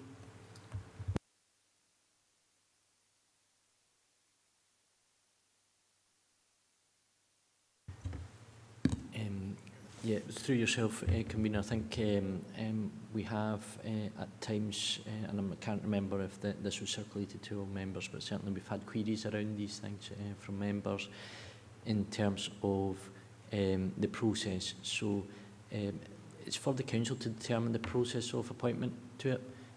If that process is as set out by Councillor McGregor, which has been the standing position for a while, which is that there would be allocation as such to the relevant political groups and those groupings, and then thereafter they would appoint.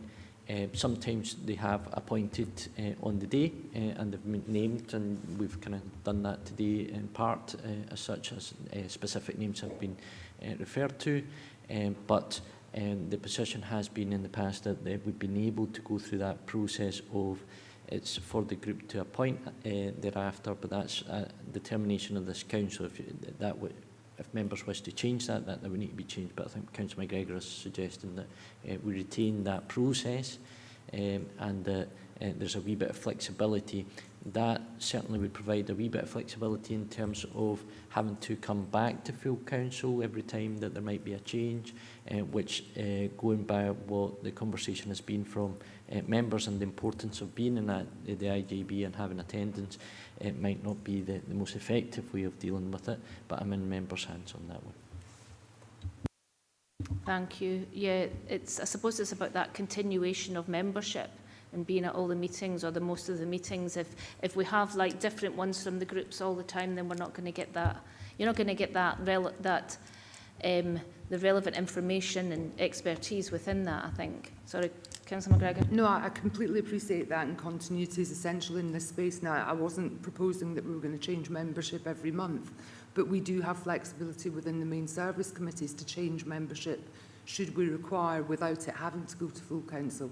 So on that basis, what I would propose today is that Councillor Johnson stays as the Conservative lead. I will take the substitute role, but if we do need to, for whatever reason, make a change, we would advise that. But it would be somebody with commitment. We're not just going to put folk on it willy-nilly and then take them back off again. Convener, I've put speak in the chat function. Councillor Brodie.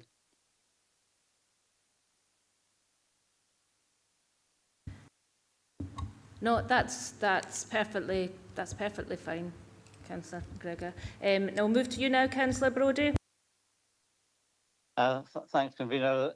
Obviously, there's five people in the IGV now and only 4 spaces. So, and ahead of myself, I'd like to propose Councillor Cross to take up that 4th position ahead of myself, if he's willing to take it on.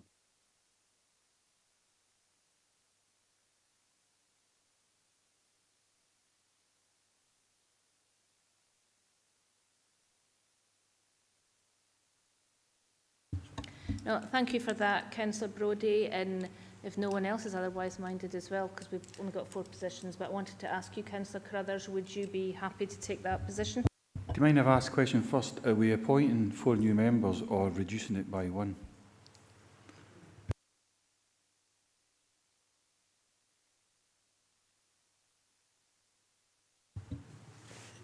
Thank you, through yourself, Convener. Good question. It's probably both, I would suggest. We have to reduce it by 1, and therefore I guess it's for members to determine whether you retain what you had, which I think is what some members have suggested and have referred to, or whether you wish to start afresh. If I could come back, Convener, then if that's what's happening, as outlined, so that really if Councillor Brodie's putting in his formal resignation, reduce it to 4, just means we wouldn't have to appoint anybody else, and whoever his deputy is. We just, if their resignation comes in, then we've got 4 voting members and 4 substitute voting members from the council would be there for, because I am an elected, elected member, but I'm also a member of the Integration Joint Board, also the Vice Chair. Haven't been deposed of that as of yet. I don't see when this report would do that, but if one's resigning, it leaves us with the 4 that are still on it, and that's probably what it looks like it's got to happen anyways. We could just use that process.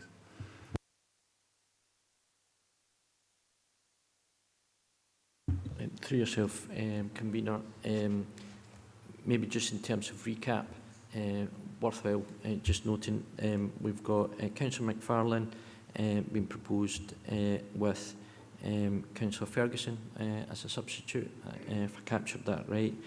Councillor Dorward, is that correct? Sorry, yep. And Councillor Walters as the sub. And thereafter, Councillor Maureen Johnson with Councillor McGregor as sub. And I think what Councillor Carruthers is proposing, that Councillor Carruthers would stay on as he is currently is at the moment. Would there be a substitute for Councillor Brodie then on that, in that regard? So I suppose it came from Councillor Brodie. My understanding is if he's resigning, then therefore he wouldn't be on, but it looks like he's actually wanting to come in and clarify that himself. Yeah, I'm quite happy to resign if need be, and I don't know if I can put myself forward as a substitute, but Vlad will be able to tell me that. So that's the only person I can suggest for the substitute.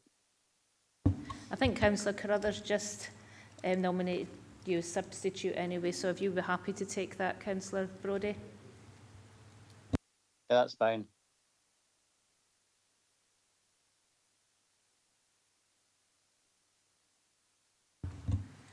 So, Councillor Dempster?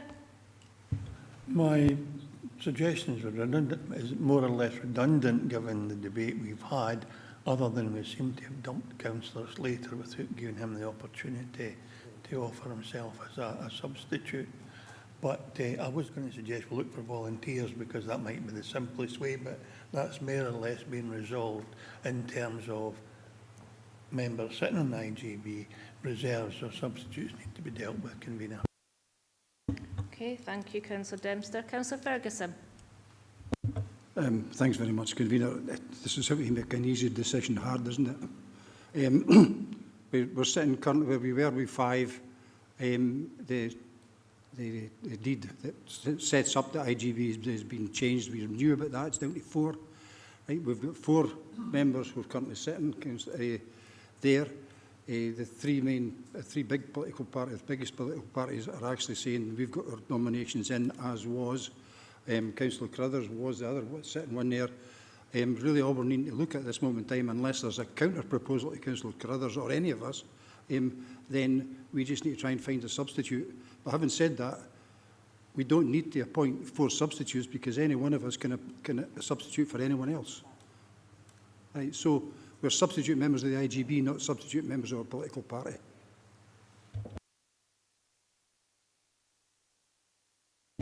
No, thanks, Councillor Ferguson, but I think what we've got, unless anyone's otherwise minded or wants to put someone else forward, we do have 4 and 4 substitutes. Because I think Councillor Brodie, am I correct, Councillor Brodie, you were happy with being a substitute? Yeah, that's great. If Councillor Slater wishes to continue, that's fine as well, but maybe you can clarify with him whether he's happy that I'm a substitute. I think if we're going to bring other ones in, we've already got 4 and 4, so if... Yeah. Councillor Giusti? Thanks, Convener. I took my hand down, but it was just to formally propose Councillor Crothers with Councillor Brodie as the substitute for the independent grouping.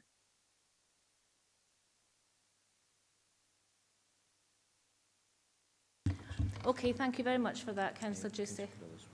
Councillor Crothers, you wish back in? If you don't mind, just point of clarity, it was Councillor McGregor's point round about, could I get some assurance that if there was a change in membership at this, it's broadly, you're looking at independents, Conservative, Labour and SNP, that we don't have to come back to full council for that change. It's agreed in that way, and we can appoint. So if there has to be we don't have to go up.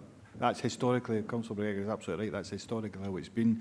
Just through the political grouping structure, it would be appointed after that, once agreed here.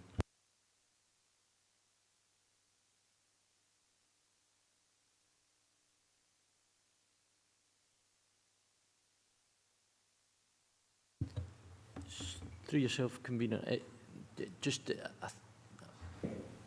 could you maybe just repeat that question? Sorry, Councillor Carruthers. So I suppose it was a question stroke proposal, because historically Councillor McGregor is correct in saying it used to be, once it was agreed from a political point of view, and what we've really agreed in real terms, that Labour have SNP, Conservative and Independents have got the 4 appointments, but if there had to be a change, we wouldn't normally have to come back to full council. They would agree, so the political leader of the Conservatives, Labour, SNP, and whatever way it can be formalised within the independents, that can be changed without having to formally come back. So it could be for sickness, death, anything, you name it, somebody drops off, you can then therefore that person can be replaced without having to come back to full council.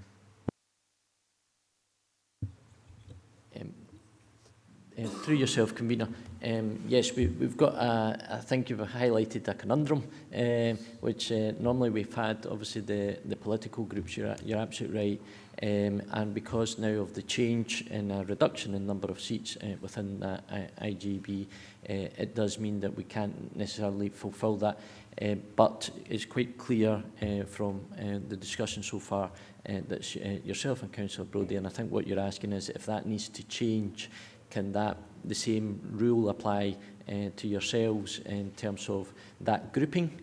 And from myself, if members are content enough with that, I'm happy to abide by that. And therefore, if that grouping thereafter wishes to change that, then you would go through the normal process. What we have agreed is that we would notify members as soon as there's been that change. And therefore, if there's any issues, obviously the next full council can deal with it. But in essence, that's the process. I'm content enough if members are happy with it. Thank you, Vlad. And also, if there's a change in some people's circumstances, that's what we have our substitutes for. So, yeah, so there may be very few reasons why we would need to take someone completely out of that. Councillor Ferguson. Thank you. Membership of the IGB is decided in the statute. Okay, anybody, the council are required to appoint 4 members and 4 substitute members. Okay, so if there's a change of circumstances and any single person wants to stand down or have to step down from the IGB, then there's a process to follow. And that's exactly why there's a substitute member to fill the vacancy until such times as it has been brought back to full council. It's never been in the Act for political group leaders to decide who's going to be on the IGB. It's not in the whim of members where we just jump on or off. It's a commitment you make to be on it. And that commitment is enshrined in legislation. Right? So we're required to resign from the IGB first. Right? Then we'd come back here and it would come back through from the IGB's governance team to Vlad's team to find a replacement for that role. That's the way I understand it. That's the case. That's what the legislation says. Whether we've been sticking to that is maybe a different question altogether. And I think we've been a wee bit lax about it in the past, but the legislation definitely requires the council to appoint 4 or 5. It was 5, but now 4.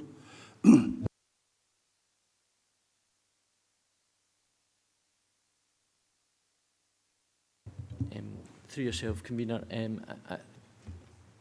whilst I completely understand Councillor Ferguson's point, my interpretation, having looked at that legislation in the past, and I've given legal advice around it, is that it's for the council to determine the process for appointment, whatever that process might be.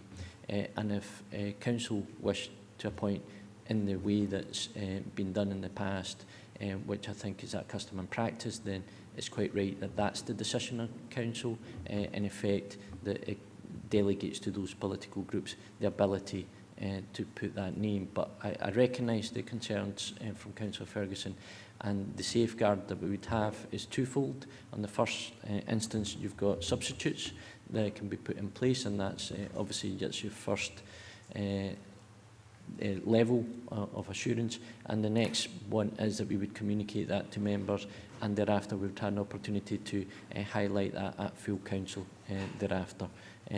But I understand if members wish to change that. I'm genuinely in members' hands if you wish to maintain that process or have a new process. Councillor Ferguson. Now, if you go back to the very first one, when Councillor Dempster was appointed chair of the IGB, it was decided at council these were the 5 members and these were the 5 substitutes who were to attend the IGB, and that's what the case was. How it's changed since then, I do not know, but that was set up under legislation, the right way to go about it. But I'm not going to lose any sleep over it. We've got 4 members. As long as they're committed, that's all I'm interested in. Thank you, Councillor Ferguson. You want in Councillor Carruthers, although Councillor Ferguson has conceded that he's not going to lose any sleep. So going back to, I mean, Councillor Dempster's what, may as well keep it on a rolling note. We're going there. 5th of November, 2015, Jim, was a momentous day, if I remember correctly. Jim sat in the chair and was appointed the first chair of the Integration Joint Board. But if I remember correctly too, the council appointed 5 members, not named. Had to be the role was to appoint 5 members. Then they delegated the naming of those members to the political leads, group leaders. That's the way it worked, and that's all I'm asking for in this case, isn't it? And it's Vlad's already covered it. There isn't a political group leader for the independents, but there'll be a way of negotiating so they can, if for some reason I fall off a cliff and I'm no longer here, then that member could be exchanged straight away rather than coming back to full council. But obviously, Councillor Dempster was the very first chair of the Integration Joint Board, and will have a wide knowledge in that. Thanks. But again, that's why we have our substitutes. So someone... Apologies. So the substitute will remain a substitute. My point is you have to replace the full member.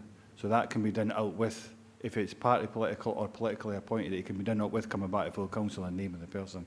The group leader can do that. Councillor Dempster, you want in? As convener, I was very proud to be the first chairman or chairperson of the IGB. But I think Councillor Ferguson and Vlad are both right. IGB advises the council how many nominees they need, and the council determines what that number of nominees might be. It's up to the council whether they do it by political groupings or whether by individuals, but it's certainly down to us. But we're right. I mean, I think Andy's right. We are notified by the IGB what they require, and they advise us that they simply want names. And I think we've achieved that today, and we don't need to get lost in minutiae, because I think the 4 members and the 4 substitutes are very competent and committed members, and I would just leave it at that, Convener. Thank you, Councillor Dempster. Yeah, we've got 4 named people, 4 substitutes, all dedicated to this. So I think we'll go with that. Councillor Johnson, you wish in? Thank you, Chair. It's just that the NHS should really play their part in when the meetings are held, because on the number of occasions that they clash with committee meetings is often, and if you're not available and your substitute's not available, that makes it very difficult to actually be a proper member on that board. So it's just something that I think needs to be looked into. Thank you. To yourself, Convener. I'm happy to pick that point up directly on behalf of the council, and as it was mentioned earlier, just to ask that they look at our calendar, and they've got full access to that. So I'll take that up, no problem. Thank you, Councillor Johnston. Thank you, Vlad. Okay, then we'll move to, have I got, oh, Councillor Hill, are you wishing in here? Yeah, sorry, can we just have that noted that that's going to be done? Because when I sat in the IJB, it was a nightmare, and we did ask back in council a number of years ago if the IJB could look at the calendar, and it never happened. So can we have it minuted in the notes that it's going to be done? And can we have a response back as to what the NHS say about the IJB calendar? Because in the past, when we've asked, we've said it'll happen and it never has. Thank you, Councillor Hill. We can't guarantee it will be done. We can only guarantee that we will make that request, that firm request. And we'll put that in the minutes, yeah. In the minutes, actually. Councillor McFarlane. Yeah, thank you, Convener. Just to let you know, I mean, we have had a series of clashes recently, and certainly Councillor McGregor mentioned it as well. The problem is that the IGB actually get ahead of us, and they do plan and they do check where it's possible to try and make sure there's no clashes. But unfortunately, we then go on and fill our calendar, and we find the clashes are happening then. So it's really, really difficult. Unless we can coordinate diaries and calendars, it's never going to happen. Thanks. No, thank you for that, but Vlad's agreed to take this forward and see what can be done. Thank you. So, okay, members, we'll move to recommendations.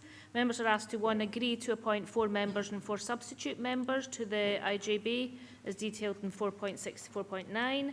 Consider the request from the Borders Railway Cross-Party Working Group and agree whether or not to add it to the Council scheme of representation on outside bodies, which we did agree. And subject to that decision, we agreed to appoint 1 elected member to the Borders Rail Cross-Party Working Group, which we appointed a member and a substitute, as in Councillor Mail and Councillor Stevenson. Sorry, Thompson.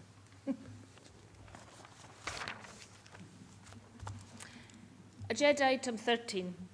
The Convention of Scottish Local Authorities, COSLA, annual conference and exhibition 19th and 20th of November 2026. So determine the level of elected members' attendance at the Convention of COSLA annual conference and exhibition to be held the 19th and 20th of November. Heather Cranahan is here, Business Intelligence Manager, is here to assist members with any questions. Heather, do you have anything to add? Just one small update, and it's to advise that we've now received confirmation of the theme for this year's conference, and it's going to be local leadership in a changing world. I'm aware that Nick Evans circulated the flyer that provides the details on that this morning to all members. Thank you for that, Heather. So we'll move to members.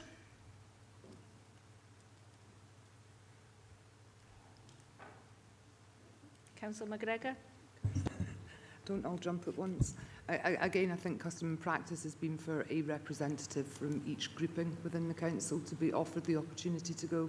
Whether they choose to take it up or not, it's entirely up to them, but I think we should just maintain that custom and practice. Thank you.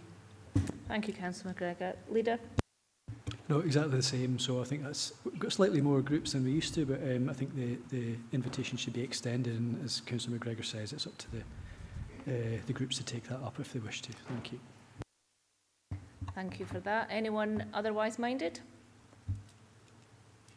No, then we'll move to recommendations. Members are asked to consider and agree the level of elected member attendance at the Convention of Scottish Local Authorities Annual Conference and Exhibition on Thursday the 19th and Friday the 20th of November 2026, and we duly did so.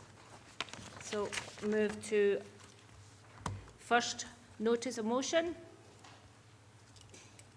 So this notice of motion is a request for Scottish Government to revisit nuclear power policy. So before moving to the detail of the report, given its subject matter, can we first agree to remove delegation from Economy and Infrastructure Committee so that we may discuss this?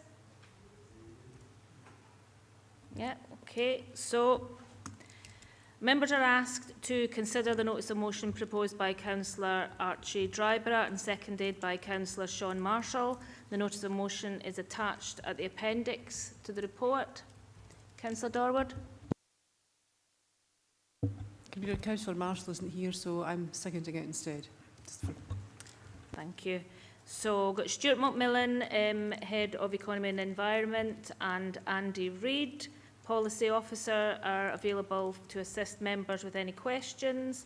So Councillor Dryborough and Councillor Dorward, if you wish to propose and second your motion.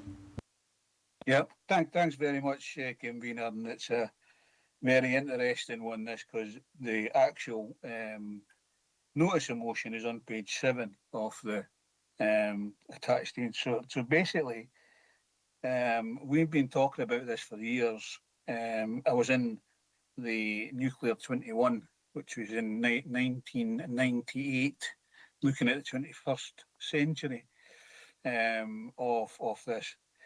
So basically what I'm going to say is Council notes that nuclear power has been an important source of secure electricity supply, sustained investment and high-scale job creation in Scotland for 70 years. It's Chapel Cross. Nuclear decommissioning still support more than 200 full-time jobs. Nuclear power has saved more carbon for Scotland than any other power source in the UK's history.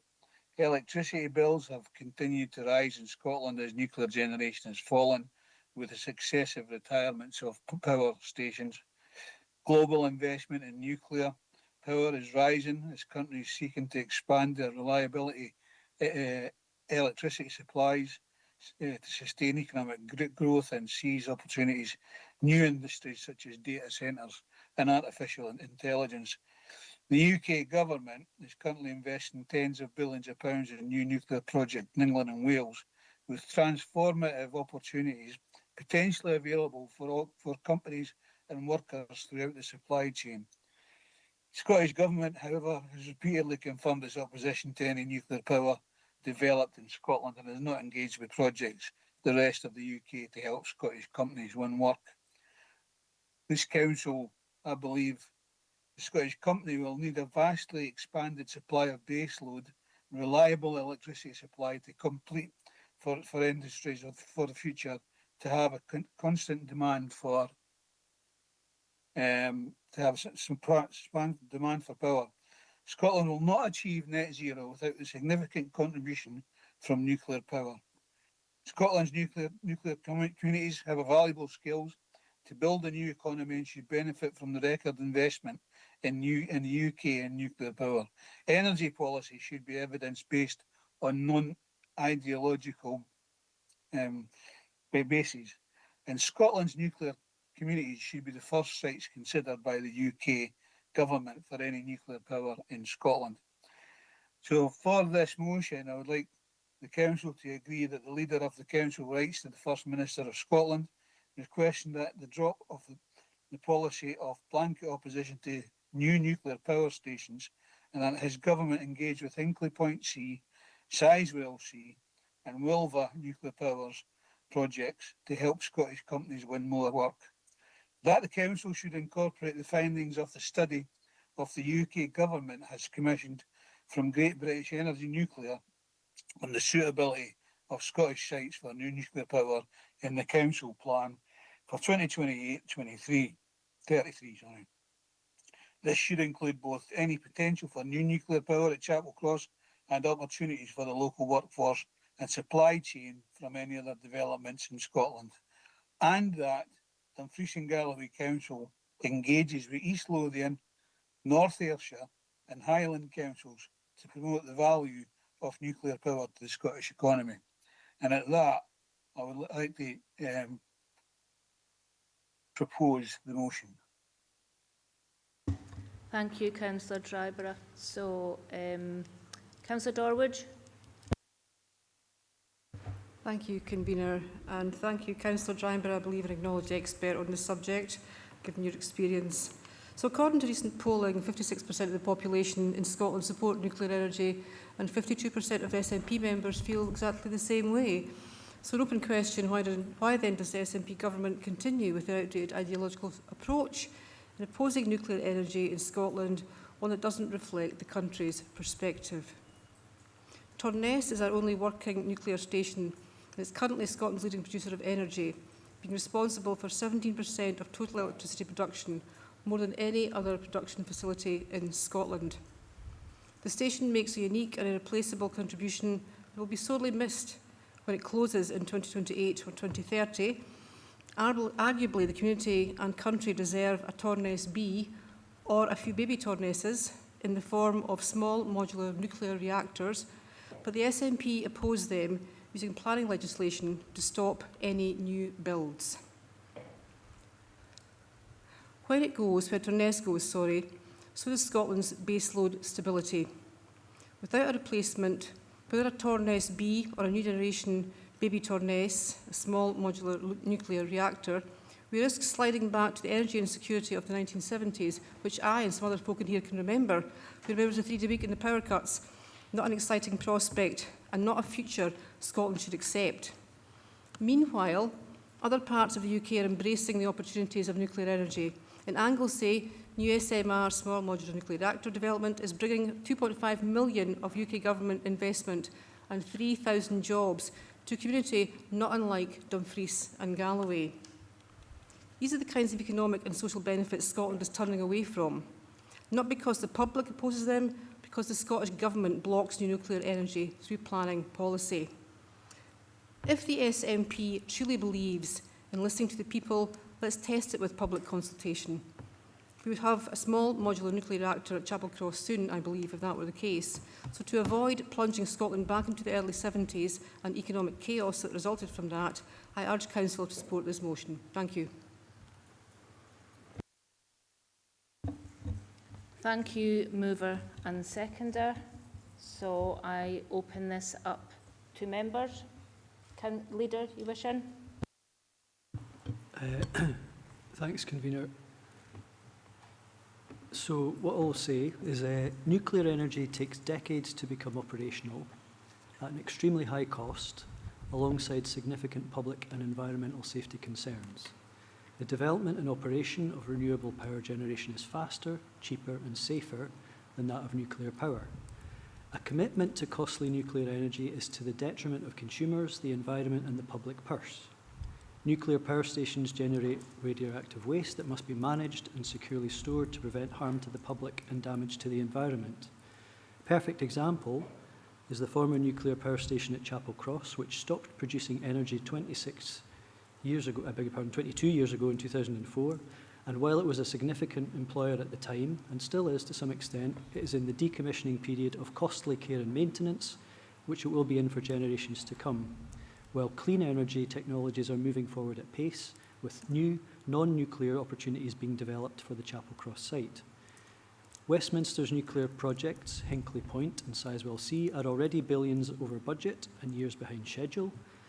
The then CEO of EDF, the developer, assured consumers their Christmas turkeys would be cooked with Hinkley Point power by Christmas 2017.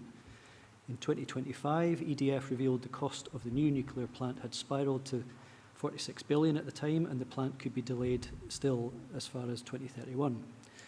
Dumfries and Galloway and Scotland need policy certainty on clean energy so that investors can invest in the emerging technologies that come forward and deliver jobs, energy security and affordable power. And I've got an alternative to the recommendations in terms of agreeing a motion, which I'm happy to circulate to members, if that would be useful. But effectively, I would write to the UK Prime Minister asking to confirm when the skilled, long-term, well-paid jobs that will come to Scotland and Dumfries and Galloway as part of the GB Energy commitment, to base it in Scotland as the energy sector is so important in terms of renewables. So happy to write about that.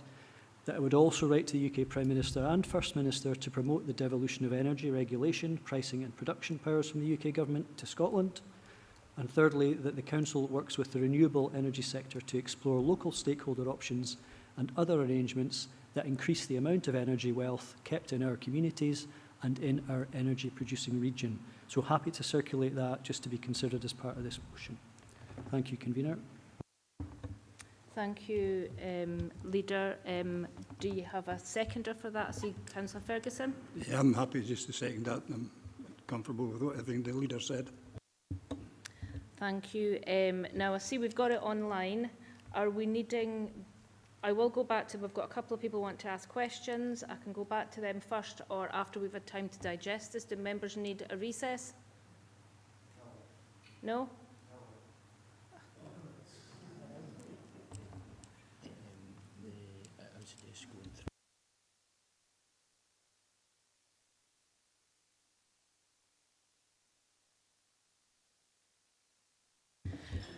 Right, I believe this has all been emailed to members as well, so I'm going to take the hands in the online first, and then I think I will do a 10-minute adjournment just to, just for everyone just to have a look through these. So it's Councillor Slater first.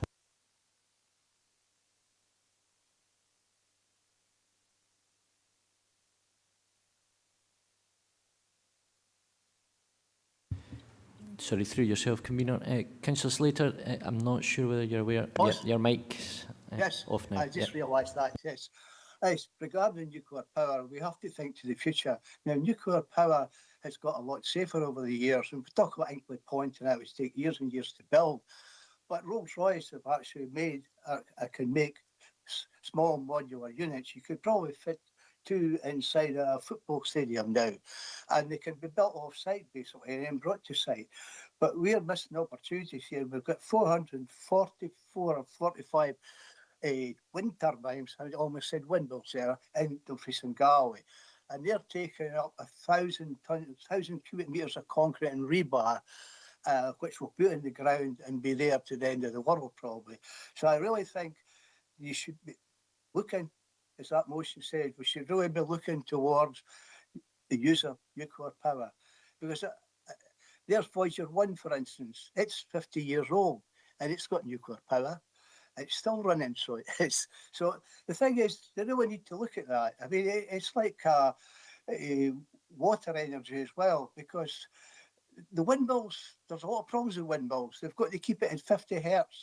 There's technicalities there, and I think also there is problem with the blades diminishing as well, and have difficulty getting rid of the blade. Whereas a nuclear power plant would probably, a small plant would probably create maybe a quarter of what all these windmills can create just in a small space. So it really should, they should look at that. You have to look to the future and you have to think out of the box. Thank you. Thank you, Councillor Slater. Councillor Giusti. Thanks, Chair. Councillor Slater, I think, has hit quite a few of the points that I was thinking. Nuclear's come a long way since the 80s, 90s. I would support the motion. I think it can be produced pretty cleanly now in small modular units.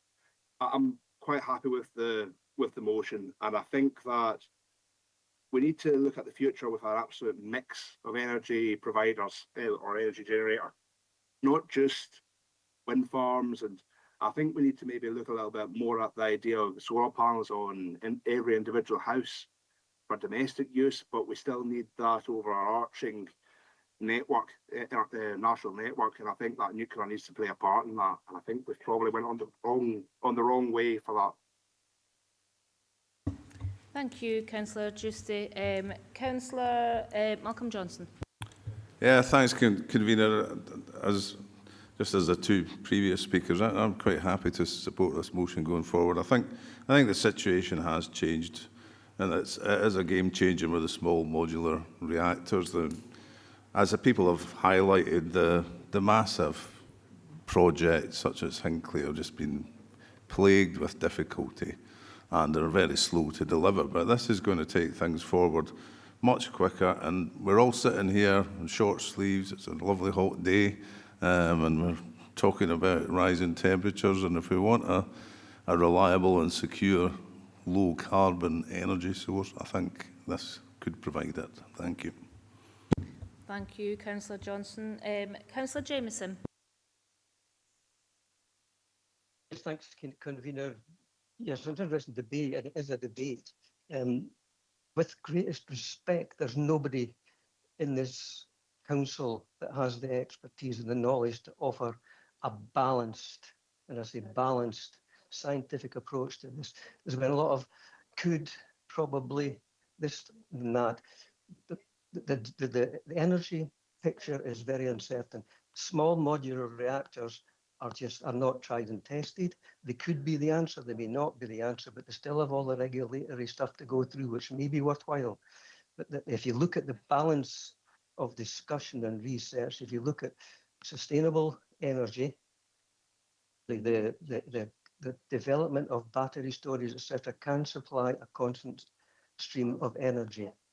My point that I'm making is that regardless of what the energy going forward is, it needs to be based on science. Now, some of the contributors have mentioned the ideological approach of the SNP. I'm putting forward a rational economic perspective that we need to look more closely at these things. Small modular reactors proposed by the people that want them, it's all bright and shiny and there's no problems. There still is problems because they're not spreading across the world. There are still issues with them, one of which is key is the matter of nuclear waste. Yes, it is very prominent in the fact that it's non-carbon, but it does produce waste. And that waste is still being decommissioned in most of the nuclear plants in the country. And they don't know the full answer to the decommissioning. And I think actually would have to agree to that as well, Sir Councillor Dryburgh, that the science is not there on decommissioning of nuclear waste. So my issue is this: we are not experts. We need to listen to objective, scientific and economic evidence rather than making comments that this will probably be okay and things have moved on and all the rest of it. So we need to look at this more strategically and with less bias. That's a comment, Councillor, but I think we should not take it that people like ourselves have got that position of knowledge. So if anything happens out of this, it needs to be based on research and review. Thank you. Thank you, Councillor Jameson. Councillor Stevenson.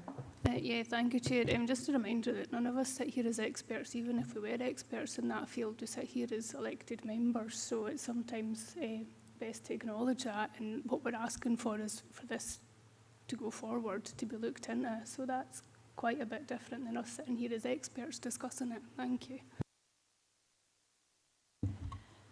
Councillor Dennerley. Thank you, Convener.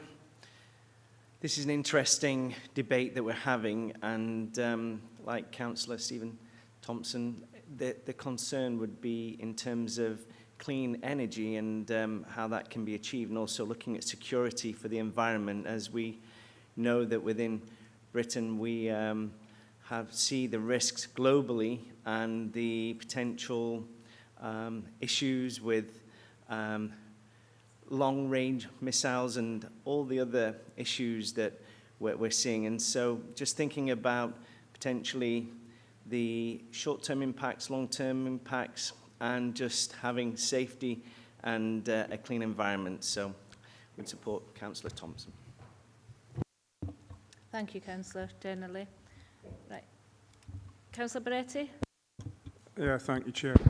I've been trying not to come in here because I feel that nuclear has been and gone, and the countries like Germany, who have just finished closing their last 11th nuclear reactor, but have invested heavily in battery energy storage systems, wind farms and solar farms, they're not turning their tide. They're going forward with the new technologies, and their energy costs are going down. The likes of Portugal, which doesn't have a single nuclear reactor, has one of the cheapest electricity markets in Europe. Yes, they do have gas, and if the price of energy is related to anything, it's related to the fact that a certain country inverted another certain country in Europe, thereby disrupting the energy markets. That's why prices have gone up. I find it difficult to believe that people will think that small nuclear reactors will be built in the next 10, 15, 20 years. In that time, every single house in this country, anywhere, could have a solar system and producing their own energy, and battery storage. Battery storage is advancing so fast that by the time they've got their first nuclear reactor built, we will have about 10 gigawatts of battery storage systems, and we've already surpassed 3 gigawatts globally just last week, and we've actually surpassed the capacity of nuclear power globally. Thank you, Chair. Thank you for that, Councillor Beretti.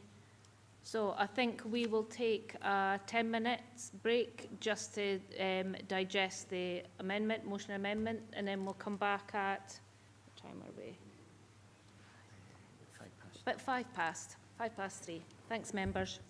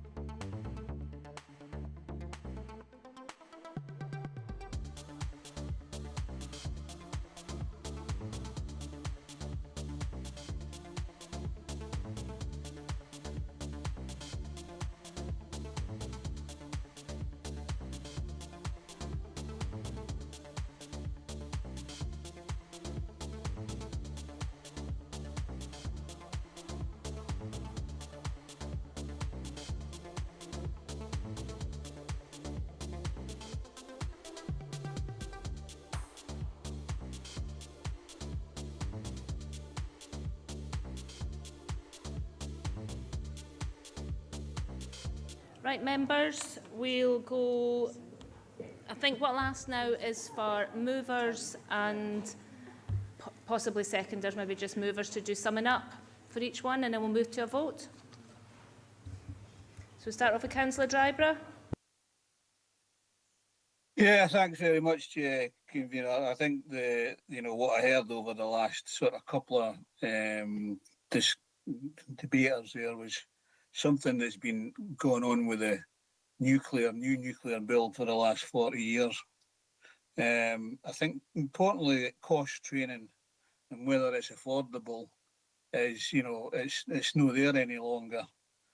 I propose that we write to the First Minister and the Prime Minister on the issues that was discussed. So I'm doing something that I didn't think I'd ever do, is agree with Councillor Slater and Councillor Giusti that they were, enjoying what I was putting forward.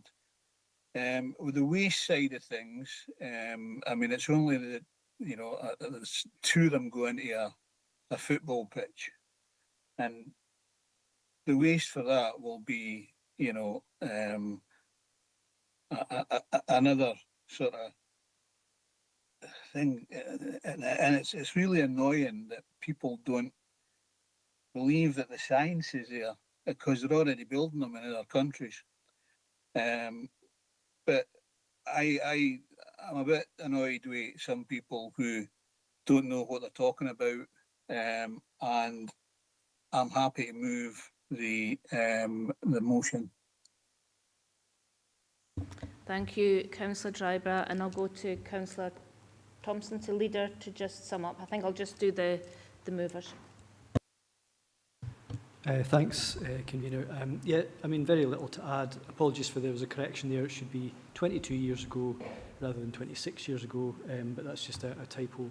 And I'm not, I think this council would always like to think it would be open-minded to going and getting the evidence to inform a decision, given that we're all not experts. But, recent council committees have said we don't always necessarily do that. So but I think on this one, it's the cost and the clean-up and the impact that lasts way after the initial potential development. I think we have a fairly clear policy. We've got so much innovation going on around new energy technologies that are cleaner, more sustainable, cheaper and quicker to build. And I think we should embrace that new industry.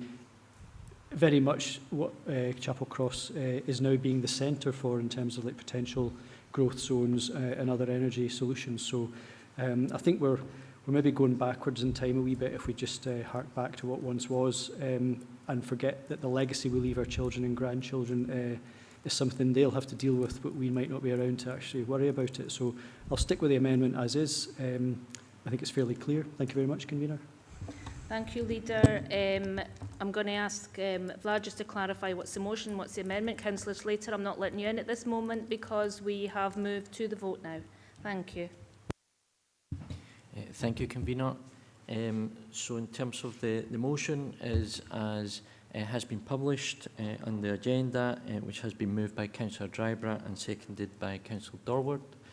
And the amendment is as proposed by Councillor Thompson and seconded by Councillor Ferguson, which has been circulated to members and put on the screen earlier. Everyone clear in terms of the vote? And if so, we'll go through the usual roll call. Convener? Amendment. Deputy Convener? Amendment. Councillor Beretti? Amendment.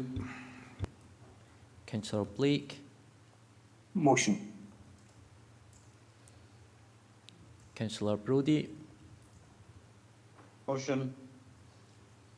Councillor Doogie Campbell? Amendment. Councillor John Campbell? Amendment. Councillor Ian Carruthers? Motion. Councillor Karen Carruthers? Motion. Councillor Curry?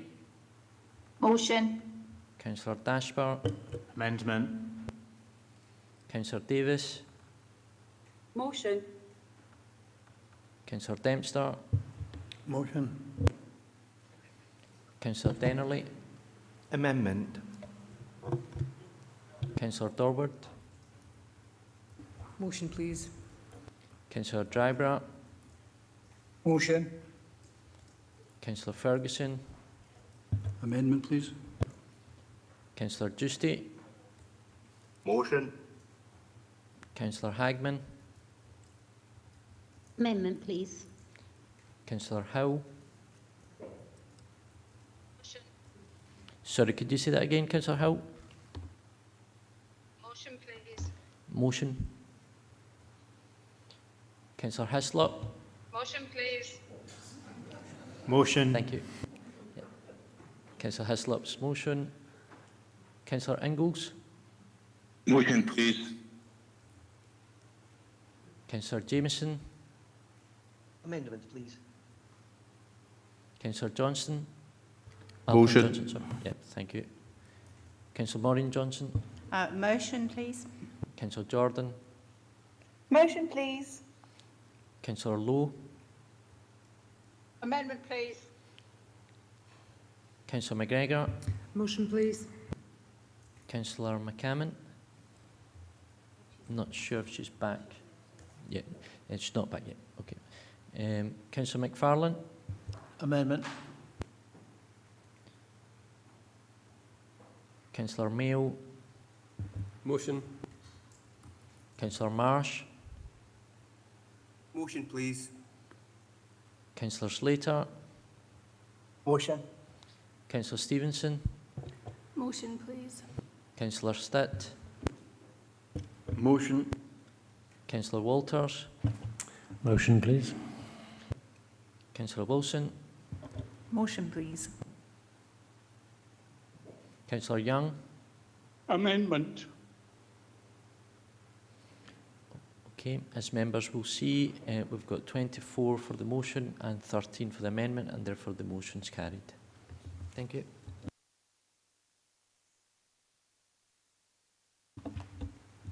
Thank you, members. So we'll move to recommendations. Members were asked to agree to withdraw delegation from Economy and Infrastructure Committee and to consider the subject to the decision at 2.1 above, which is to consider the terms of the notice of a motion proposed by Councillor Archie Drybra and seconded by Councillor Linda Dorward as set out in Appendix. Okay, move to agenda item 15, notice of motion. So before moving to the detail of the report, given its subject matter, can we first agree to remove delegation from Economy and Infrastructure Committee so that we may discuss it? It's the motion on the Dumfries and Galloway hospitality sector. Okay, so members are asked to consider the notice of motion which was originally proposed by Councillor Pauline Drysdale and seconded by Councillor Gail McGregor. The notice of motion is attached to the appendix in the report. Stuart McMillan, Head of Economy and Environment, is available to assist members with any questions. So Councillor McGregor, who is your seconder at this point? Yeah, Councillor Drysdale has a long-standing commitment today, and this was obviously submitted prior to the last full council meeting, so Councillor Davis will be presenting the motion. She will be presenting the motion? Yes. Okay, that's fine. So can I ask Councillor Davis to propose the motion then? Thanks very much, Convener. Good afternoon, members. This is our statement for our motion.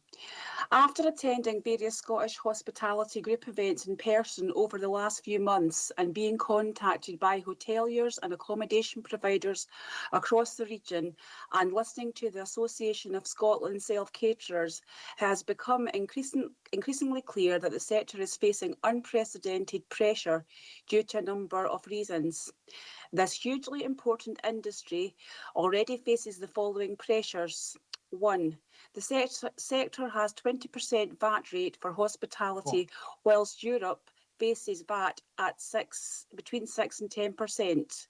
Number 2, rising national insurance costs from 13.8% to 15%, and the reduction of the threshold being dropped. So employers now pay national insurance contributions for employees earning over £5,000 per year. Number 3, utility increases with very few short-term deals. Number 4, insurance premiums rising to an average of between 12 and 18%.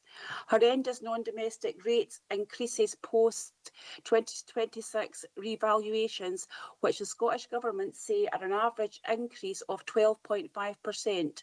But the Scottish Hospitality Group have evidential papers showing increases from 40 to 687% and one at over 800%. Number 6, the non-domestic rates issue is a heavy burden on the sector, and although after weeks of negotiations with the Government, the Scottish Hospitality Group were able to secure rates discounts of 40% at the budget. These are only for businesses with a rateable value of £100,000 or below, and with a ceiling of £110,000 claimable. Number 7, non-domestic rates for hospitality are on average a third higher in Scotland, no matter what the size of the business, to that as in England. In Dumfries and Galloway, there are many hospitality businesses who have a rateable value of over £100,000 who will receive no discounts. We see meat, fish and dairy price rises, with meat and fish up by approximately 40%. And also many large independent venues face staggering bills that are considerably higher than their UK equivalents, and we risk becoming unaffordable for our visitors. Due to these pressures, it's crucial that we listen to the industry and its leaders, aim to increase visitor numbers and improve spending. We have a very unique and special offering here in Dumfries and Galloway, and we must do all that we can to support our hospitality industry to maintain jobs locally, and by doing this we can also support its supply chain, from farmers to food suppliers and everyone else in between. And to this end, I propose this motion to bring hospitality and tourism bodies together, including the Scottish Hospitality Group, Association of Scotland Self-Caterers and South of Scotland Destination Alliance, along with the support from Dumfries and Galloway Council. Thank you. Thank you, Councillor Davis. Are you seconding, Councillor McGregor? Yes, thank you, Convener. I'm very aware that we've got a number of items still to discuss today, and it's starting to get a wee bit warm in here. So I will keep it very succinct. It's a very comprehensive motion. It's in full support and recognition of what the hospitality industry does in Dumfries and Galloway, and then the associated businesses that benefit from that. Councillor Davis has presented the motion eloquently, so I'm just very happy to formally second. Thank you. Thank you, Councillor McGregor. So, open to member discussion. Councillor Marsh. Thank you, Convener. Yeah, I'm somewhat surprised to see this motion before us today, because just 2 weeks ago at Economy and Infrastructure Committee on the 9th of June, the Conservative group members, with lobbying support from the SSDA, voted to scrap the tourist visitor levy. That proposal would have brought in new, fresh, outside revenue that by law would have been distributed directly back into the tourism sector. Today, they bring forward a motion that really won't address the main issues, whilst potentially, given some of the detail in the motion, damaging the Council's core budget. At 4.7 on page 10 of the report, it states that the rates relief the Council could apply if utilising the Community Empowerment Act, those revenues would have to be fully borne out, the cost would have to be fully borne out by this Council. And if I can reference what Councillor Ferguson said in his words on item 7 today, in relation to the costs and sums of money the Council is going to have to find from somewhere to prop up the continued IJB overspend, that this motion directly hits, again, our core budget. What would have to be cut to compensate if this was the route that was taken? If we genuinely want to support the hospitality sector, we must stop knocking back the gilt-edged opportunities provided to us, like the National Park proposal, like the tourist visitor levy. But in addition to that, also to support and lobby on the main issue here, which is supported by the hospitality sector UK-wide, which is that of the 20% VAT rate applied in hospitality. That 20% VAT rate is an operational tax incurred through every transaction that a business makes. A VAT cut to that would help everyone, even the smallest wee coffee shops and cafes on the local high streets, not just the region's largest high-end hotels and resorts. I've no doubt the Council is fully aware and recognises the situation and importance of the hospitality sector within the region, as does the Navanti Group, who actively supported both initiatives that I've talked about. I am aware that as part of the Council's responsible tourism strategy, as aforementioned in this paper, again at 4.2, page 10, that aforementioned bodies at bullet point 2 in the motion already meet on a weekly basis. I don't know if officers could speak to that and state, what actions they take forward and what initiatives are being undertaken by that weekly meeting. That might go some way to allay some of the fears here. But what the Council needs to do is bring in fresh, new external revenue. This motion doesn't do that, and it potentially, depending on how it's utilised, could directly take out of our Council core budget.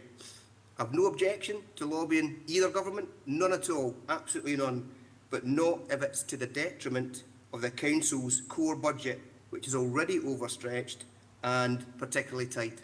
Thank you, Convener. Thank you, Councillor Marsh. Councillor Dashver. Thank you.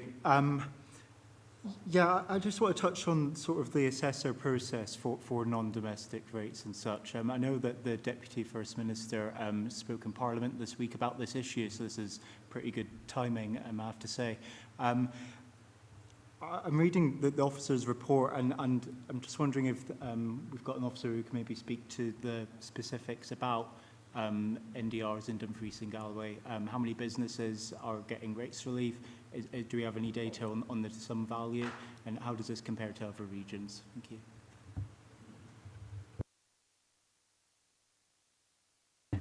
We have Stuart McMillan online. Stuart, are you able to respond to those questions from Councillor Dashver?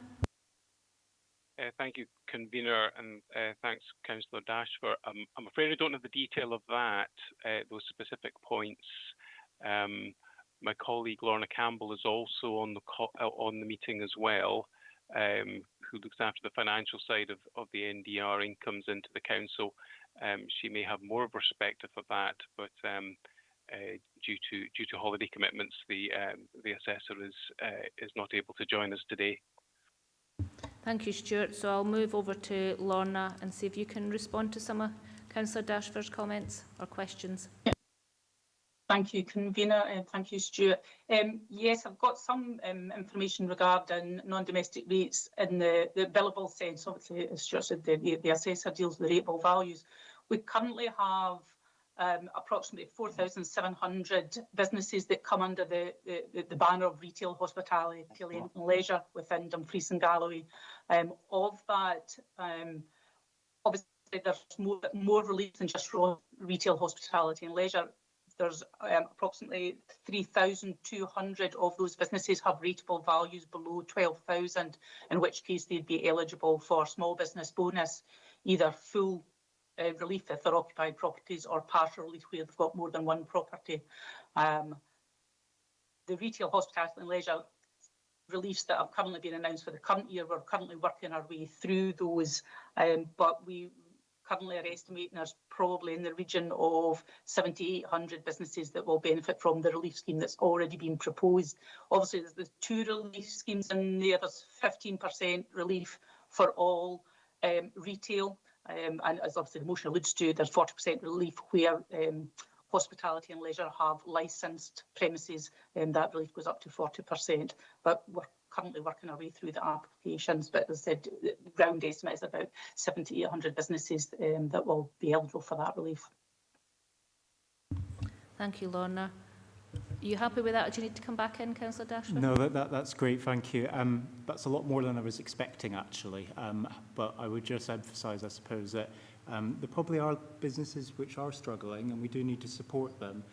but there is support there, and I suppose the Scottish Government have at least committed to maintaining the small business bonus scheme and others. So thank you. Thank you. Councillor Giusti. Thank you, Convener. Convener, I've got no issue with the motion in general, in the sense of if we're asking the Scottish Government to relook and try and make a fairer rates relief system, I'm all for that. There's some most small businesses won't be affected by anything in this motion. My family have got 3 businesses in Stranraer, one of them is mine. We all receive rates relief already, so the small guys aren't going to be affected by this. There are some small to medium though that are on that cliff edge, where if you hit that cliff edge, instantly you're 12 grand a year down. So I get it there. But the big issue, and Councillor Marsh has already touched on it, is VAT. VAT is the problem for industry. You're instantly having to put 20% onto your margin here. And that's what makes eating out, drinking out unaffordable. And that's where people don't come through your door, because you're too expensive. If you could cut 20 quid off a meal for a family of 4 just by reducing the VAT by 10%, then you're making a big difference. You're making it affordable for people. You're making the business able to stay open. If footfall goes up, then staffing needs to go up, and hopefully profits would be up. So for me, that's the problem. And there's a national campaign right now that's led by Chef Tom Kerridge, it's basically called "That's the Problem," and they're looking to reduce VAT for hospitality to 10%. I would ask that on the back of this motion, that we add either a paper to come back to us to discuss if we can support that petition as a council, or if we can support that petition today as a council. But I believe members might want more information. But that's the core of it. Every business that I talk to in Stranraer, it's always VAT. It's always VAT that we have issue with. Rarely is it business rates, non-domestic rates. Thank you, Councillor Giusti. I think we'll maybe come back to that at the end of this to see if members are minded to support your contributions there. But I'll speak to everyone. Let everyone speak that wants to speak first, and then we can come back to that. Councillor Ferguson. Thanks very much for letting me in, Convener. I'm not even going to go back anywhere near the history of the potential visitor levy, which could have alleviated a lot of these problems, but hey-ho, that's democracy for you. One of the bits I'm worried about here is, it's already been touched on, but I had notes for, was about the small businesses covered by the NBR scheme. The NDR is a drop in the ocean, figuratively speaking, compared to the effect of the NIC introduction and the VAT. So, Councillor Giusti and myself, and I think it was one of the other Novantes are of a like mind there, is that the biggest single contributors to, Andy Giusti just mentioned there, a family of 4, you can take 20% off straight away if you reduce the VAT. If you put VAT to 10% on visitors' meals, then you're obviously not saving 20%, you're saving 10%. But every little penny helps. So I think we actually, I'll come to this in a second. But the second part I was going to ask here is if we can get Stuart or one of the officers to tell us just what support is actually out there for businesses. Who do we all work with? Now, I've had my eyes open since taking on the chair at E&I, just how many different organisations we actually speak to almost on a weekly basis, right? How many are lobbyists, right? And how many are actual businesses in their own right, local small business people. So it'd be interesting if Stuart or somebody can give us a figure, or at least give us a flavour of what work we do with the communities just now. And I'll come back after that, because once that's been answered, I actually think we need, and the recommendation needs to change, and that is we should write to the Chancellor of the Exchequer and the UK Government to review VAT and NIC in hospitality, and also the energy costs involved with the entertainment industry, be that cafes, hotels, pubs, clubs, whatever it might be, because we kind of look at little things, but the three main things I would suggest are the real problem are VAT, NIC and energy costs. And then after that, I'm eating into my motion later on, but then we're talking, of course, then about inflation and food prices and everything else. So this isn't an easy fix, and be doing this isn't going to fix it. I'm sorry, it's not going to fix it. So we need a much, much bigger review than that. Thanks, Councillor Ferguson. And again, like Councillor Giusti, I'll come back to that at the end when everyone's spoken to see if there's some sort of words that everyone can provide or suggestions if they wish to add stuff, and then I'll speak to the mover and seconder. So I have Councillor Ingalls first. And I think Councillor Ferguson summed it up really well there. This is not a fix. It's not a fix. Yeah, the motion references Europe. Well, most of Europe charge a visitor levy, so they get a major income surge into their tourism economy. And we turned our back on that. We've turned our back on two major income streams to our council and to Dumfries and Galloway, which we shouldn't have done. My concern is around the cost of the delivery of this motion. I absolutely support what the Conservative group are trying to do here, which is highlight and bring the council's weight behind the visitor economy and try and support them. Absolutely support that. Yeah, it's come late and they've missed the chances. They've missed two chances, but it's come late. Bullet point 2, where under therefore council resolves to. Bullet point 2 is already underway. It was instigated by the Navanti group last year. So I would be happy to support the motion if that came out, because, and I'm sure Stuart McMillan would be able to highlight exactly what work's been going on in the background there. I think there's a report due to come back to council sometime in the near future. Thanks, Councillor Ingalls. I need Stuart to come in to sort of highlight what that works. Yeah, okay, Stuart. If you don't mind, thank you. Yep, thank you, Convener. So yes, there's a variety of agencies who meet on a weekly basis. So that our council, alongside partners, Scottish Borders, Visit Scotland, the South of Scotland Destination Alliance, and South of Scotland Enterprise, coordinate all of their activity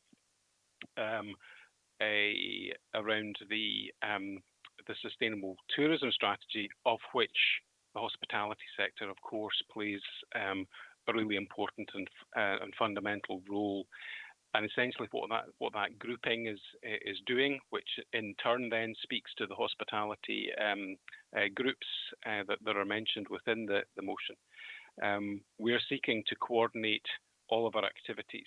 So really just trying to use the best use of the resources that we have available individually to maximum purpose, actually. So a lot of that work is then looking at the promotion of the region and bringing visitors here and obviously encouraging them to spend within the region.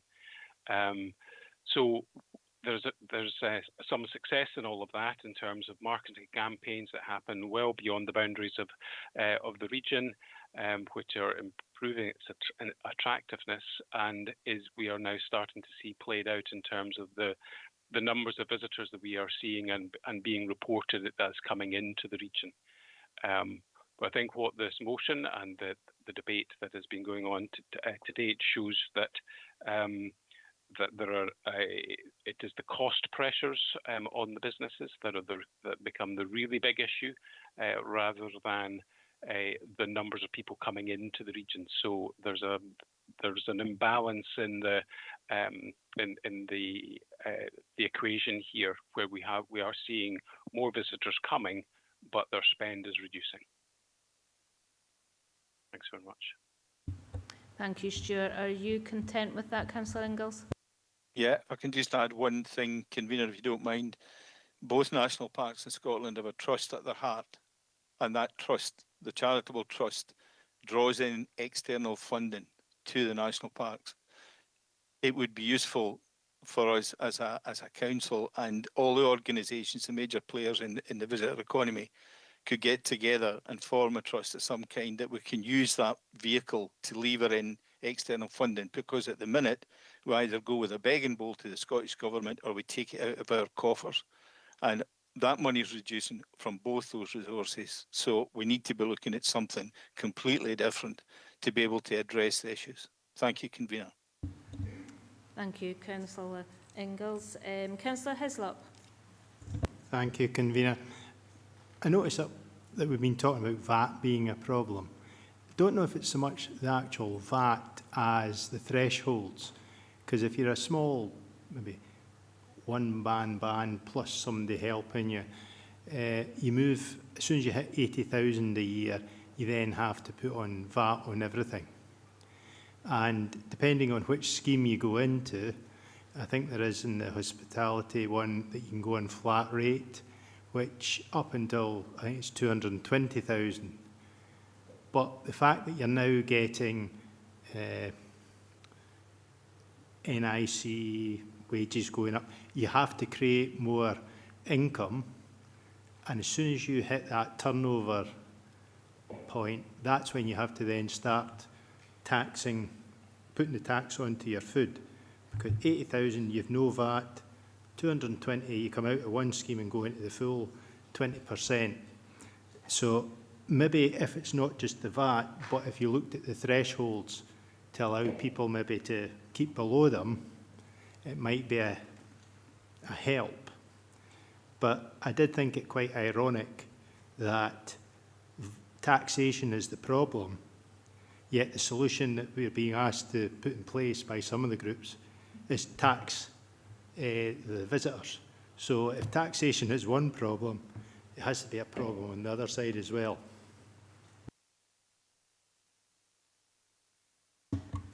Thank you, Councillor Hislop. Leader? Councillor Hill? Thank you, Convener. Just to go back to what Stuart McMillan was saying, following on from Councillor Ingalls saying on the back of the Navanti work last year, it seems that, there's a lot of progress going on with outside bodies to do with visitor economy, but my ask is that we could look at the signage across Dumfries and Galloway, because as you enter Dumfries and Galloway, you have the brown signs. A lot of them are in disrepair. I know they don't belong to the council, but when you get to Castle Douglas, the signs take you up to where? They don't take you over to the east, to Newton Stewart, to the Maccas, to Stranraer, to the Rins. So my ask is if signage could be looked at either by the council or in collaboration through Stuart McMillan with the outside bodies that you're talking to, so that we can make sure that when visitors are coming, they have a direct route right over to the west of the region, please. Thank you for that, Councillor Hill, but I'm not sure that's something that would be part of this motion. I understand your issues with that. I don't think anybody would disagree with that, but I don't think this is the place to add that to it, unfortunately. Councillor Thompson, Leader. Thanks, Convener. Yeah, no, interesting discussion, as colleagues would say. So I think the VAT, what's coming through is the taxation. Let's be more general about it. Certainly has an impact if that's what the sector's saying. I was in contact with SSDA, just to, and obviously can hear from those representatives from the sector, and they acknowledge that it's overheads like that. Before you even open the door, as it were, in a business, you've got your energy costs, any fuel duty in terms of deliveries, supply chain issues, employers' national insurance, VAT, etc. Now, it's not an equivalence to say, everybody has to apply that given the thresholds that are in place. It's a complicated UK system. Nobody disputes that.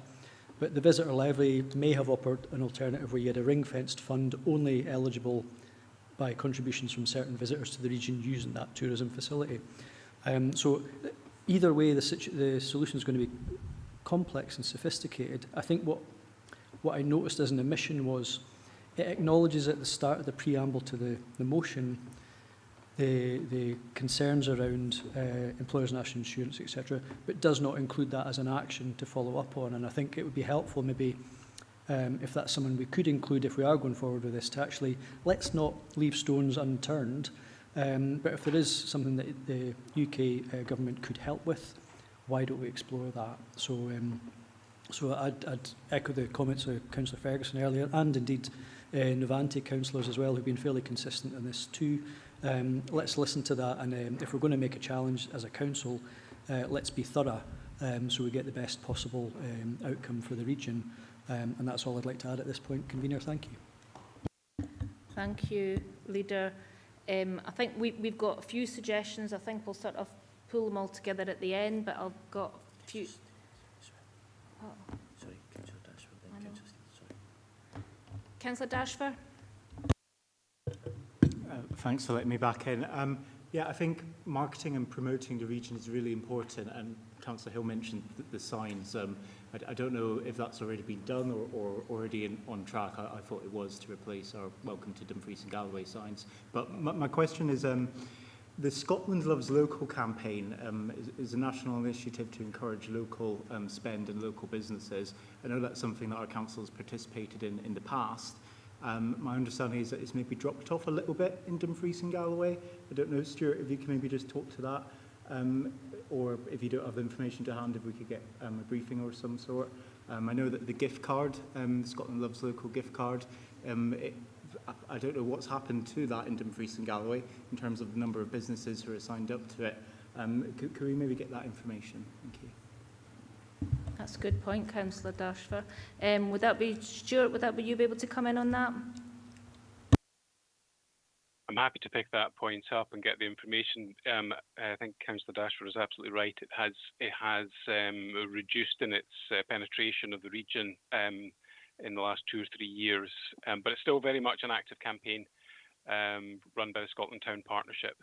But some of the budgetary pressures as well has reduced our ability to deliver it. But I'm happy to provide numbers around that post the meeting.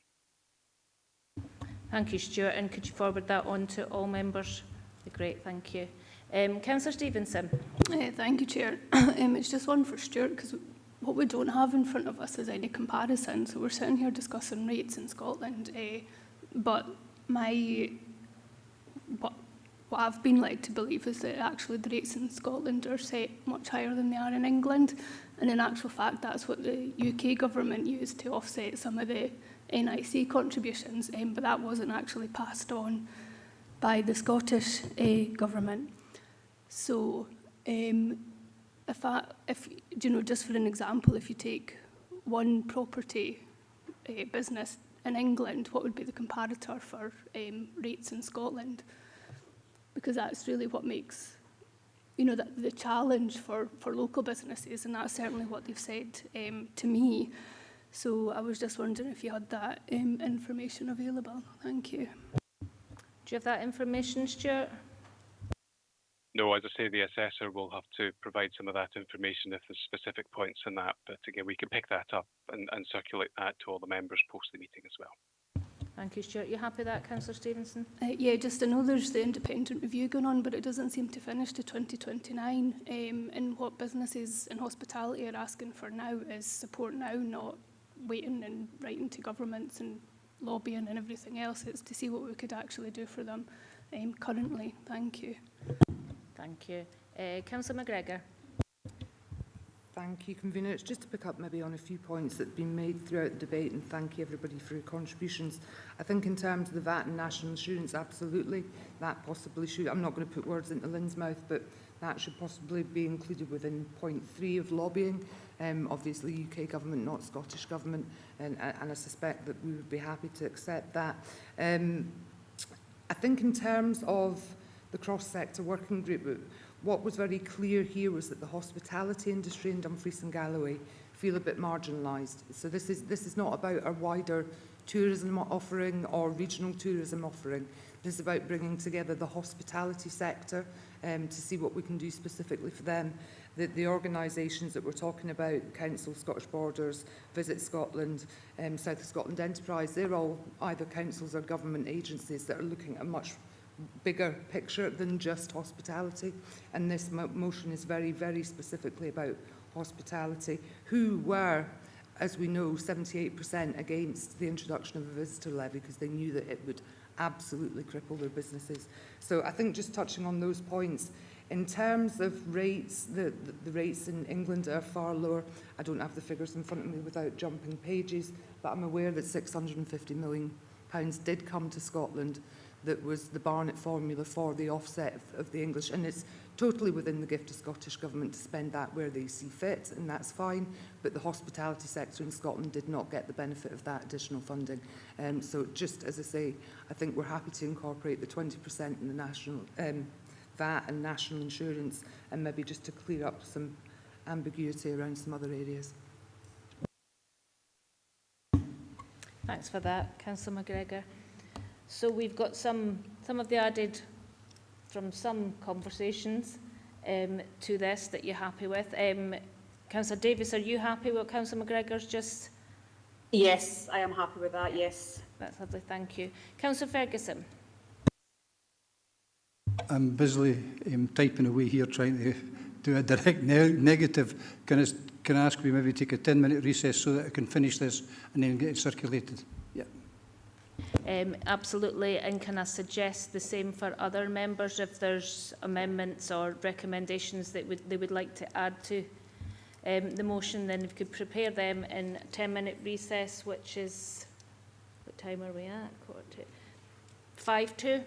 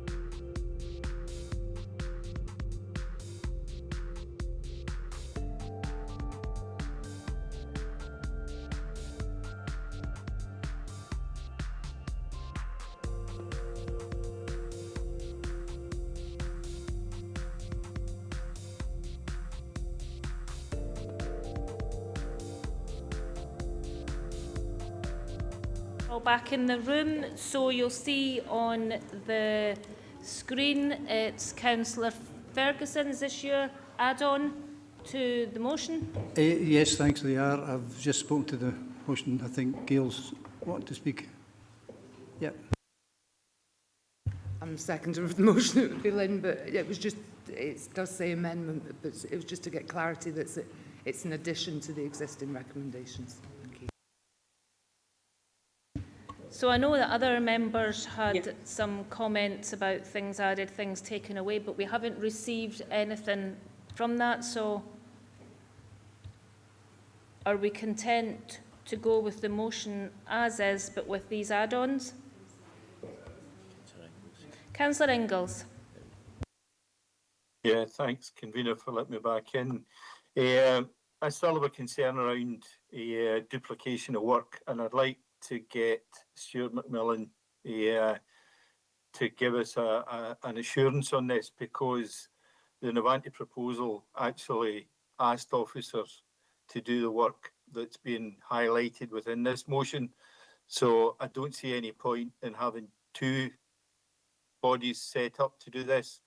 The meeting we had with South of Scotland Destination Alliance yesterday was they felt that they didn't need another talking shop. So maybe Stuart would come in and give us a bit of background on that as to whether this could be duplicated or whether it could be included into the work that the Novanti group asked for. Stuart.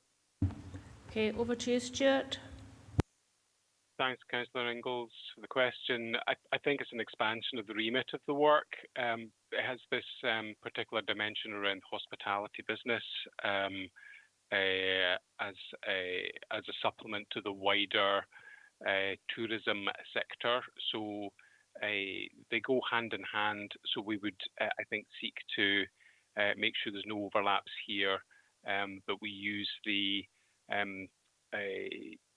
mechanisms and the partnerships that we already have established to build on that, expand where necessary, add where necessary, so that we're not duplicating the work. We don't have the staff resource to start to run parallel processes here, so we would just look to coordinate that through those established mechanisms. Thank you, Stuart. Are you content with that response, Councillor Ingalls? Yeah, I'm happy for them to come in under the Novanti's amendment last year and work alongside that work that we've asked Stuart to do. Yeah, absolutely. Thank you. Thank you for that. Councillor Ferguson. Yeah, thanks. Just to further to that, thanks, Stuart, for that explanation, because I think the underlying part of this is there's more than one organisation that we should be talking to. And we should be talking to all the organisations, and we should also be talking to the small businesses who actually don't have the wherewithal or even want to be part of a bigger organisation, but are equally as important in the economy of the region. So I think it's the right way around it. I think Stuart had the right words there. We need to coordinate this so that everybody's involved rather than going down a separate route. Thank you, Councillor Ferguson, and thanks again, Stuart, for that clarification. So are members minded to support the motion with the added on from Councillor Ferguson? Okay, we'll move to recommendations. So members are asked to agree to withdraw delegation from Economy and Infrastructure Committee and consider... So, sorry, Councillor Ingalls, are you wanting back in? Yeah, sorry, it was just, I don't think the question was answered around the costs for the motion.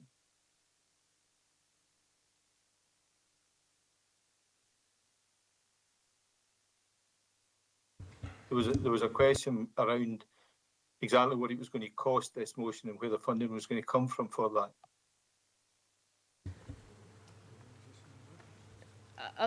I'll go to Stuart for this, but we did already just agree. The room just agreed, but I'll go to Stuart and see if there's any response you can give to this. Thanks. We popped a comment in at point 6 on the covering report under implications and risk, what the financial implications were of moving forward with the motion as suggested. There is an unknown in there in terms of the local flexibilities, and if council are minded to deploy any of the actions that they can undertake through the Community Empowerment Act, there would be a cost, and I think Lorna covered that point off earlier to say that we would have to do some work to fully cost what that would be, and that would have to come back to a separate committee, I think, just in terms of what the budget implication of that would be if we were minded to move forward on that part of the motion. Thanks for that, Stuart. So Thanks, Convener. No, thank you, David.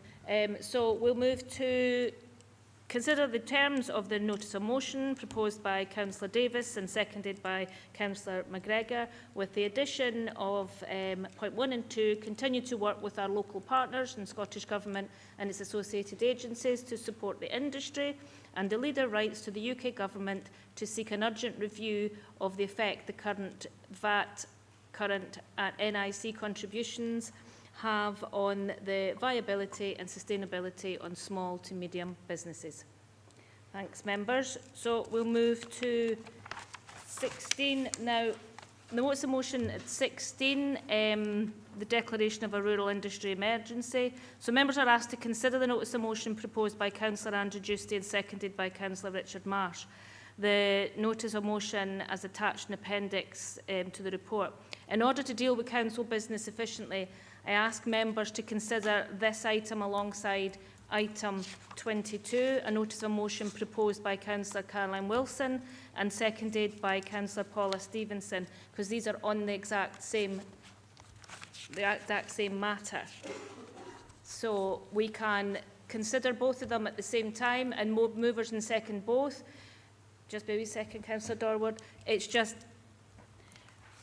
we can do both of them at the same time, and it could end up be a motion amendment. If we do both separately, if this one carries through and goes through, it could make certain elements of the second one, the other one, 22, incompetent. So it's trying to make that so that all elements of both motions can be considered.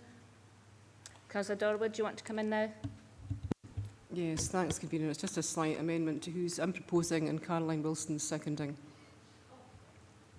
Thank you. Okay, thank you. So are members okay? Are the movers and seconders of both these motions happy to consider both together? Yeah, so, and we have Gareth Marr, Chief Officer, here to assist members. So, Councillor Giusti and Marsh, can you please propose and second your motion? Chair, I'm not going to take too much of the committee's time. All the members will have read it. They'll have read both motions, are very similar. I had this in for the April full council, but Purda wouldn't allow me to bring it. I just hope that we get unanimous support. I'm happy that both motions are very similar, and I'm happy to incorporate Labour's motion into this as much as possible. I mean, I think I'm a wee bit more parochial, but I would hope that everyone would support the motion. Thank you. And Councillor Marsh?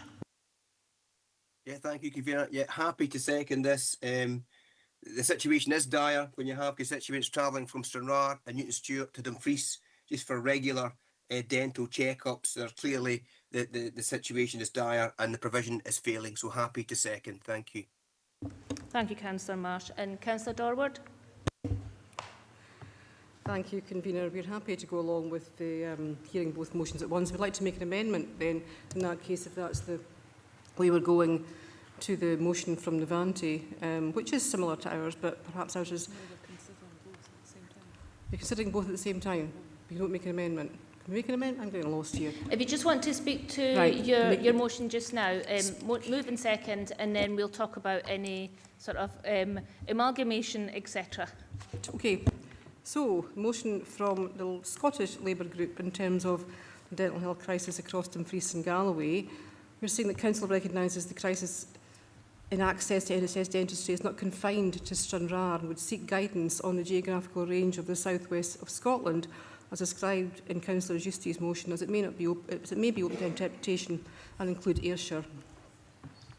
As our jurisdiction runs only as far as Dumfries and Galloway, we suggest the crisis in access to NHS dentistry affects communities across the whole of Dumfries and Galloway, Current data shows that only 66% of the region's population is registered with an NHS dentist across the whole of Dumfries and Galloway. Sorry, Councillor Dormer, can I ask you to slow down a little bit just for the interpreters? Of course you can. Thank you. Compared with a national average of 95% in Scotland. So we've got 66% of people registered in Dumfries and Galloway with an NHS dentist and 95% in the whole of Scotland. This demonstrates a systemic failure in the NHS dental model and the financial instability of existing NHS dental contracts. Council further notes that this has created a two-tier system where those who can afford private treatment, because you can't access that across Dumfries and Galloway, receive timely care, while those who cannot are left waiting, often for years, for NHS registration to open across the whole of Dumfries and Galloway. This results in worsening oral health, increased emergency interventions, and in some cases, people resorting to unsafe DIY dental procedures. The situation widens rather than closes the region's health inequalities gap. And under the SNP government, who continue to procrastinate over the financial instability of NHS contracts, the right to universal dental care enshrined when the NHS was created by a Labour government in 1948 is being denied to those without the means to go private.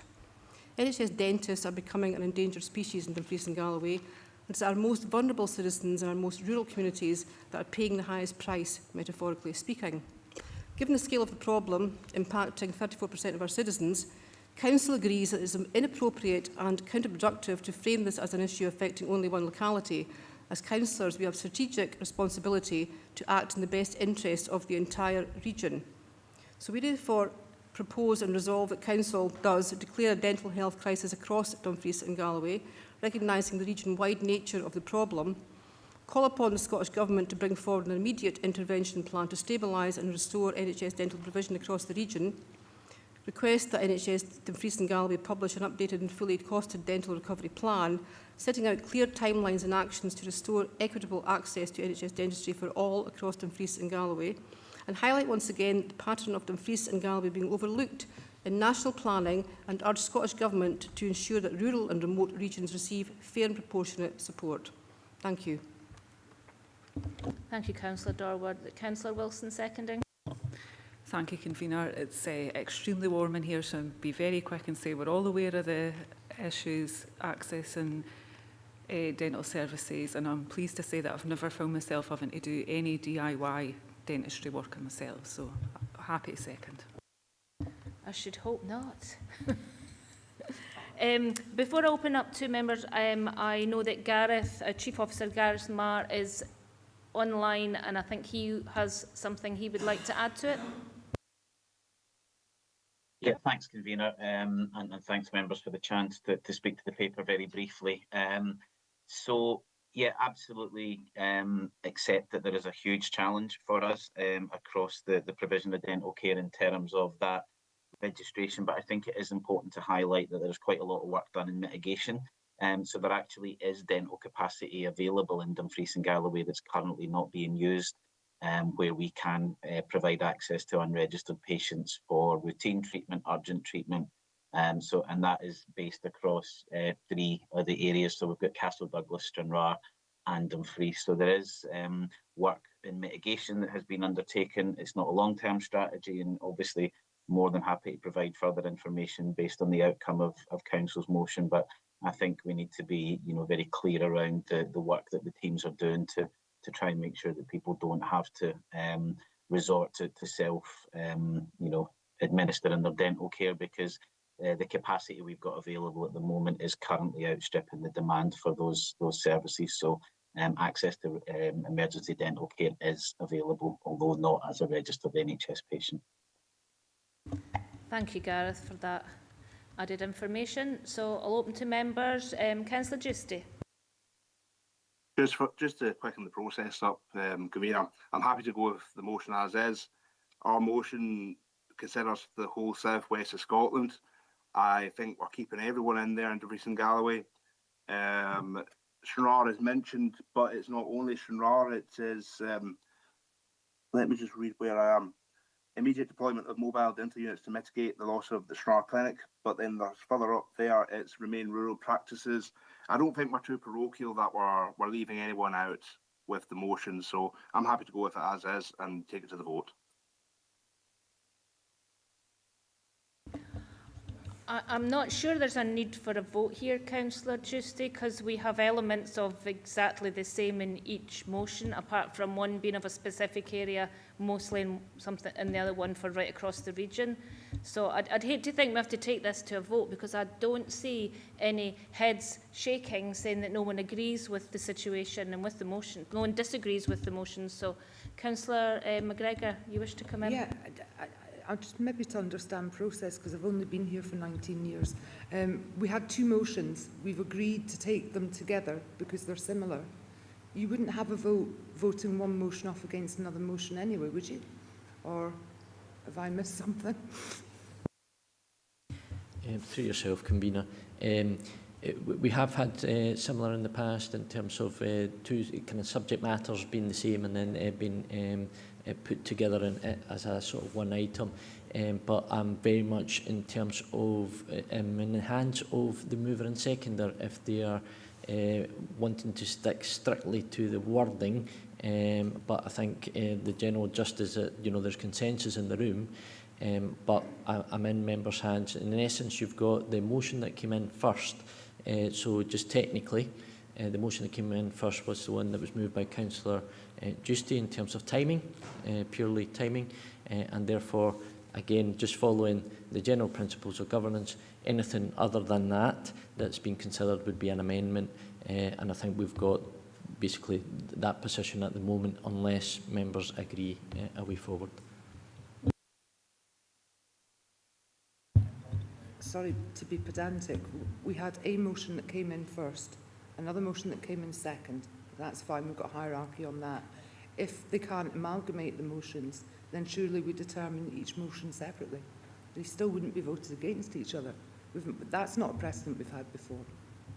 Sorry, it's like I said at the beginning, that if the first one, if this one here, if the one that came in first was voted on first, it would make certain elements of the second one incompetent.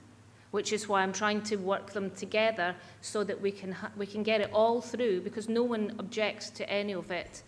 I didn't hear no one's came forward to object to anything. So if we could try and work them together, then we would, it would move business along more effectively. Councillor Dorward.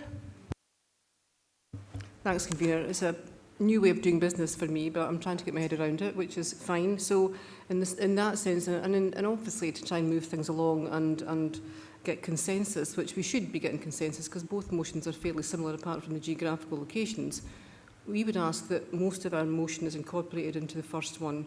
But the motion actually looks at Dumfries and Galloway. South West Scotland, I might be seen to be being pedantic, can include Ayrshire and other parts of the country. So it doesn't just mean Dumfries and Galloway. So we're a Dumfries and Galloway council, we need to look at Dumfries and Galloway only. So I would say that we look to change the motion to incorporate Dumfries and Galloway and other parts. There's nothing really, there's not that much difference in there, but just making it a general motion about Dumfries and Galloway. Yeah, you can recognise that Stranraer's lost 3,000 patient registrations recently, but across Dumfries and Galloway, over 40,000 patient registrations have been lost in the past few years. So no problem with that. It's just seeing a dental crisis across the whole of Dumfries and Galloway.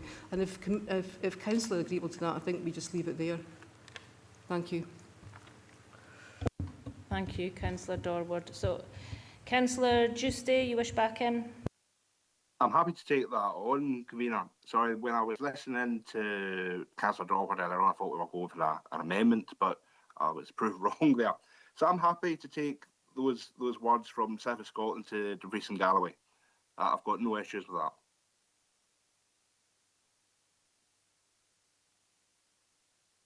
Through yourself, Convener, so just to clarify, specifically the reference to Dumfries and Galloway will substitute some of what's in the original first motion by Councillor Giusti. He's happy to adopt that, and I think that's the consensus in the room. You happy with that, Councillor Dorward, Councillor Wilson? Yeah, great. Okay, we will move to the recommendations. Well, members were asked to consider the terms of the notices of motion proposed by Councillor Andrew Giusti, seconded by Councillor Marsh, and proposed by Councillor Dorward and seconded by Councillor Wilson, as set out in the appendices.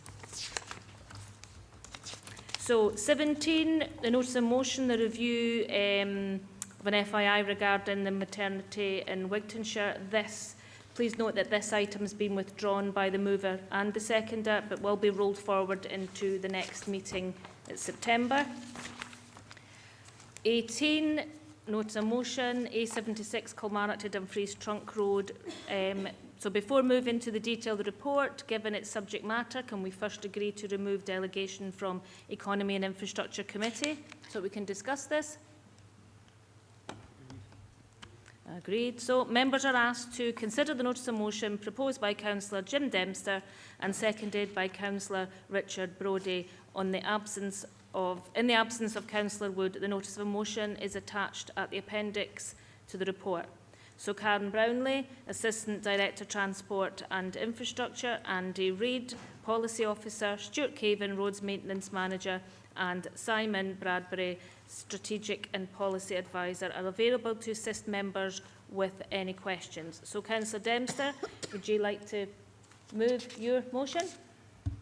Thanks very much, Convener. I think members, you'll have read my notice motion, I'm absolutely sure, and in my opinion, and indeed the opinion of my constituents right along the length of the A76, it's very much the forgotten road in Dumfries and Galloway, and any maintenance and repairs that are done, they're always reactive rather than proactive.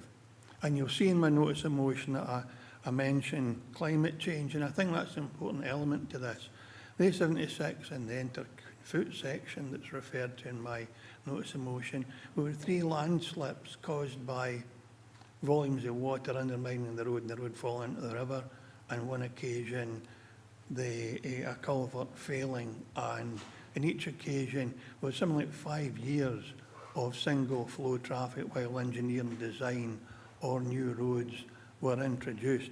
And I'm sure it will know of past members, especially NI members, that we have 3 landslips in the B797 and 4 in the B740 that are also a responsibility in my ward that are still about to be addressed or being addressed. So climate change is a real issue, and there's a risk that we will lose this road unless we do something to ensure that appropriate investment is made by Transport Scotland and or AMI. And as an aside, you will see that there's now A75 Springhome and Crockett Ford bypasses in place, so you can probably drive now from nearly Stranraer to Gretna without going through villages. I can leave my home in Sanquhar, go through Crawford John 8 miles away, and the next village at sea can be Thurzel and the road to Orkney. And yet if I leave Ayrshire, I drive through 7 villages to try and get to Dumfries. There is no intention to create bypasses that are, I think, important in the long-term future of the A76. But my request today is just for members to allow the opportunity to approach East Ayrshire Council and adjoining councils. My request, Convener, I'll be concise because I'm conscious of the time. I could bore you to death with this, and anybody that watches social media will see what a road closure in Sanquhar looks like at the moment. It's the construction of the town 400 years ago rather than the work that's in progress today. It's simply no fit for purpose. But that aside, we call on Dumfries and Galloway Council to explore the setting up of an A76 action group with adjoining local authorities to pursue improvements on the road and infrastructure of the A76 Kilmarnock to Dumfries Trunk Road with Transport Scotland, and also that Dumfries and Galloway Council set up a campaign group to petition the Scottish Government for programmed improvements and upgrades on the A76. We're simply copying what we do elsewhere within the region, and I'd be very grateful, Convener, members who support this notice of motion today. Thank you, Councillor Dempster. Councillor Brodie, you want to second this? Happy to second that, Convener. Thank you. Okay, I'll move to members. Leader? Yeah, thank you. And I would just want to say that I'm fully in support of this, and I think we'd had a conversation earlier, Councillor Dempster, obviously, just to sort of cover that. It's something that's not new to me in the sense that I've already met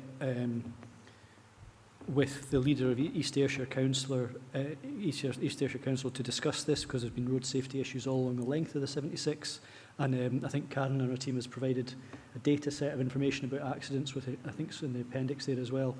And it's a piece of work that I think should be taken forward. We've met with Transport Scotland recently as well, and it was a bit of a surprise that the A76, during that meeting, even though we'd written letters about it to the Minister or CABSEC at the time, Transport Scotland acknowledged that the A76 was one of the roads that they haven't had as much lobbying on, and maybe it's about time to change that. So very happy to support this. Thank you. You want to come back in, Councillor Dempster? Yeah, just extremely grateful for the leader's intervention and his support. And just to say that maybe with new MSPs and list MSPs and some new councillors, there might be an appetite again to look at the A76 in greater detail. And I very much appreciate the support of the leader and hopefully members on this motion today. And that would include, of course, all ward members right across the length of the A76. Okay, Councillor Ferguson. Thanks very much. Jim will no doubt keep me right on the timing here, but if I remember correctly, the A76 was decoupled for the 75-77 action group about 2016, about then, wasn't it? So I would support what you're trying to achieve here. But I would also ask the question is, would you actually benefit for getting coupled back up? We are very active, because it's all about the infrastructure of the region, isn't it? You know, the 77, 76 are the two main arteries north, other than A74M, and vital for the economy. And I would go further, it's not just to Kilmarnock, because it's the whole of that west of Scotland heavy industry who use that as a route at night time. Jim no doubt can confirm the run tumbling through the town at all hours of the day and night. So I'd be supporting it, but just ask the question here, do you think it would actually benefit us, asking the mover to recouple you back up with the 75, 76, because they've already made significant progress in what they're doing? I wouldn't want it to be lost given the amount of effort that's already been put into the A77, A75 campaigning. But clearly, Councillor Ferguson is right, and I didn't want to take up too much time, but I have a business in Kirkconnell, one of the biggest private industries in the whole of Dumfries and Galloway, employing over 500 people that rely on that particular road to get their goods to market, and they're perishable. And we can't have delays in the road falling into disrepair. And if by coupling the 76 onto the A75 and A77, I'd be content that if there was a genuine attempt to address all three at the same level. My vision, and I can't speak for Councillor Ferguson obviously, but he would be the lead I would have hoped as the chair E&I on an A76 action group, and working with joint Ayrshire and whoever else. And there's just been a lot of immense money spent recently on what they call the Belfield interchange, which is the A77, A76 junction, to improve accessibility onto the road.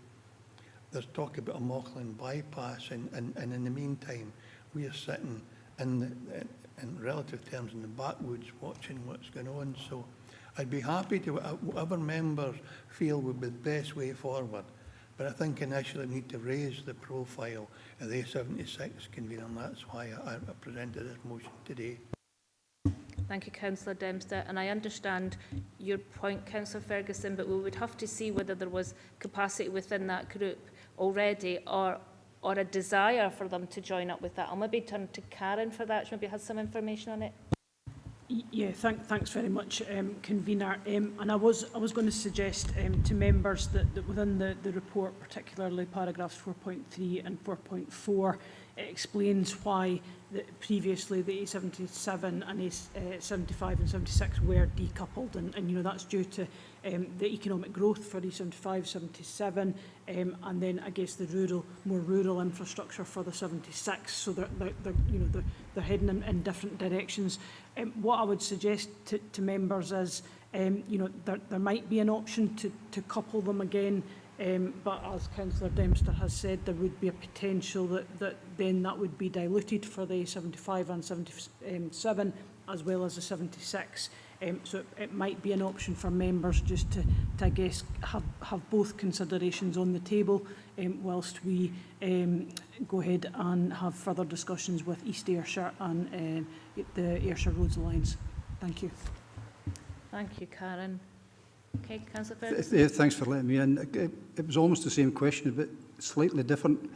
I wasn't actually going to ask if the A75-77 had the capacity. I was going to ask if the service had the capacity to set up another one, right? Because that would be two groups running at the same time, whereas you could have one where the basic aims are the same. It's improving the road network, it's improving accessibility for everybody, improving transport hubs, everything else. So I was just looking at it as a potential, at least to go away and have a look at it, and I think Jim's agreeable to a look at it without committing at this stage.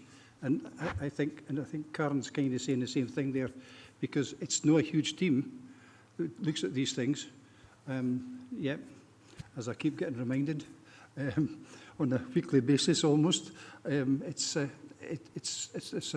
relatively small specialist team.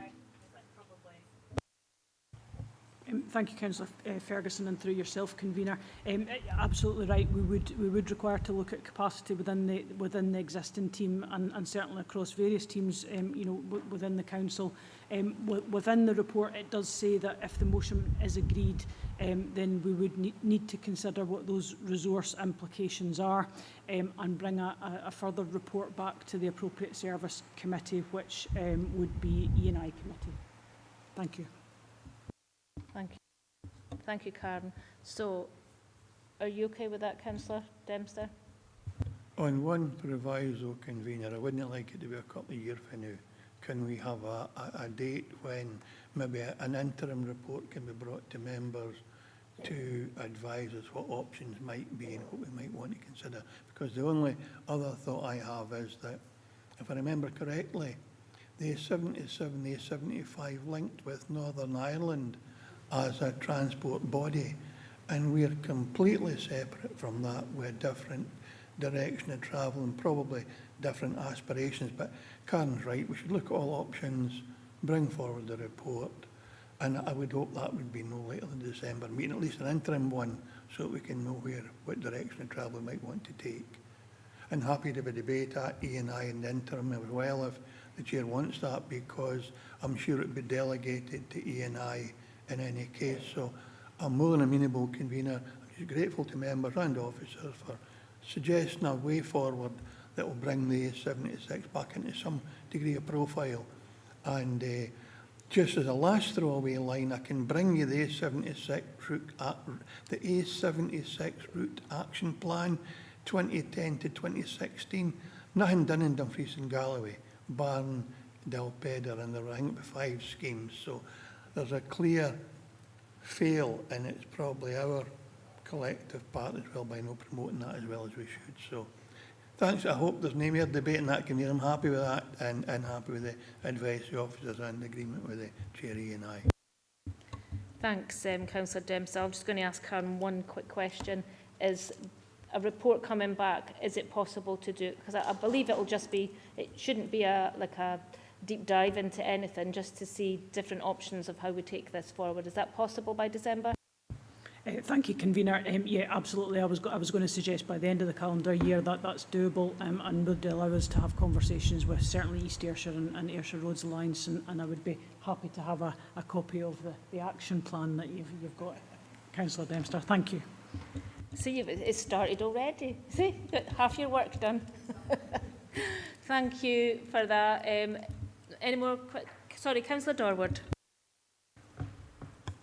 Thanks, convener. I'm actually on the A75-77 lobbying group, and it's actually made some massive strides in terms of working with Scottish Government and working with Transport Scotland in terms of where they are. It's also a Euro route that has connections with Northern Ireland and Ireland and into Europe. I've no issues with supporting the motion, Jim. I think it's great. I think it's about time the A76 was recognised. But I think you look at it in terms of the Highlands, how they look at the A9 and the A96 The A9 is from, say, Perth to Inverness. The A96 is from Inverness to Nairn. They're two separate routes. They have two separate roles, two separate purposes.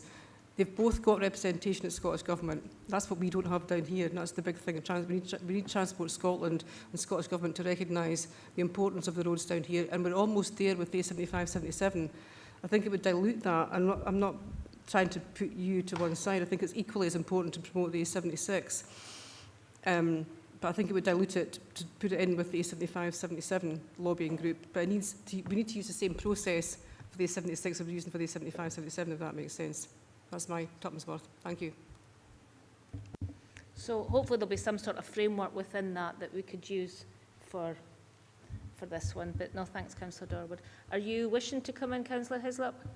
Just to support Councillor Dorward there, I think we do need to have it as an individual one to start with. If it morphs into a combined group eventually, but I think we do need to raise the issue because, as Councillor Dempster has said, we can't have that road closed with landslips and stuff because it is an important arterial route into the region. Thank you for that. So, okay, members, are we all in agreement with this? I'll just move to recommendations. Yeah. So, we agree to withdraw delegation from Economy and Infrastructure Committee and, subject to that decision, which we agreed, consider the terms of the notice of motion proposed by Councillor Jim Dempster and seconded by Councillor Richard Brodie. Thank you, members. So, move to, we're nearly there, agenda item 19. Another notice of motion, investment in roads infrastructure. And this is, before moving to the detail of the report, do we agree to remove delegation from Economy and Infrastructure? Great, thank you, members. So members are asked to consider the notice of motion proposed by Councillor Caroline Wilson and seconded by Councillor Linda Dorward. The notice of motion is attached at the appendix of the report. Karen Brownlee again and Stuart Cavan are available to assist members. So, Councillor Wilson, would you like to move your motion? Yeah, thank you. If I can read it, because my glasses keep steaming up. So, thank you. This council has, without question, made significant investment in our roads over the course of this council term, and that commitment matters and deserves to be recognised. However, we can't ignore what we are consistently hearing from residents across our communities. Despite that investment, many people do not feel that the condition of our roads and pavements has meaningfully improved. They see potholes reappearing, patches failing and pavements continuing to deteriorate, and the state of our pavements can be particularly challenging for those in wheelchairs, which has been highlighted to me on a number of occasions. For them, the lived experience does not match the level of investment we report. And this is the gap this motion seeks to address. This is about asking whether we are getting the best possible outcomes from the resources we have and whether there are ways we can do better. Firstly, we're calling for a comprehensive review on how repairs are carried out. That means looking closely at the methods used, the materials selected, the timescales for response and, crucially, the quality assurance processes in place. If we're fixing the same issues time and again, we need to understand why. Secondly, we must consider whether our current prioritisation framework is delivering fairness and consistency. Residents often do not understand why some roads are repaired more quickly than others, and we need to ensure that our approach across A, B, C and unclassified roads and our pavements is transparent, equitable and focused on outcomes. Thirdly, this motion is forward-looking. It asks officers to bring back clear, actionable recommendations that will deliver measurable improvements in standards, efficiency and long-term resilience. Those recommendations must be supported by robust performance indicators that both this council and the public can see whether progress is being made. But we must also be honest about the wider context. Local authorities across Scotland face a significant backlog in road maintenance. This is not unique to this council. It's a national issue driven by sustained pressure on budgets and rising costs. That is why this motion also calls for stronger collective lobbying of the Scottish Government. We need sustained increased funding for road maintenance. Short-term allocations are not enough to address long-term deterioration, and we need a funding settlement that enables councils to improve roads, not simply manage their decline. We also need clarity on the proposed National Pothole Fund, its timetable, its scale and how it will be distributed. our road network is extensive, particularly across rural areas, and any allocation must fairly reflect that. And by working with COSLA and other councils, we can strengthen that case. This is not an isolated concern. So this motion is about accountability, improvement and delivering for the people we represent. Our residents are not interested in how much we say we are spending. They are interested in the condition of the road and pavements outside the front door. So, and I totally appreciate that officers are recommending not to agree the first 3 bullet points of this motion. However, my main objective here is to raise concerns on behalf of the local residents I represent. Thank you. Thank you, Councillor Wilson. Councillor Dorward. You'll be relieved to hear I'll be brief for a change. We all have busy inboxes as councillors, and the vast majority of the complaints and concerns we get from citizens across Dumfries and Galloway in our wards, well, for me anyway, I think talking to other councillors, are about roads and paths and damage to cars due to potholes and more roads and more paths, and lots of refusal from the council to actually deal with any insurance claims as well, which is concerning, but they seem to put that in here as a measure of success. I don't know about that. So I support the motion. I think Councillor Wilson has been very clear in speaking for the citizens of Dumfries and Galloway and actually giving them some measure of success. What does success look like for them? Because they're not seeing it. That's why our inboxes are so full, and that's why you're getting so many, so many queries and requests to deal with this. They don't understand if one pothole is fixed and the one next to it isn't fixed, why that's the case. I don't understand it either. I'm sorry, I'm not an engineer, I'm not claiming to be an engineer or an expert, but I think that's the challenge. So if there was some sort of review that would give us that clarity, it doesn't have to be a big, massive review, that would be really useful. Even an explanation, that would be extremely useful. Thank you. Thank you, Councillor Dorward. So I'll move to members. Any thoughts? Any questions? Councillor Hislop. Chair, this is trying to be helpful, not critical, but do we actually spend up to, in the olden days it was called GAE, what we got from the government on roads? Because if we're going to write asking for more money, it's a very simple thing to come back and say, oh, but we allocated you 6 million and you only spent 5. For them to say, well, you've got the money. Now, can we make sure that we are spending up to what was GAE granted expenditure, so that we don't have that and we don't get criticised for something, because we have other priorities. And if they say, well, you're not, it can't be that big a problem because we give you the money but you spend it elsewhere. So if we can just make sure that we have that figures so that we're not getting criticised or an easy riposte coming back, well, you've got money but you don't spend it. Thanks, Councillor Hislop. And I think that would maybe be something, because you've raised that now, and maybe if we're going to agree to write, we probably need to have clarification on that first. Karen, are you able to respond to that? In part, thank you, Councillor Hislop, and through yourself, Convener. So in terms of the GAE allocation, I can't give an assurance here today, but what I will do is I'll go and have that further discussion with Paul Garrett and his team, just to provide that assurance back to members. What the assurance I can give is that through Stuart and the team, so the roads team, they do spend to the budget allocated, both from a capital and revenue perspective. Thank you. Thanks, Karen. Are you content with that? I know we spend what we allocate, it's just whether what we're allocated from the government isn't all being directed towards where it is, because that big sheet with so much for the roads in Dumfries and Galloway, so much for education, and are we spending what we're getting for the roads? That's the kind of issue. We don't want them to be able to say, well, we gave you it, but you didn't spend it. No. Thanks for that. Councillor Carruthers. Thanks very much, Convener. Good to see you, Stuart.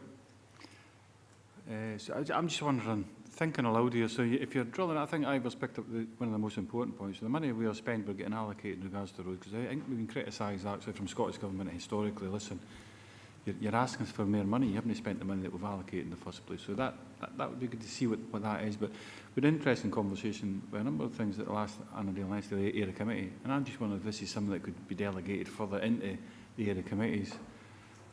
Post the committee, I think, pothole of the week, pothole of the month, what was a suggestion is what members could come up with.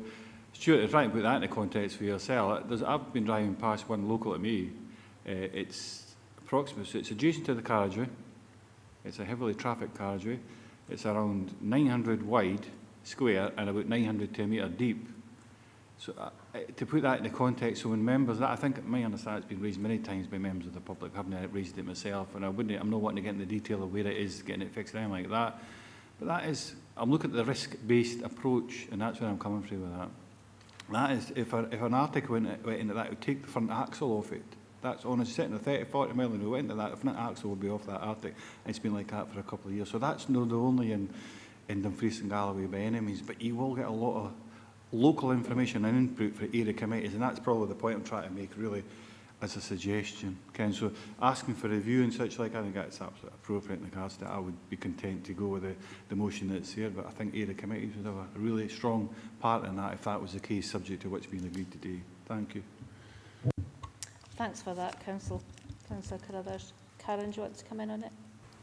Yeah, if I may, thanks, Convener, through yourself. Thank you, Councillor Carruthers. I think through the 6 monthly update reports that we bring to area committees, in the main, all 4 area committees do request an update in terms of roads defects and how that's progressing within each area. If members did agree today that part of the process going forward was to go back to area committees, I would have to say to members that would have to very much depend on officer capacity, in order to do that, and we would very much need to look at current team plans. The team are currently, after many years of decline over the roads network and the pavement network, through the additional investment, the team are currently building those foundations, such as, the gully emptying and ensuring we know where drainage and gullies are, etc., across the region. So we would just need to balance, I guess, the capacity of the team in order to do their day job, as well as report information back to members. Thank you. Thanks for that. So I suppose if it's just understanding that lack of capacity. So I think if we've got capacity to report to a corporate committee, then I didn't see what the difference is for reporting. It's gathering information is what I probably, maybe it's the way I put it. I'm thinking it's invaluable information that you could gather from the area committees that would then report back up and be incorporated into reports coming forward. So at this point, I'm certainly not advocating let's report to and be held to account by area committees. And maybe that might come at a different point in time, but no, that's what I'm talking about with this. But actually, invaluable information going back to even just what I've said, to your risk-based approach, should it actually be a mere planned preventative maintenance rather than risk-based? And that's to be the conversation we need to understand, get into, because again, it came as a surprise to me about a year ago when the capital programmes were pretty much, there's the allocation, get on with it and report back to us what you've done. I found that almost incomprehensible as an elected member that we took that approach. Complete change from what I've been used to. Elected members of historically since the day I became a member was they agreed to capital projects, then went on, but for the sake of maintenance, then fair enough, that was freelance, that would certainly be risk-based. But no, so I didn't really see what that capacity issue is. If you're just gathering information from the area committee, I would not ask you to be held accountable by area committees or not like that. So, but take on board what you're saying. But if it can be done, I would just ask it can be done. But subject to the agreement which has been agreed today. Karen, thank you. Councillor Thompson, Leader. Thanks, Convener. Yeah, no, and I read this report with interest. So 4.9 in the report actually gives the view from officers, obviously, in terms of that resource issue and the shift away from existing policy in paragraph 3. But in terms of the mover and seconder, it was just by way of point 4. So I've already, post-election, been in contact, sort of notwithstanding this, just to find out when that business is going to come to COSLA, because I've approached the Leadership Sounding Board to say, right, when do we start to look at the distribution model for the Better Surfaces Fund, which obviously I think it's £350 million across Scotland. So that request has been made, and I gather that there's conversations going on with ministers and officers at COSLA to try and bring that forward. So it will come, and I'm happy to continue to lobby to that effect.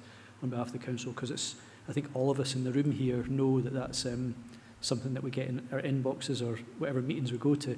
So, and like Councillor Wilson was saying, we might have a strategic overview or report, but if people's experience of that on the ground, as it were, is just seeing you know, that issue in terms of road usability even, then we have to sort of at least try and do as best we can to make sure we're sort of addressing that. So it was just to give that assurance on point 4, but obviously happy to lobby on behalf of the council on those points. Thank you. Thank you, Leader. Councillor Dempster. Thanks, Convener. I'm very much in support of this proposal, and especially bullet point 2, review the current prioritising framework. I make no apology for telling you this, Convener. I took my wife for a run round the Galloway coast. We went into Southerness, Rockcliffe, Polnackie, went to Dalbeattie or Debaty, into Castle Douglas, and then took the air road home. I couldn't find a pothole to run into. And you've got to be 7971 at Community Council, have a 4th birthday party with a cake and candles for a set of traffic lights, a landslip. That's no right and it's no fair. And there are potholes, and I did say this the last time, they didn't need to do a tour of the moon to see craters. They just need to go up my roads. So there is something wrong with how we're managing different important routes, because the 797 addresses a remote community, it's a school route, it's the highest village in the whole of Scotland, and it was a disaster, I have to say, recently. I would have to congratulate staff on some of the work that's been done, but probably that was brought on by the fact the 76 is shut and we're sending traffic on these routes as a consequence of that. But if it's a Scots system that's wrong, we need to investigate that, and that this motion asks for that.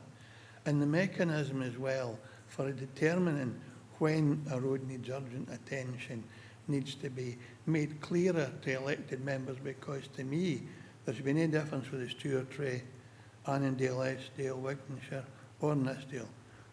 All these roads are important to local communities, and they're all entitled to the same degree of repair standard and investment. So I don't hope to have a 5th birthday party at the Licks Convener in the V797. Thank you for that, Councillor Dempster. Councillor Marsh. Thank you, Convener. I'll keep this short before we all turn into a puddle. Page 28 of the paper, at 4.12, it notes that at full council on 7th October, a motion was brought forward in regard to recognising and taking action on the A75 diversionary routes.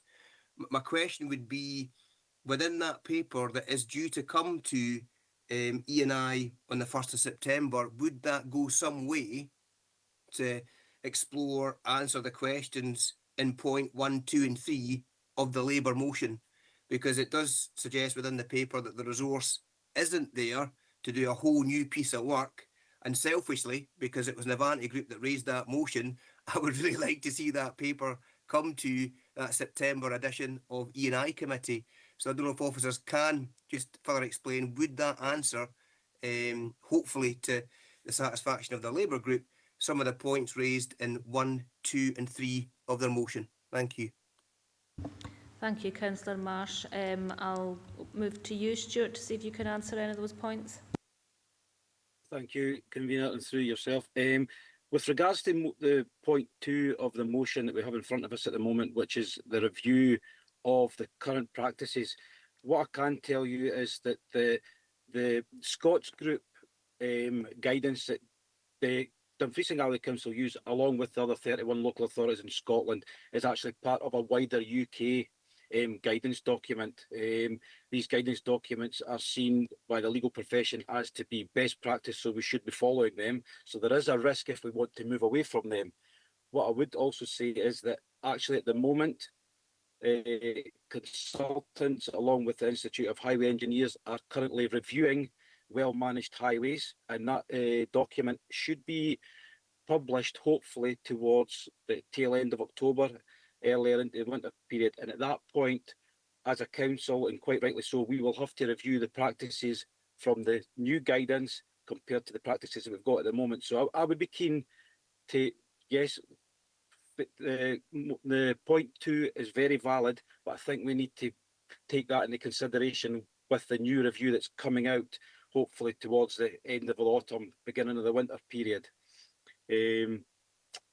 Other issues we do have, and it's been noted today, is that we do have some resourcing issues. I would like to point out that when we undertook the review from well-managed highways to well-maintained highways back in 2018, 2019, that took a member of staff. It was a permanent member of staff was put onto that for about 1.5 years' work, but that also dragged in and pulled in other staff from different areas of the service as well. So we have to be mindful of the resources that we've got at the moment, but certainly, yes, there has to be recognition that there is a review of the documentation that we use for the risk-based approach. So we need to look at that. Also, within the service, I'm sure some members will be aware that we are looking at different innovations and different ways to tackle the maintenance problems that we have on the road network of Dumfries and Galloway. But some interesting information that hasn't been shared, and I will share it with members in a briefing, is that it kind of contradicts what we're hearing through the email traffic and things that's coming into the council, is that we've actually just received our Association of Public Sector Excellence details on customer satisfaction, and it's actually shown an improvement in Dumfries and Galloway for carriageways, etc. So I'm happy to share that documentation with you as well.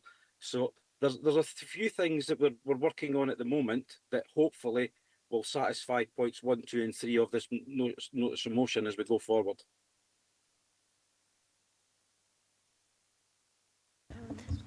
Thanks, Stuart. Karen, you want to add something to that? Thank you, Convener, and thank you, Stuart, for providing that overview for members. Just to confirm, Councillor Marsh's question was just in relation to the notice of motion that came to full council last October.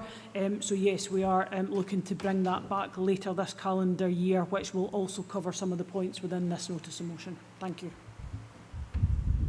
Thank you. Some members. Councillor Carruthers. Just when you do get the recommendations, I would like to come in. If you're looking at removing 1, 2 and 3, I would like to make a comment in regards to that, just when you get to that point, please. I'd rather they stay.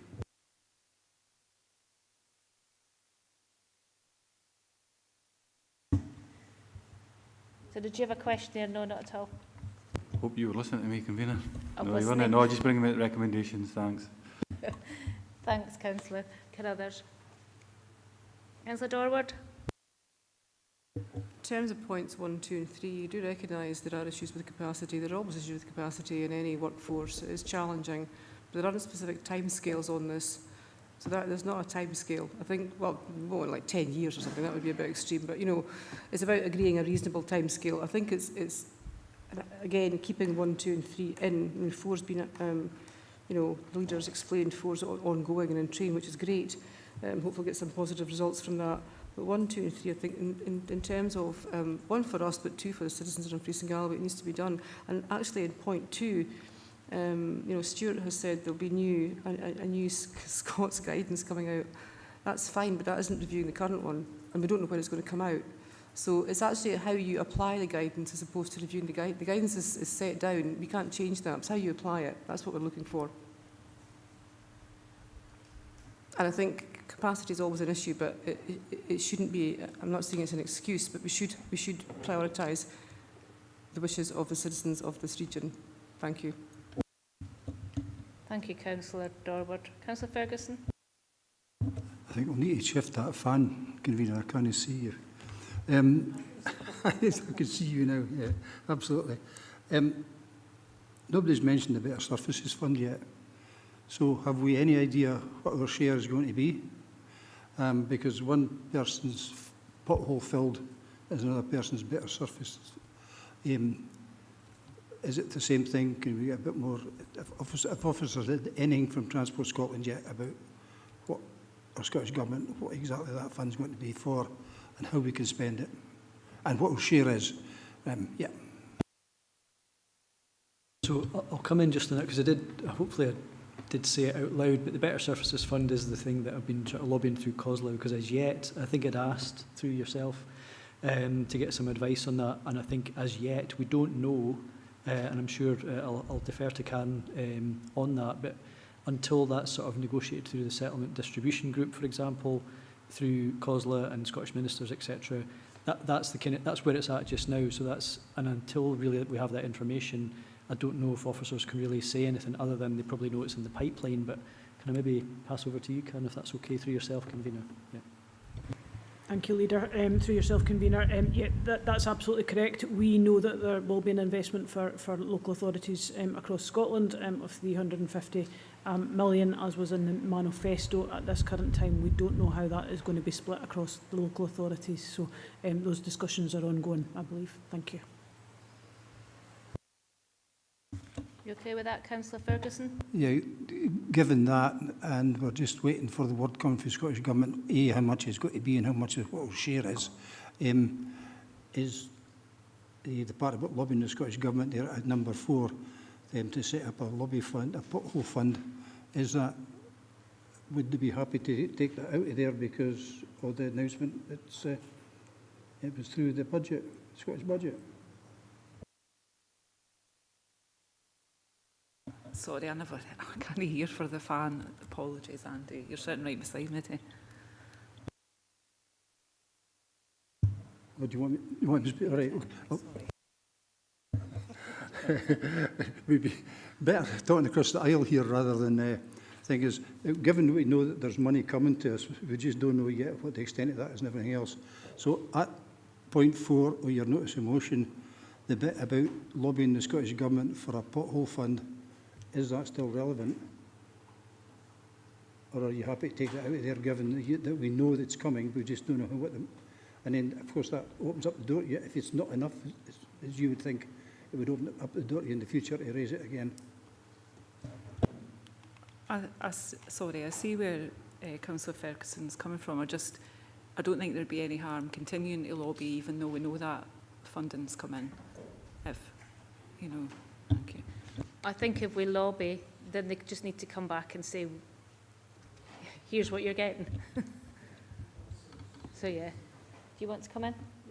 Yeah, so it's, I mean, I know it's it is in progress, as it were, but I think absolutely, as Councillor Wilson was saying, and I would expect that we would always be actively lobbying as part of our strategy, just to say, well, that's all right for this year, what about next year? So there's a kind of, it should be, I'm very comfortable to do that anyway, just on behalf of the Council. And I think with point 5, if that's okay, again, there's I don't think there's any issue.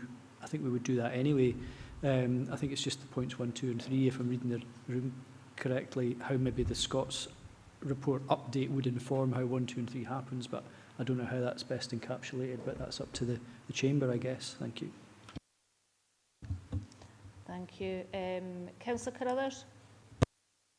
Thank you, Convener. So I'm assuming we're heading for the recommendations. Now, my understanding, so correct me if I'm wrong, is that there's been a motion moved, proposed and seconded, so therefore it's on the table. So all 5 recommendations there are up for grabs.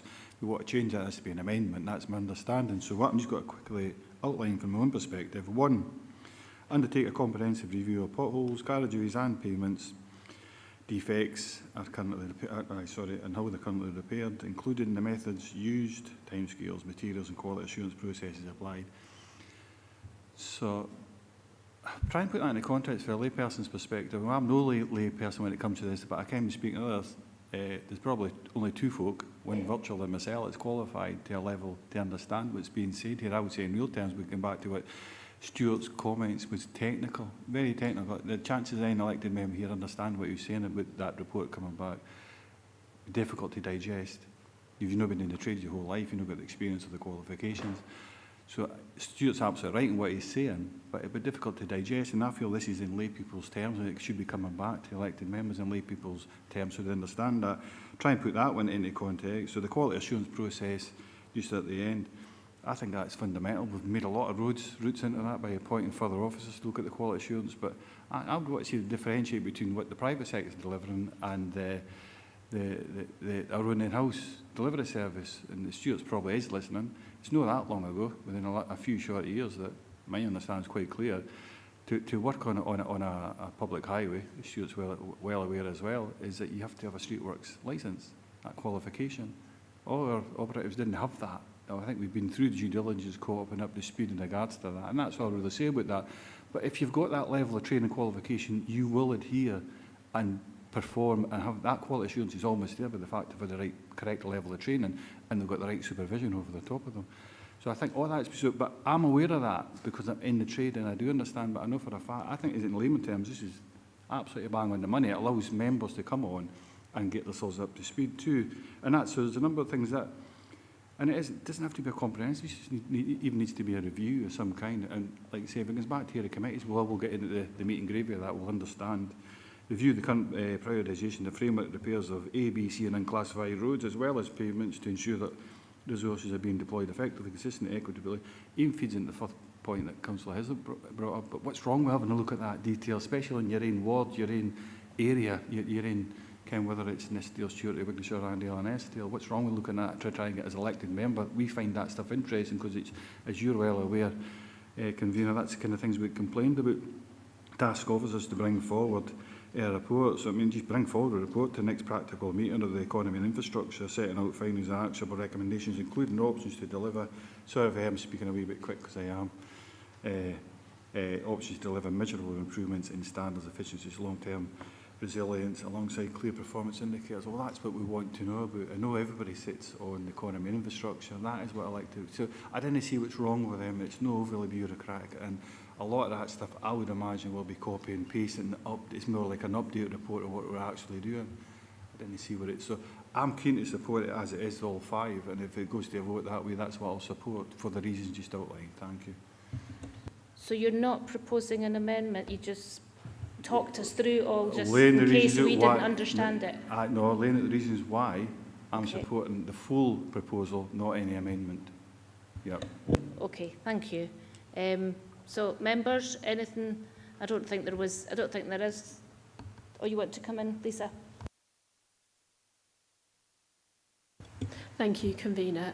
Apologise for coming in at last minute. I wonder if I could perhaps make a suggestion to members. So in terms of section or bullet point 1 around undertaking comprehensive review and all the different elements that are in there, I think our concern is that to present what happens now and review all of those practices is quite a significant piece of work.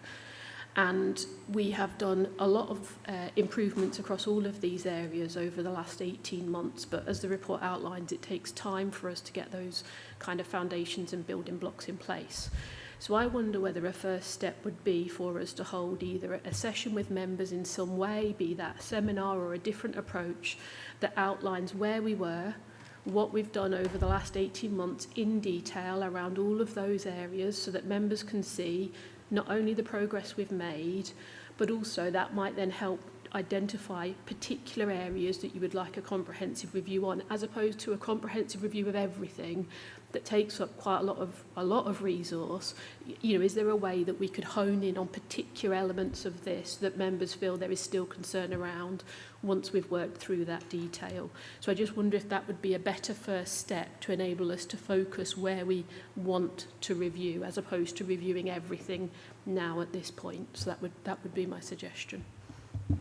Thank you, Lisa. So it's to the mover and seconder of this motion to see if that's acceptable. Thank you. I don't really have an issue with what Lisa's suggesting. I think that could be really quite helpful.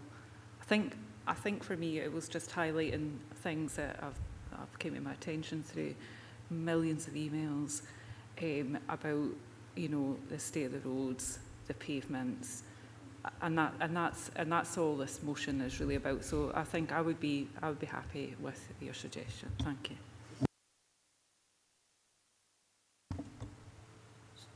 Councillor Durward. I concur with Councillor Wilson, but as Lisa suggested, it's part of a staged process. So having that seminar or information session for members would be really useful, but the review is still extant. It will happen if that's what members agree to after that seminar. Yeah. Thank you. So we're talking possibly about like a seminar on where we are and moving forward with a view to, and then all your points and... Yeah, members agree with that? You happy with that? You want to come back in, Lisa? No? So I guess what I would hope we would be able to do as a result of the seminar and going through each of the elements in more detail with members is to hone in on which particular elements you would like us to do a comprehensive review on.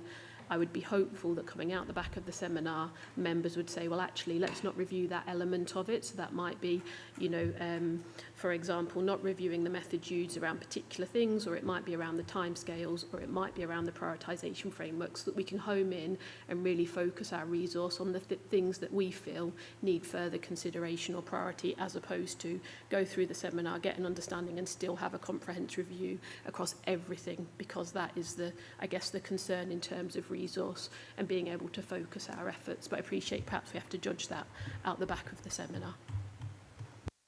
No, that's great. Just to figure out how we do this with this motion, how you want it worded.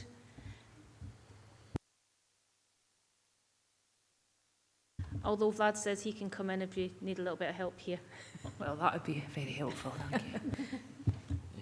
Thank you, Convener. Yeah, just through yourself, I think what has been suggested, and I think Mover and Secretary are agreeable to, is that there be a seminar to discuss, in essence, 1, 2 and 3, and how we hone in specifically on the items that you wish to further kind of deep dive into, and that will be a stage process that, in essence, will look at that review thereafter. You happy with that? Yeah, that's fine. Thank you. Members, Councillor Carruthers? So the original motion's off the table, it's been withdrawn, and that's the amendment that we're agreeing, I take it then. Is that correct? It would appear so. Right, thanks. You happy with that? Like I said, I'm happy to support. No, it sounds absolutely competent in regards to what's been said. I probably would have had it slightly different, but it's no for me, it's for the mover and seconder. Thank you. I mean, there's no reason why most of these things won't be in part of that review, but the seminar, Lisa's right, the seminar to sort of see where we are in a lot of these issues that are in the motion, to see where we are at the moment, to see which ones we need to deep dive into. Sorry, it's probably my misunderstanding. I thought we've agreed to seminar and removed the 5. We've not agreed to any further reports, or have we? Have we agreed to further reports too? I may be completely misunderstanding what's being said. We're agreeing to, well, we're not agreeing to anything. I've still to ask members if they agree, but the mover and seconder are quite happy to move to a seminar to discuss all where we are with a lot of the elements that are named in the motion, and to move forward to where we will deep dive from information from members at that seminar. Are we in agreement of that? Yeah, that's what my understanding. Yes, so that would cover points 1, 2 and 3, and then 4 and 5 would be as is. Okay. So 4 and 5 stand, 1, 2, 3 is covered by the seminar. No worries. Okay, so we'll move now promptly to recommendations. Agree to withdraw delegation from Economy and Infrastructure and consider the terms of the notice of motion proposed by Councillor Wilson and Councillors Dorward. So we did just that. So we'll move on to 20, and this was the Public School Transport Report, and this item has also been withdrawn by the mover, but shall be rolled forward to the next meeting in September. So 21, it's anti-poverty support services. So before moving to the detail of the report, given its subject matter, can we agree to remove delegation from tackling poverty, inequalities and housing subcommittee? Thank you, members. So members are asked to consider the notice of motion proposed by Councillor Andy Ferguson and seconded by Councillor Kim Lowe. The notice of motion is attached at the appendix to the report. Kirsty Peden, Community Empowerment Service Manager, and Scott McMeekin, Ward Manager, Poverty and Inequalities Lead Interim, are available to assist members with any questions. Good afternoon. So Councillors Ferguson and Lowe, do you wish to propose and second your motion, please? Okay, thank you, Convener. Council Today we're asked to confront a reality that is no longer distant or hypothetical or abstract. The ongoing war in the Middle East has sent shockwaves through global markets. These shockwaves are now being felt in the homes of the people we represent. Energy prices are rising by the day. The current Ofgem energy price cap is set at about £1,800 per year for a typical household paying by direct debit. This represents a 13% increase from the previous quarter, largely driven by fluctuating wholesale costs linked directly to the conflicts in the Middle East. The cost of basic household necessities is climbing with no sign of easing. UK food prices are on track to be 50% higher than they were in 2021. This prolonged strain results from a perfect storm of climate shocks, disrupting global supply chains, increased business and labour costs, and persistent post-Brexit trade complexities. Now, whilst the geopolitical decisions are made thousands of miles away normally, the consequences land directly on the kitchen tables of ordinary people here in Dumfries and Galloway. We must be honest about what this means. There is a very real possibility that many of our residents will soon struggle to heat their homes, to cook their meals, or to afford the essentials that allow them to live with dignity. This is not being alarmist, it's responsible foresight. And responsible foresight is exactly what this Council must demonstrate. When the 26th budget was set, none of us had a clear indication that such a dramatic escalation in the Middle East was imminent.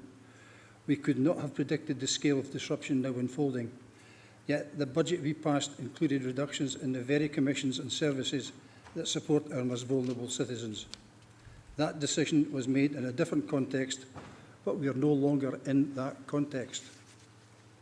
It is reasonable, indeed inevitable, to assume that requests for assistance will rise sharply. Families already on the edge will be pushed further. Those who have never needed help before may find themselves turning to council services and to our Commission partners for the first time. If we do not prepare for this surge, we will fail the people who rely on us most. That is why this motion is not only justified, it is essential. We are calling for an urgent review of all council contingencies and all Commission services aimed at supporting vulnerable communities. This review must be thorough, it must be honest, and it must be swift. And it must report back to both the Tackling Poverty and Inequality Subcommittee and to full Council by September. The report should do three things clearly. First, it must set out the findings of the review, what pressures we face, where the gaps are and what risks are emerging. Secondly, it must identify where additional measures can and should be taken to protect our residents in the months ahead. And third, it must outline what budget resources may be required to ensure that no one in Dumfries and Galloway is left without heat, food or essential support because we failed to plan. Colleagues, this is not a partisan issue. It is not a theoretical issue. It is a matter of basic responsibility. Our communities expect us to anticipate challenges, not react to crises after the damage is done. We cannot control global conflicts. We cannot stabilise international markets. But we can ensure that Dumfries and Galloway is prepared, resilient and ready to protect those who need us. It is vital that we have a plan in place to support our citizens. I'm pleased to hear and see that much of the work has already been anticipated and is already underway. However, we need to have a process in place not only for information and advice services, but how we plan to support the many small to medium-sized third sector or voluntary organisations who are currently facing an uphill challenge just to stay afloat. Consequently, I would ask that recommendation 2.3 be extended to cover all facets of our anti-poverty work. Supporting this motion is the first step. I urge you to back it. Thank you. Thank you, Councillor Ferguson. Councillor Lowe, do you wish to second that?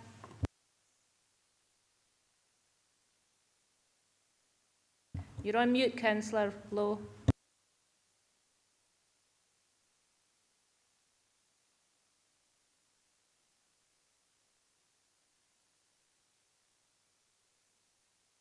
Right, so can you hear me now? Yep, loud and clear. Sorry. I just want to highlight the need for the dual approach that we have in tackling poverty. We have funds available as a council that we make direct to people to support, for example, our taxi cards. So for £100 of taxi cards, somebody can use that £100 for something else.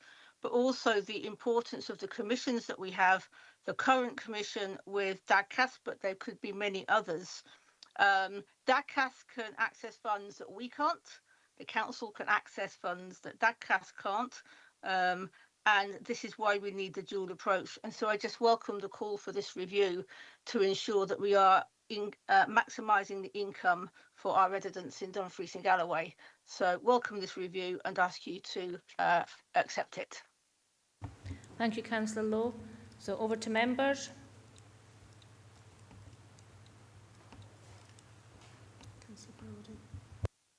Councillor Brodie. Thanks, Convener. As Chair of Tackling Poverty and Inequalities in Housing Subcommittee, I welcome the motion which comes before us. Thank you for the Councillors Ferguson and Lowe for showing the pressures that are ongoing with families and the new ones that have just occurred this year, because they are putting pressure on family budgets and causing our job as tackling poverty to be even greater. I would like to say I'm positive about how the Council has supported the anti-poverty budget at the budgets,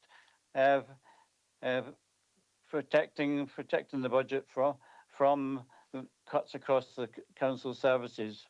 But there is one black cloud on the horizon, and that is the cut of 20% to the Citizens Advice Service contract. I think this is a big blow to our anti-poverty strategy, because every £1 that we put into citizens' advice, £9 is put into the pockets of our citizens. And as you know, that the main way to to protect us from poverty is to put money in people's pockets. So I'm just hoping that this report will allow us to reconsider the budget cut which we took earlier in the year, because we do need all the support we can get to support families. Thank you very much for that. Thank you, Councillor Brodie. Councillor Wilson. Thank you, Convener. I'm happy to support this motion. I think a review would be good, because there is actually no one solution for tackling poverty. So I fully support this motion. Just on the timescales, is September doable? Because that's not that far away, really. Thank you. Thank you. Over to Kirsty. Thanks, Convener. Helpful to hear the debate, members, in terms of poverty, and to hear the positive interventions that have been made throughout this. Members may be aware that Scott and I are picking up this on an interim basis, and that the report in front of you details that for in the coming months we intend to bring a service review scope for the Information and Advice Commission, and that is due to follow a very clear process, a recognised process that we follow for all of our service reviews, and is quite detailed in terms of the capacity. However, perhaps for reassurance to members, we are currently already out engaging with organisations that we both commission and who support those who experience poverty and inequality, to ask them what their current pressures are.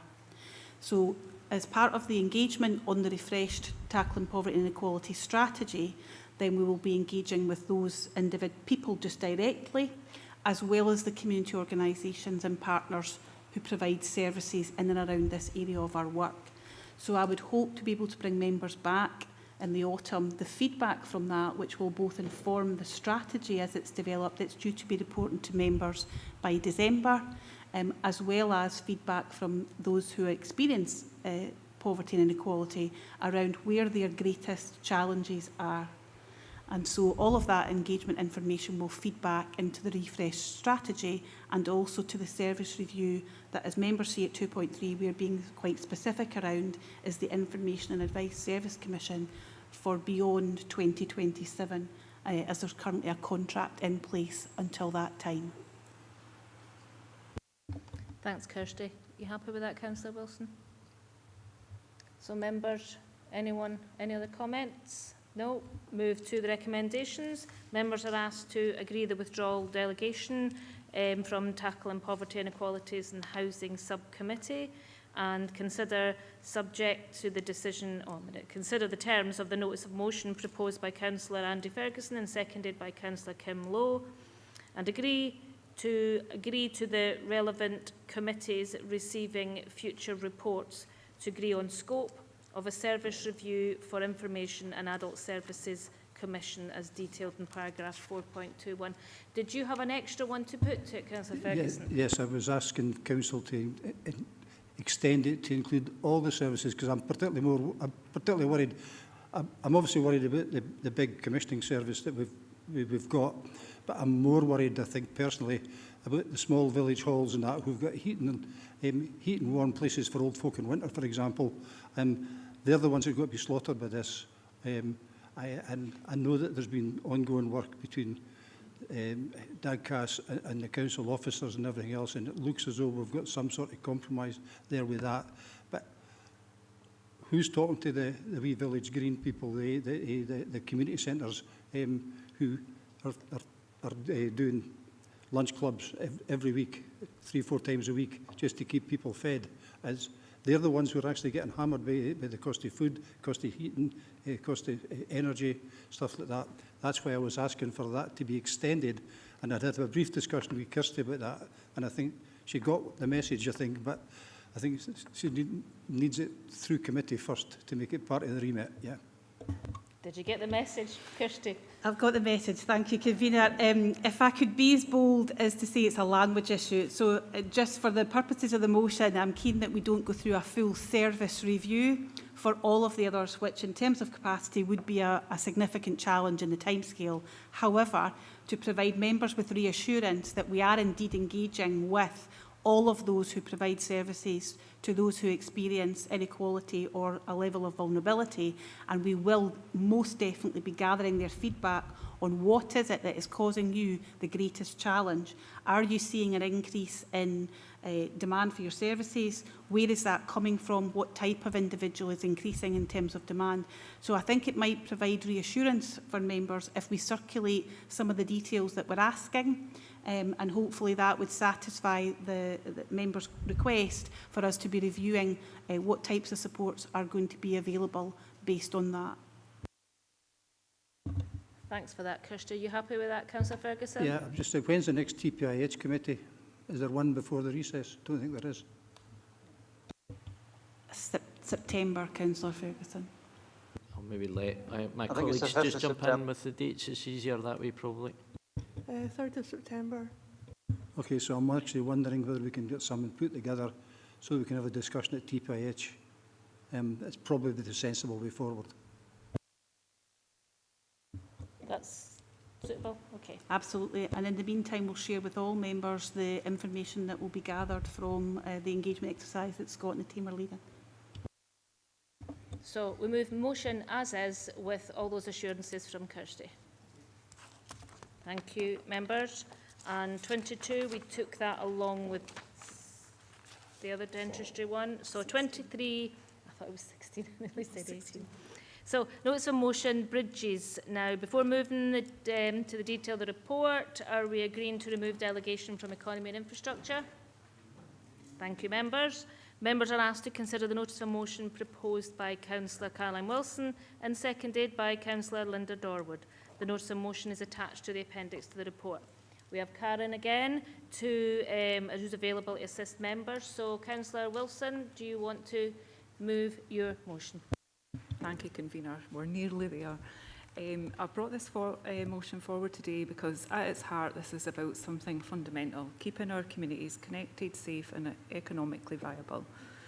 Across Scotland, local authorities are responsible for maintaining over 33,000 miles of roads and more than 13,000 bridges. Here in Dumfries and Galloway alone, we maintain over 2,600 miles of roads and around 1,500 bridges and structures. That is a vast and complex network spread across a large, predominantly rural region. But alongside that responsibility comes a growing challenge. In 2023, the RAC Foundation estimated that Scotland's bridge maintenance backlog stood at over £980 million. That is not a small gap, it is a systemic issue and one that will worsen if it is not properly addressed. At the same time, the Scottish Government chose not to renew the local bridge maintenance fund. So the picture is clear: a rise in backlog, increasing pressure on ageing infrastructure and a lack of sustained targeted funding to deal with it. And nowhere are those pressures felt more acutely than here in Dumfries and Galloway, where a large rural region, our communities are dispersed. Our road network is extensive, and for many people it is the only route to work, education, healthcare and essential services. Our bridges are not optional extras, they are critical links. When a bridge is restricted, downgraded or closed, the impacts are immediate: longer journeys, increased costs for businesses, delays for emergency services and real disruption for residents. We have already seen that here, most notably with the situation at Kirkcudbright Bridge, where restrictions had a very real impact on connectivity, on local businesses and on daily life, and those concerns were rightly highlighted by local members in this chamber. But beyond inconvenience, this is fundamentally an issue of public safety. We're talking about structures that people rely on every single day. Structures must be safe, inspected on time and properly maintained. And if that does not happen, the risk is real. And that is why concerns raised at the Economy and Infrastructure Committee in March are so important. Issues that were identified around overdue inspections, capacity pressures within the service and a need for stronger asset management. These are not minor administrative points. They go directly to our ability to ensure that bridges are safe, compliant and fit for purpose. If inspections are delayed, if capacity is stretched and if asset management is not as robust as it should be, then the level of risks increases, and that is something none of us can afford to ignore. According to Scots, the Scottish Collaboration of Transportation Specialists, we have a clear stewardship duty for the assets entrusted to us. And that duty is not optional. It requires us to ensure that all our infrastructure is properly managed, rigorously maintained and above all safe. Where there are gaps in inspections, pressure on capacity or weaknesses in asset management, those are not abstract concerns, they are real risks. So they must be addressed, and it's our responsibility as members to ensure that they are. As a council, we must take that responsibility seriously, but we must also be clear that this is not a challenge we can solve in isolation. Rural authorities like ours face distinct and disproportionate pressures, and those must be recognised at a national level. That is why this motion is both practical and necessary. Firstly, it calls for the reinstatement of the local bridge maintenance fund, not as a one-off but as a multi-year capital programme, because effective infrastructure planning requires certainty, not short-term fixes. Secondly, it calls for a strategic partnership approach, working with COSLA and the Scottish Government to develop and deliver a bridge renewal programme that achieves a year-on-year reduction in the national backlog. This is about moving from reactive maintenance to planned investment, from firefighting to forward planning, and from managing decline to securing long-term resilience. Ultimately, it's about ensuring that the people and businesses of Dumfries and Galloway are not placed at a greater risk simply because of where they live. So I would urge members across the chamber to support this motion, because investing in our bridges is not just about infrastructure, it's about public safety, community resilience and protecting the lifelines of our region depends on. Thank you. Thank you, Councillor Wilson. Councillor Dorward. Thank you, Convener. Members, I'm just saying I'm happy to support the motion from Councillor Wilson. Thank you. So, members. Councillor Dennery.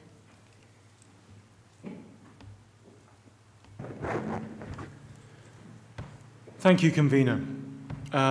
In complete agreement with those concerns, especially those bridges in Kirkcudbright.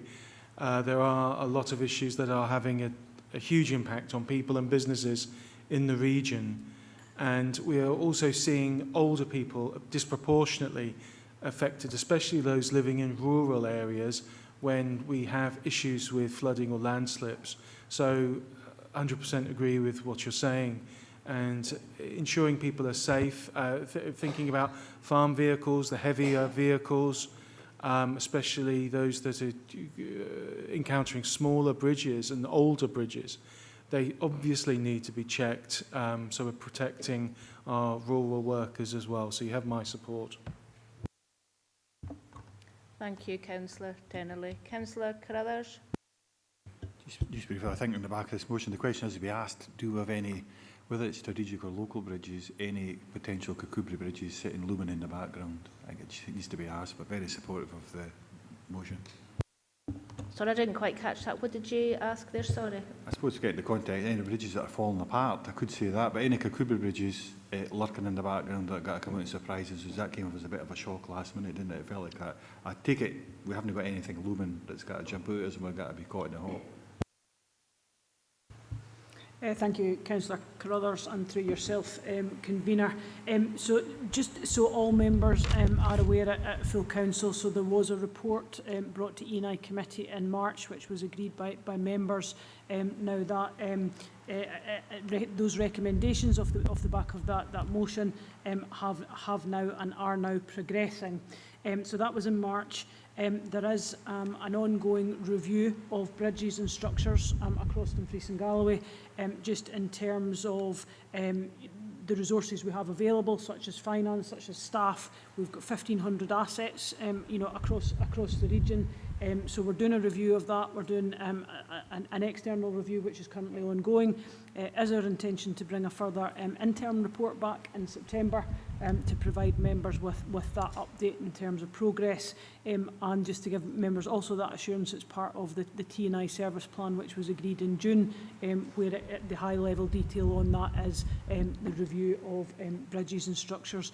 It might also be worthwhile saying, and this links back into the roads notice of motion as well, but the annual status and options report, which was presented to members in November last year, which is for roads, pavements and bridges and structures, it confirmed that the capital investment required in order to bring all of those back up to a standard is 283 million capital investment with a 29 million annual investment to keep it a steady state. So that includes bridges and structures, but I appreciate that also links into roads as well. But hopefully that information is helpful. Thank you. Thank you, Karen. Any other members? Don't think there's anyone opposed. Okay, we'll move to recommendations. Members agreed to withdraw delegation from Economy and Infrastructure Committee and to consider the terms of the notice of motion proposed by Councillor Caroline Wilson and seconded by Councillor Linda Dorward. Now we move to item 24, notice of motion about review of support, fair process and equality arrangements for elected members subject to ethical standards proceedings. Report by Assistant Director, Governance and Human Resources. Before we move into the detail, the members agree to remove delegation from Economy and Infrastructure. Thank you, members. So members are asked to consider the notice of motion proposed by Councillor Ian Carruthers. Now it says it's seconded by Councillor Andrew Wood, but he's not. Do you have another seconder, Councillor Carruthers? I'll just to clarify, it will be Councillor John Denley because obviously Councillor Wood's he's not present today. Oh, okay, thank you. So proposed by Councillor Ian Carruthers and seconded by Councillor John Deneley, and notice of motion is attached at the appendix to the report. And Vlad Valiente, Assistant Director, Governance and Human Resources, and Nick Evans, Democratic Services Manager, are available to assist members with any questions. So, Councillor Carruthers, do you want to propose your motion? No, thanks very much. So, no, good report. Thanks very much for that. You're not going to get any surprises from me. I just appreciate the fact that it was brought forward in the actions of the last full council predominantly. So we've got some independent legal advice. Take that on board. That's why it was amended and changed to this. So, but I suppose in the Integration Joint Board, and the reason it's probably here, we often use the language of lived experience. So the members on that. And so it's because of the lived experience I would never even dream to bring something like this forward. And it's because of that. So this, the timescales that are attached to this and how it, if it's agreed, progresses, we move forward. So it'll not affect me and it'll not affect Councillor Wood, and it's past the point of affecting Councillor Deneley too. But there was some points in there I thought Councillor Deneley, the council needs to recognise round about reasonable adjustments, so on and so forth. Councillor Deneley will talk to them. And that's the wider council. It's the imbalance of power between that senior level within our executive or our chief officers in comparison to. I'd never come across that before. The 18 years up until such time as a complaint was laid against me, then I'd never seen that.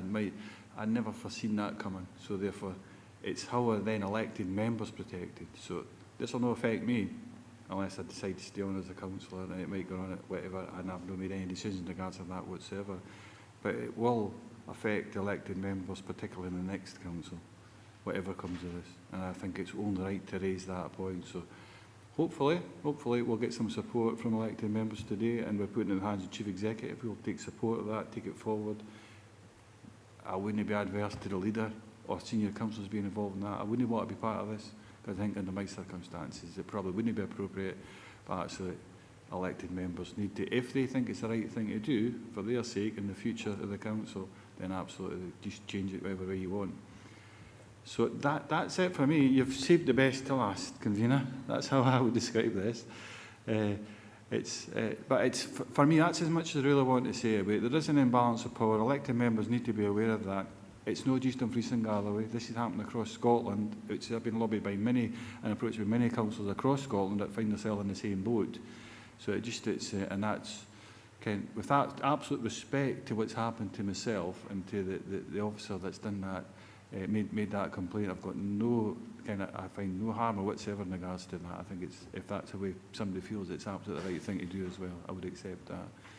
But ultimately, I'll move it formally, but I think Councillor Denley wants to talk about his lived experience in regards to that potential reasonable adjustments. But I'll thank you very much, convener and members.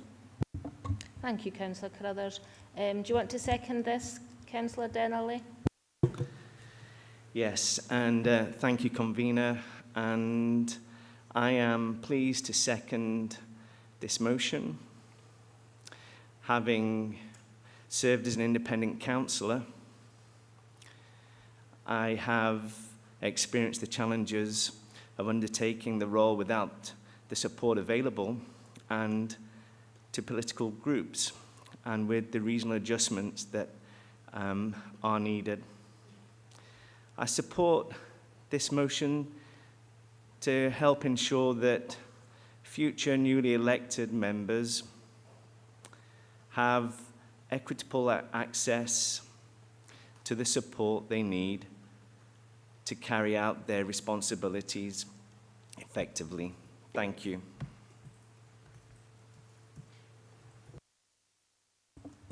Thank you, Councillor Denley. So, open to members. Any comments on this? You want back in, Councillor Carruthers? No, it's Councillor Karen. Oh, sorry. Councillor Karen Carruthers. Thanks, convener. It's not often you hear from me, so I understand where you automatically thought it was the other Councillor Carruthers. Look, at the end of the day, I would hope that nobody else finds themselves in this position. However, finding yourself in this position, you do realise that you're kind of out on a limb with no professional advice or guidance. And I would say to councillors, it is quite difficult to take that into consideration when you've never been in that position. And thankfully, I've not been in that position. However, I think anybody could find themselves in that position for one reason or the other. And therefore, I would actually urge councillors just to take this on board, just as a precaution if they ever were to find themselves in this position. I think that it's a positive way forward. But that's it. Thank you, convener. Thank you, Councillor Carruthers. Councillor Ferguson? Thanks, convener. I've got a sympathy with the sentiment behind the motion. An old sage once said to me, if you've not been to the Standards Commission, you've not done your job. So I'm in that club, Ian. So I appreciate what it's like, and it's uncertain.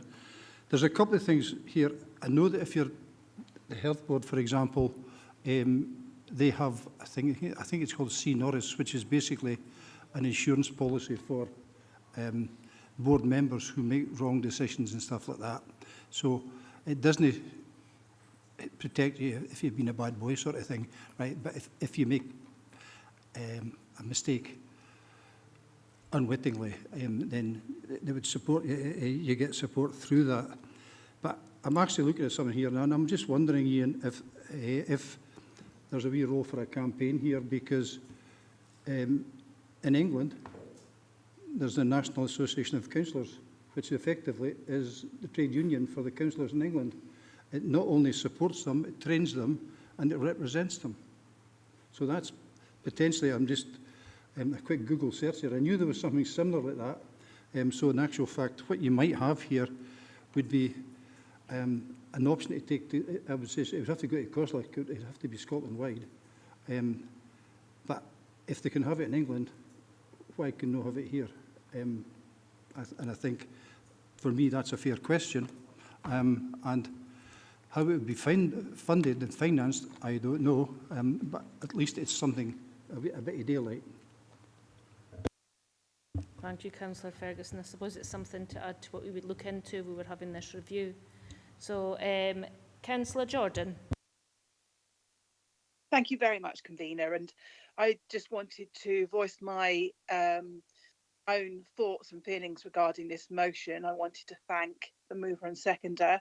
I'm pleased to see that it's been brought to full council, and I'm in full support, having had some experience of accompanying a colleague in a position like this described, and seeing how unbalanced it is, and really knowing that there is a great need to support councillors in this position. So I'm wholeheartedly support this. Thank you very much. Thank you, Councillor Jordan. Councillor Wilson. No, thank you. It was just I would be happy to support this. I've not found myself been reported to ethical standards. Well, not yet anyway. But I think it'd be good to know what support is there for members, particularly in the run up to the council elections next year. So I'd welcome this. Thank you. Thank you, Councillor Wilson. Councillor Blake. Thank you. I too have sympathies with this one, both from the Standards Commission side. I've certainly been there. And also through around 15 or more than 15 years ago, a writ was actually taken out at Kirkcudbright Sheriff Court against me as being chair of the police authority. I was really surprised at that time. There were absolutely nothing in the council's procedures that would allow a defence of that writ. Fortunately, the writ was never actually served on me, but it did leave quite a bit to distress at the time. So I think it's certainly something that needs to be looked into. Thank you. Thank you, Councillor Blake. Councillor Hill. Thank you, Convener. Yeah, I agree. I'm glad this has been brought forward, and I feel that councillors do need a review to see what protections are in place and what support's in place. So I fully support this as well. Thank you. Thank you, Councillor Hill. So, Councillor McFarlane. Thank you, Convener. Just looking at the report, it says that under risks that there's no financial risk legally, that the support's already there, and we just need to work to the rules that are there. See no reason why anyone shouldn't support this. Thanks. Thank you, Councillor McFarlane. So I think we have consensus across the room. Before I move to recommendation, at the title, Councillor Carruthers, it says independent review, but nowhere in the motion or the work done in the report was it about an independent.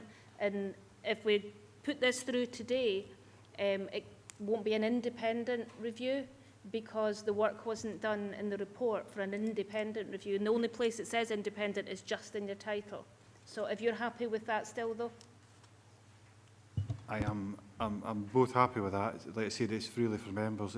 And it came on the back being prompted by our officers to say, listen, this was mentioned at, I think it was the May Committee, and it should really be taken on. So I was grateful of that, and I'm really grateful because I didn't lobby any members in regards to this, the response we've had here today.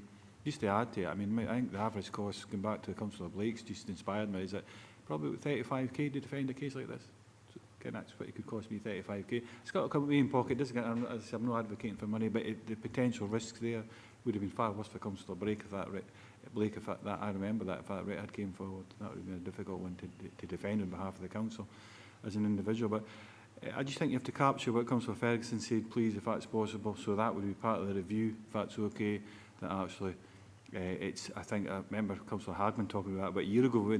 This wasn't going on, kind of stuff. It was, should I say, why have councillors not got an actual union? And it's absolutely, I wasn't even aware of that. So it's surprising, gladdened to hear that. But for the future proofing of councillors, this is the right thing to do in order to see what is for them, whether it's an indemnity a union, whatever it may be, but some are even further training, so they're aware of that potential conflict. Thank you. Thank you for that, Councillor Carruthers, but no, we're noting that it was to look into the system that they have in England to do with that, so that'll be part of the review, so that will be in the notes. Thank you. So we'll move to recommendations. Members asked to agree to withdraw delegation from Enabling and Customer Services Committee and to consider the terms of the notice of motion proposed by Councillor Ian Carruthers and seconded by Councillor John Dennerley. Thank you, members. Now we're moving to the minutes for approval. So, Annan Common Good Fund Committee, 25th of March. Do you want to do it? Yeah, cool. Sorry, Convener, we've lost some of the members to move and second that one. There's only one, which is Councillor Brodie online, so I'll roll that one forward to September. Okay.